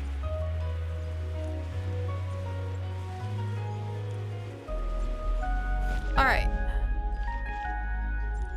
Oh, did you want me to be there? Okay. All right.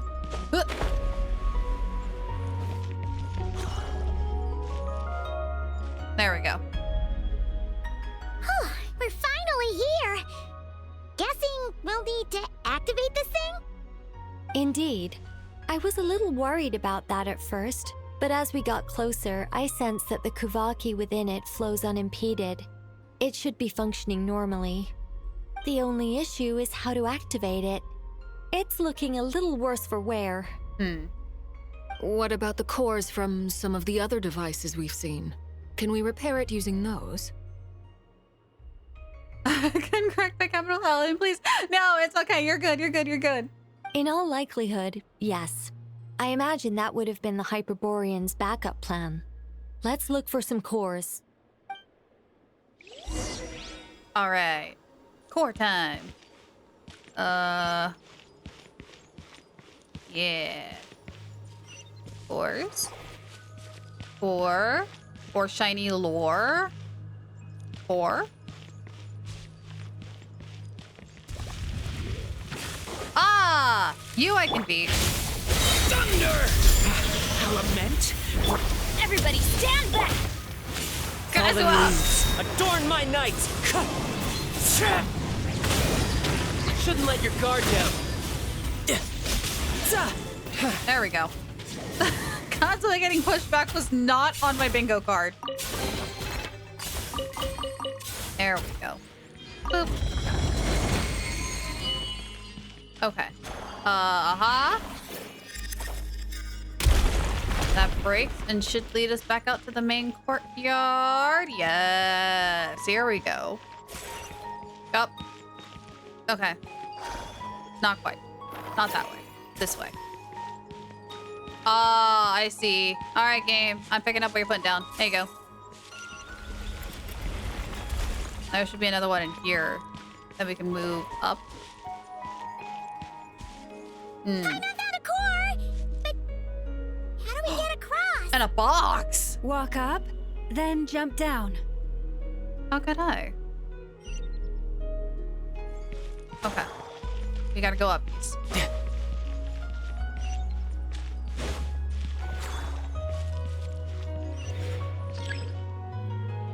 Ooh.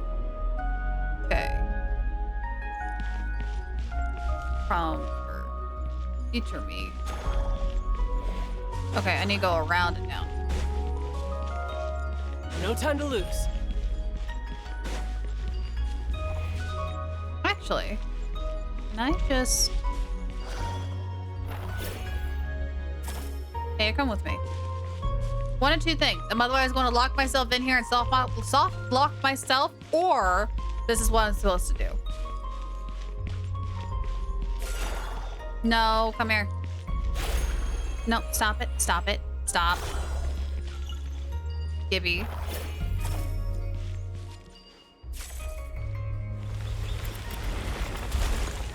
Okay.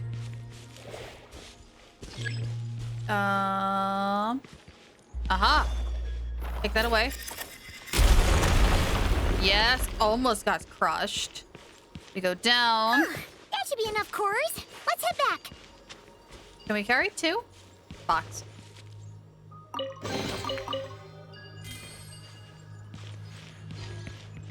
Hang on, I just wanted to see if there's anything I could like read and whatnot. Can I carry 2? No, I can only carry 1 at a time. This is gonna be fun. Okay. We're about to balance 2 cores. All right. Yep. Yep. This is fine. This is fine. Here we go. Here we go. Yes. Now we press the button. Big button go boom. The Oh, that's device pretty. is up and running. It's hard to believe that the ancients were capable of constructing such things. I'm on our destination! It's right up ahead! And there's a box. Yes, let's go. Box. Thank you. I need the box. Oh, that looks pretty. How are we on time? We might take the hour, like the 3-minute break on the hour mark. Lower difficulty. We'll take that now before we get into heavy dialogue, because I have a feeling we're going to get some heavy dialogue. So, over here. And I'll lower fishing for you guys, and then we'll do a little stretch break. And I'll keep looking and seeing how much longer till that delivery. Save, close, S. There we go. Okay, alrighty. Cool. It's a 3-minute break. I'm gonna go do some stand-up and stretching, and then we'll be right back to do some more Genshin Impact. So go refill your water bottles, and we'll be right back.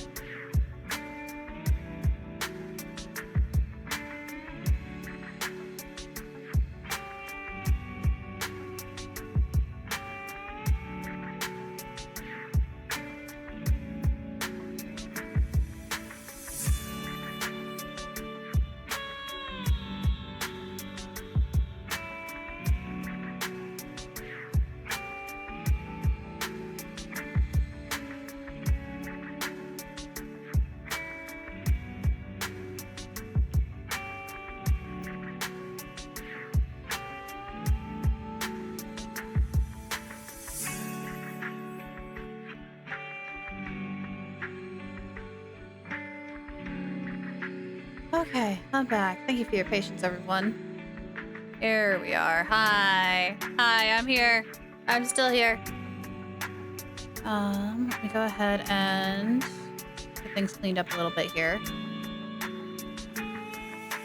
Ah. I was just trying to figure out what the heck I was going to do for lunch when we get to that point. So we'll probably go for another hour. We'll go for another hour. And then we'll have that lunch break. And hopefully the graphics card should be here by then. Hopefully. Yep, and fishing still works. Alrighty, so let's go ahead and get back to Genshin Impact. Sweet. Alright.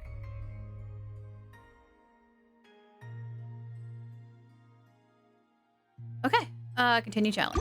This place is pretty dead. By which I mean, there's nothing to kill. Now is not the time, my dude. I know you want to fight, and I am sorry, but now is not the time to be making dead remarks. I'm sorry. But no, bad. That's pretty. Now, where are we?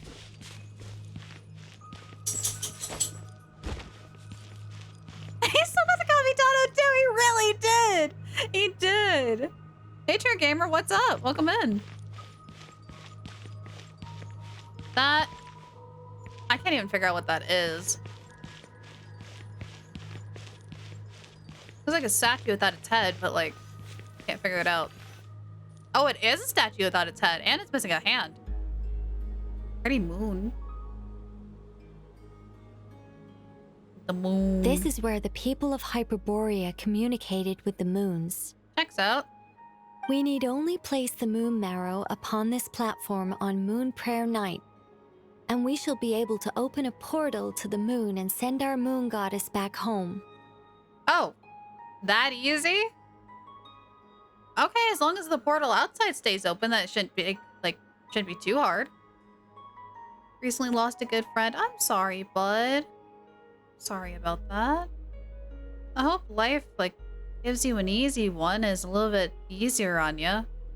It can be a real pain in the neck sometimes. I'm sorry. The assumption being, of course, that we can find her first. I've got a question. The moon is beyond the sky, right? That's right. You want to know if it's safe there, don't you? Exactly. It might have been corrupted by the abyss. And yet, she has no choice but to return. You know this. Oh, that's not the only issue here. This is the end of the line, right? We've explored everything we can. I don't like our options. And despite looking at historical artwork and talking to people from Hyperborean times, we're still no closer to learning Columbina's name. If it's not too much trouble, could you tell me exactly what Alice said to you about finding her name? Oh, sure. What she said was... Then your first job is to find it. As a moon goddess, I'm sure she must have a name she identifies with. Wait, it's not up to us. Wait a second, it's not up to us. Neither Columbina nor Kutar is her true name, and she's never really accepted either of them. Yeah, hold on. I know she's going about it in a really weird way, but she's actually not talking to us to find her real name. She's talking to Columbina to find her real name. It's never been up to us. Is it not also possible that she has never had a true name? Not at any point in history? Okay, that's an even more far-fetched idea, Nicole. That would be a hard pill to swallow. But at this point, we may have to accept that that is the truth. No one knows how she came into being, and she certainly doesn't have parents in any sense that we're aware of. Perhaps she was never granted a name at all. But does that mean there's no way to get Columbina back? She's just gonna disappear and there's nothing we can do about it? No, not if I have it. Huh? Wait, why all this pessimism? Was it the way I phrased this question? You all seem to be taking this in completely the wrong way. Wait, what do you mean by that? Well, just because she's never had a real name in the past doesn't mean she can't have one now. What? Think about what Alice said again. She never once said that you'd have to find a new name, did she? Would the Hexen Circle stop speaking in riddles for 5 freaking minutes? What do you mean?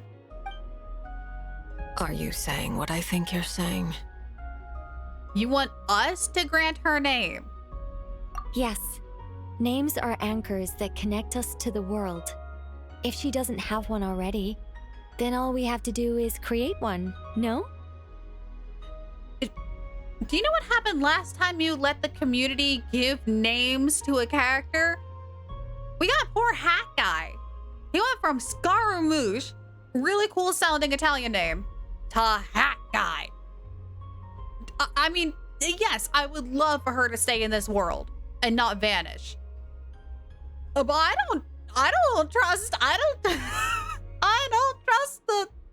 the community to give her a good name. No. It's like... yes. Traveler, when you first arrived in Teyvat, do you think you would have turned around if someone behind you shouted, "Hey, Tumaini"? No, I wouldn't. But what about now? I understand what you mean. Life is a long journey. Even the friends and family by our side can change over time. Yeah, and the little one, the baby, what is it? Telepisaur? Yeah, that and the mannequins, we have to name those too. Granted, little one was a little bit easier to name. That one was a lot easier to name. But like, I don't know, man. When people call you by different names, what matters isn't so much the words themselves, but what they symbolize. Also, I'm trying really hard not to resonate with this. I'm trying really hard not to, but Nicole is hitting me in the feels. I need to pull myself together. We have another hour. And of course, whether that resonates with you. Gosh darn it, Nicole! Ether. So, close your eyes and picture the moon goddess in your mind. If you were to call out to her in this moment, what would you say?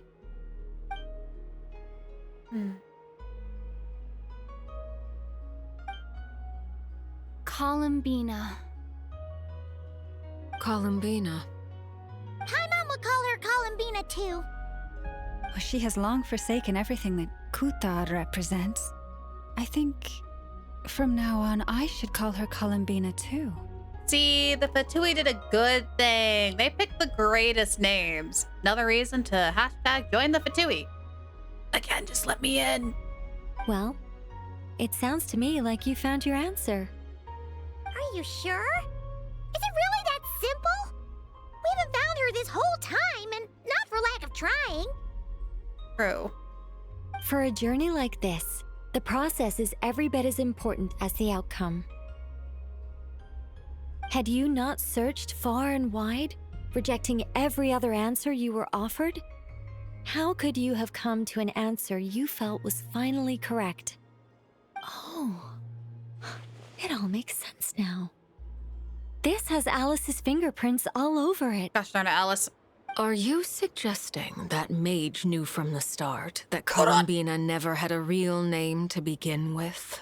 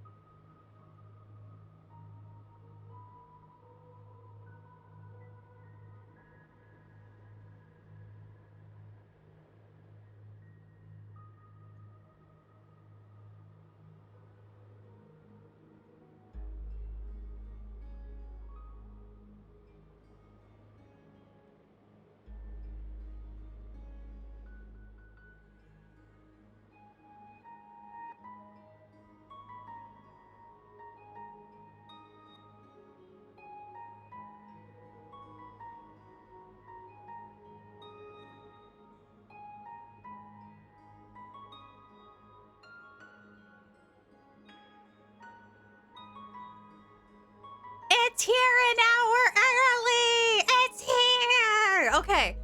They didn't ring the doorbell, so it threw me off. And I thought I wasn't hearing that knock properly, but they knocked the door. The graphics card is here! Also, the guess what chicken butt shirt is in too, and I'm very happy. I'll take photos of that later. But we'll continue this section. And then once we have control over the character outside of a domain, then we'll go ahead and stop. We'll break for lunch. I'll put that graphics card in, and then we'll pick back up from here. So yeah. Guess what? We end this conversation and come back later. Yeah, no, we'll keep going. We'll finish this conversation section and then we'll swap. Domains can go for hours. No, I believe, because I really don't want to redo all this again. So it's fine. It's fine. I can't say for sure, but I can definitely imagine her chuckling in satisfaction somewhere right now, saying, "Oh, what fun." How are you working?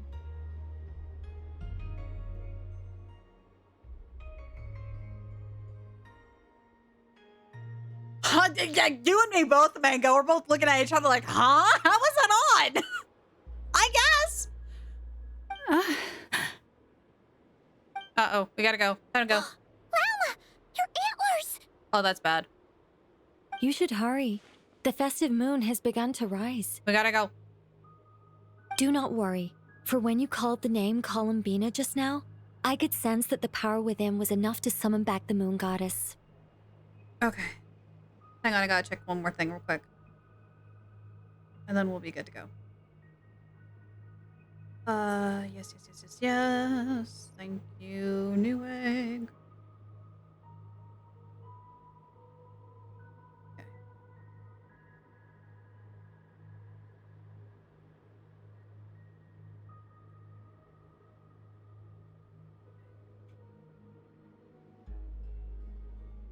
There we go. Okay, we're good. The power within what? The name? Yes. So, the thing is, we need to leave for many reasons. What's wrong now? This is so annoying. I really want to explain how that whole thing works, starting from the founding principles of Tevat and... Oh, I could talk about this for hours, but deep breaths, Nicole. Deep breaths. You're an angel, a sober, sensible, solemn angel who has her priorities straight. Okay then. Sorry for asking. Clearly a bad call on Paimon's part. Anyway, you all need to hurry. Last thing, remember how it felt when you called out that name. Okay. Then it is agreed. By the name Columbina, we shall find her. Then we'll throw her the best Moon Prayer Night party ever! And at last, we will send her home. After informing your friends, everyone splits up to look for Columbina by calling her name. You chose to visit the place where you first met.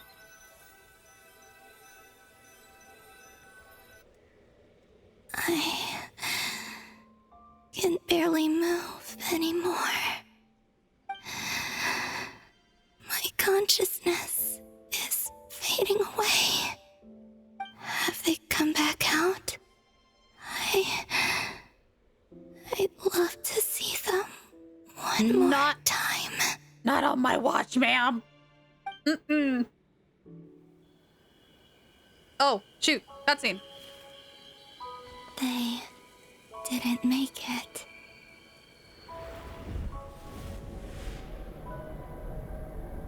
Could you tell me your name? My name is... Columbina! Yes! Yes! Columbina! Are you here? Come on. Columbina! That's the name you gave when we first met. And it's what I've called you ever since. Columbina. It's a fine name. I have many fond memories of Columbina, and So do all of your friends.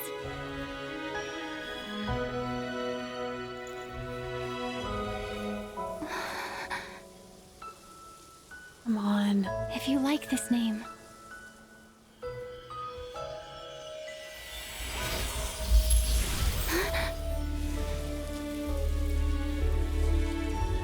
No.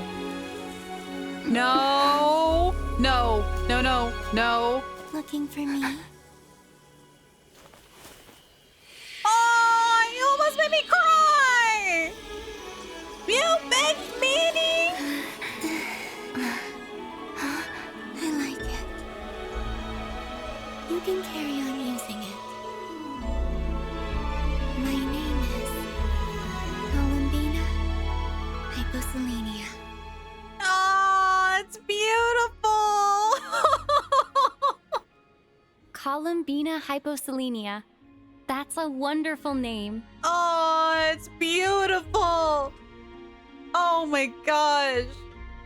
I thought she was gone. I thought they were gonna pull La Senora on us. I was gonna bawl my eyes out. Oh god.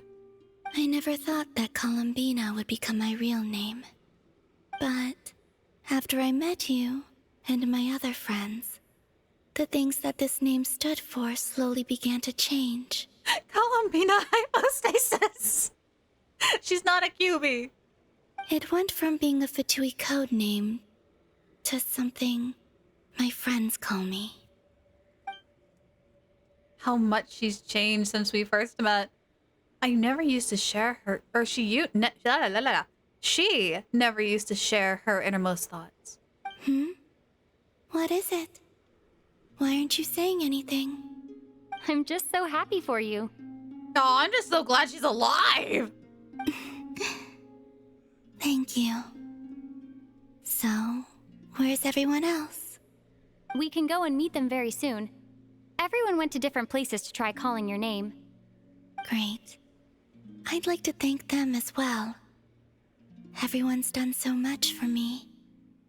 Searching for my name, entering those ancient ruins. Yeah, I didn't bother changing the title. I'll change it for the VODs. Because I don't think we're going to be finishing 6, so we'll probably continue the rest of 6 when we come back. So the title will change when we come back, for sure. But I wasn't sure we'll be able to get to 5 today, so that's why it still says 5. Oh, it did! It did change from the Demslet to Columbina. Oh, that's actually a really cool detail. Good eye. Huh? Wait, so you were... Yes, I was there. Not physically, but my consciousness was still holding on. I followed you the whole way. Starting from when? You turned around and called out my name while you were in Nasha Town. Do you remember? Ah, so that's what that was. Could have sworn I felt someone pat me on the back. And deep down, I think I knew that it was Columbina. Let's go. We don't want to keep them waiting. Sure. In that case, come with me. But... Hmm? Before that, could you call my name one more time? Aww. Sure. Come with me, Columbina Hyposelenia. That's so precious. Oh, it's adorable. Columbina spread the good news to your friends by the way of small animals and kuhenki. But since not everyone speaks critter sign language, some friends took longer than others to get the message. Columbina. Oh, this truly is wonderful. Llama, I can't breathe. Ha-ha! Just in time for Moon Prayer Night. It's good to have you back, Miss Columbina. Yeah, we were worried sick. Thank you, my friends. With your help, I now have a name that belongs to me. Columbina Hyposelenia. Where's the second half from? You added it yourself? That's right. It means... Born beneath the moon. Ah, that makes a lot of sense. Yes. And by extension, it can also mean born beneath this world. A fine name. Now, as much as it pains me to interrupt this beautiful reunion, I feel obliged to remind you that the Moon Prayer Night celebrations in Nasha Town have already begun. Don't you want to enjoy the festivities? There's so much to see and do. And some of the ambient lighting and entertainments were sponsored by the kind souls in the Hexen Circle. Oh, true. Wait. Why have you turned into Dodoko? Yeah, hold on. Why Dodoko? So you're Miss Nicole. Thank you for helping us, and for helping me find my name. It's nice to finally hear your voice. You're quite welcome. Guiding lost people to hidden treasure is what we Seelie do. Aww, okay. That's cute. And if you ask me, spiritual treasures are far more precious than material ones. Chests are all well and good, but this was what it's all about. So satisfying. Anyway, I had to go help Alice. It seems like she ran into some trouble. That's why I couldn't be here in person. Oh, that's why. Okay, that makes sense. But don't worry, we're with you in spirit. We'll be celebrating right along with you. Keep an eye out for the Hexen Circle's festive stalls in Nasha Town. I think you'll like what we came up with. Alice said she even managed to rope B in this time. Really? Okay. The Frost Moon Scions have also prepared various attractions. I believe Aino and Effa and their crew are setting things up as we speak. On that note, Nefer, about that request I made. It's all in hand. Yehoda is on site to ensure that everything goes off without a hitch. Wonderful. In that case, Traveler? Got it. Huh? Come on, Columbina. It's time to celebrate the best Moon Prayer Night ever.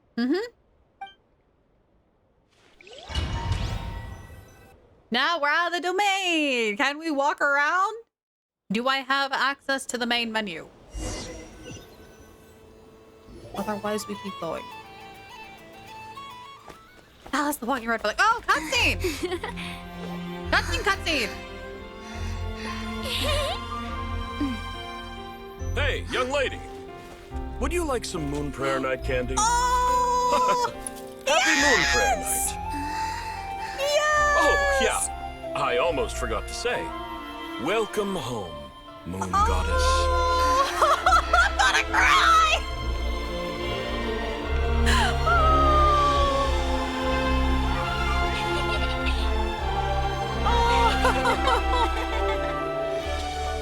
Welcome home, Moon Goddess. Oh my god! Welcome home, Moon Dressed Goddess. up as her. Welcome home, Moon Goddess. It's a celebration to welcome home the Moon Goddess so she can walk around. Turning Nasha Town into her home is a festive gift. Oh my god! A rather brilliant idea. Perhaps this is what Nodcry, Columbina's home, should have been like all along.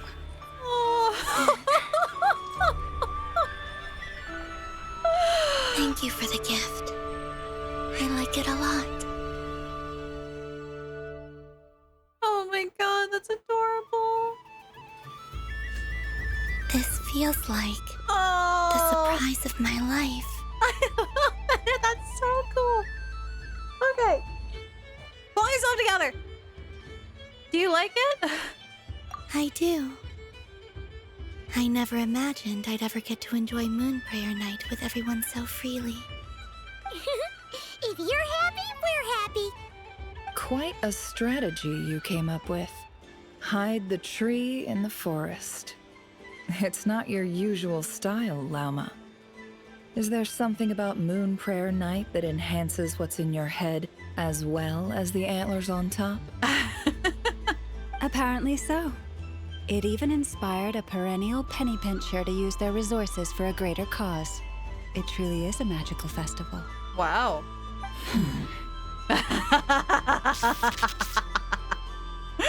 I see it now. This bickering is actually a sign of a strong relationship. Huh? What's everyone doing here? Oh, Miss Columbina, you're back. Yes, I'm fine now. Thanks for your concern. How's your progress with Alice's assignment? Very well indeed. I've never heard her sound so excited. Isn't she always quite excitable? Not like this. This time, her excitement seems more serious. Seems like she's had a major breakthrough. She said she'll contact us once she knows more. In the meantime, we're free to relax and have some fun. Nice. Enjoy the time off while it lasts. I have a feeling that our next task won't be so simple. Don't remind me.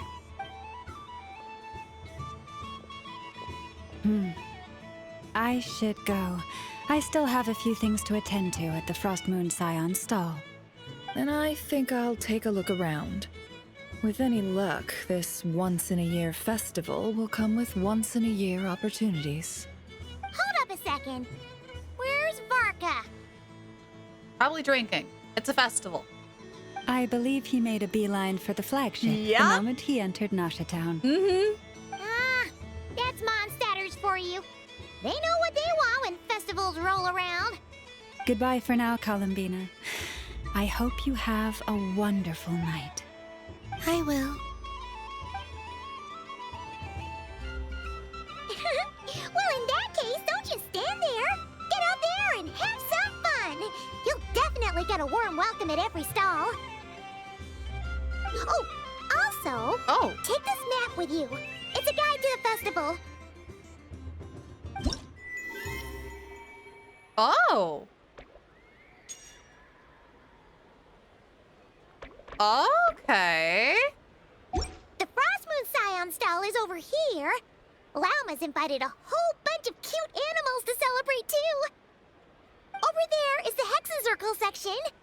Alice seemed more excited than anyone about this festival, so she insisted on making it a grand affair. I noticed. Oh, and then there's the Nasha Town local specialties, including... Actually, forget that. Better if you go check them out for yourself. I love the deer. Thank you. It looks like a lot of fun. Enjoy your moon prayer night. You're not coming with me? We'll be around. But don't you want to browse by yourself for a bit first? That's fine. Don't worry. We'll be nearby. Yep. If you find something you like and want to try it out together, just give us a shout. We'll be right with you. Otherwise, just relax and enjoy yourself. There's so much on offer, so try to experience as much as you can. And don't forget to stuff yourself with all the delicious festival food. We'll probably run into each other while we're browsing. All right then. Off I go. Have fun. Where should I go first? Oh, okay. If you leave and re-enter, you may experience some of the same content again to continue. I think it'll pick me up right from here. Spin! You're right! Hold on! This must be the mage's stall. It feels like I've entered a fairy tale. I'm really trying.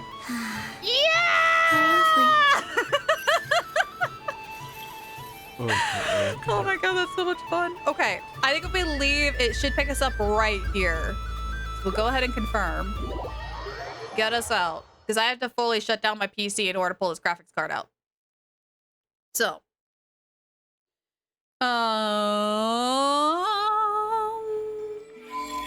Okay, that's where it'll put me. Perfect. Alrighty, cool beans. So, let's go ahead and head on over here. Yes, alrighty, cool beans. I have no idea how far we are into this, but I'm gonna go ahead and pull the graphics card out of this one, put the new one in, eat some lunch, and then we should be back roughly between an hour to 2 hours from now. I'll let you all know in Discord. I'll post an announcement when we go live. But for now, let's go ahead and raid on out. I'm actually really surprised we're able to go this long. Granted, it is very bare bones for everything on the channel, so but that's okay. Let's take a look. Enjoy your late lunch. Thank you. I still need to figure out what the heck I'm gonna make. I need to make something. Let's see who's live, who we can do this. Good luck on the installation. I hope so too. Don't worry, I will restart the PC again after I install the graphics card. I learned my lesson. I learned my lesson. Okay, let's see who's live, who we can go hang out with while I get things fixed. Oh, I'm so excited the graphics card came in. Let's see. What do we got? What do we got? What do we got? I will do Let's have a big drink. stretch. There's so many people online, I can't pick one. Ah! Big stretch! Okay, there's gotta be someone. Cody! We're gonna go hang out with Cody. We're playing Assassin's Creed. D-A-I-T-A-N-K-O, Cody. For those who don't know Cody is also an elf VTuber. They play a wide variety of games, everything from like Animal Crossing to that horse mobile game to apparently Assassin's Creed. I didn't know they played this series. This would be great. Alrighty, there's a link to their channel if the raid doesn't take you over. We'll go ahead and get going on that. There's the first raid message there. If you guys want to use that, it's absolutely free. The second one, second one there's, if you are a subscriber, you can use those emotes anywhere here on Twitch. Twitch Drop should automatically enable, whenever we stream in the correct category. Yeah, Uma. That one, yeah. Cody plays that one on occasion. But honestly, thank you all so much for hanging out today. It was an absolute blast. Like I said, I'm gonna go ahead and switch out graphics cards. Things going. Drops weren't on. Did the time run out for that? I'll try to do some research in between streams on that. I don't know why. You won't see drops if you got all the drops. That's the other thing too, is that they should be automatic. But anyways, let me go ahead and get graphic card switched over, go grab some lunch, and I'll see you all in about an hour to 2 hours from now. So you guys have fun, and I'll see you in a bit-ish. An hour's not a bish. Bitch. What bit? What brain? Oh my god, I'm too excited. My apologies. What the heck?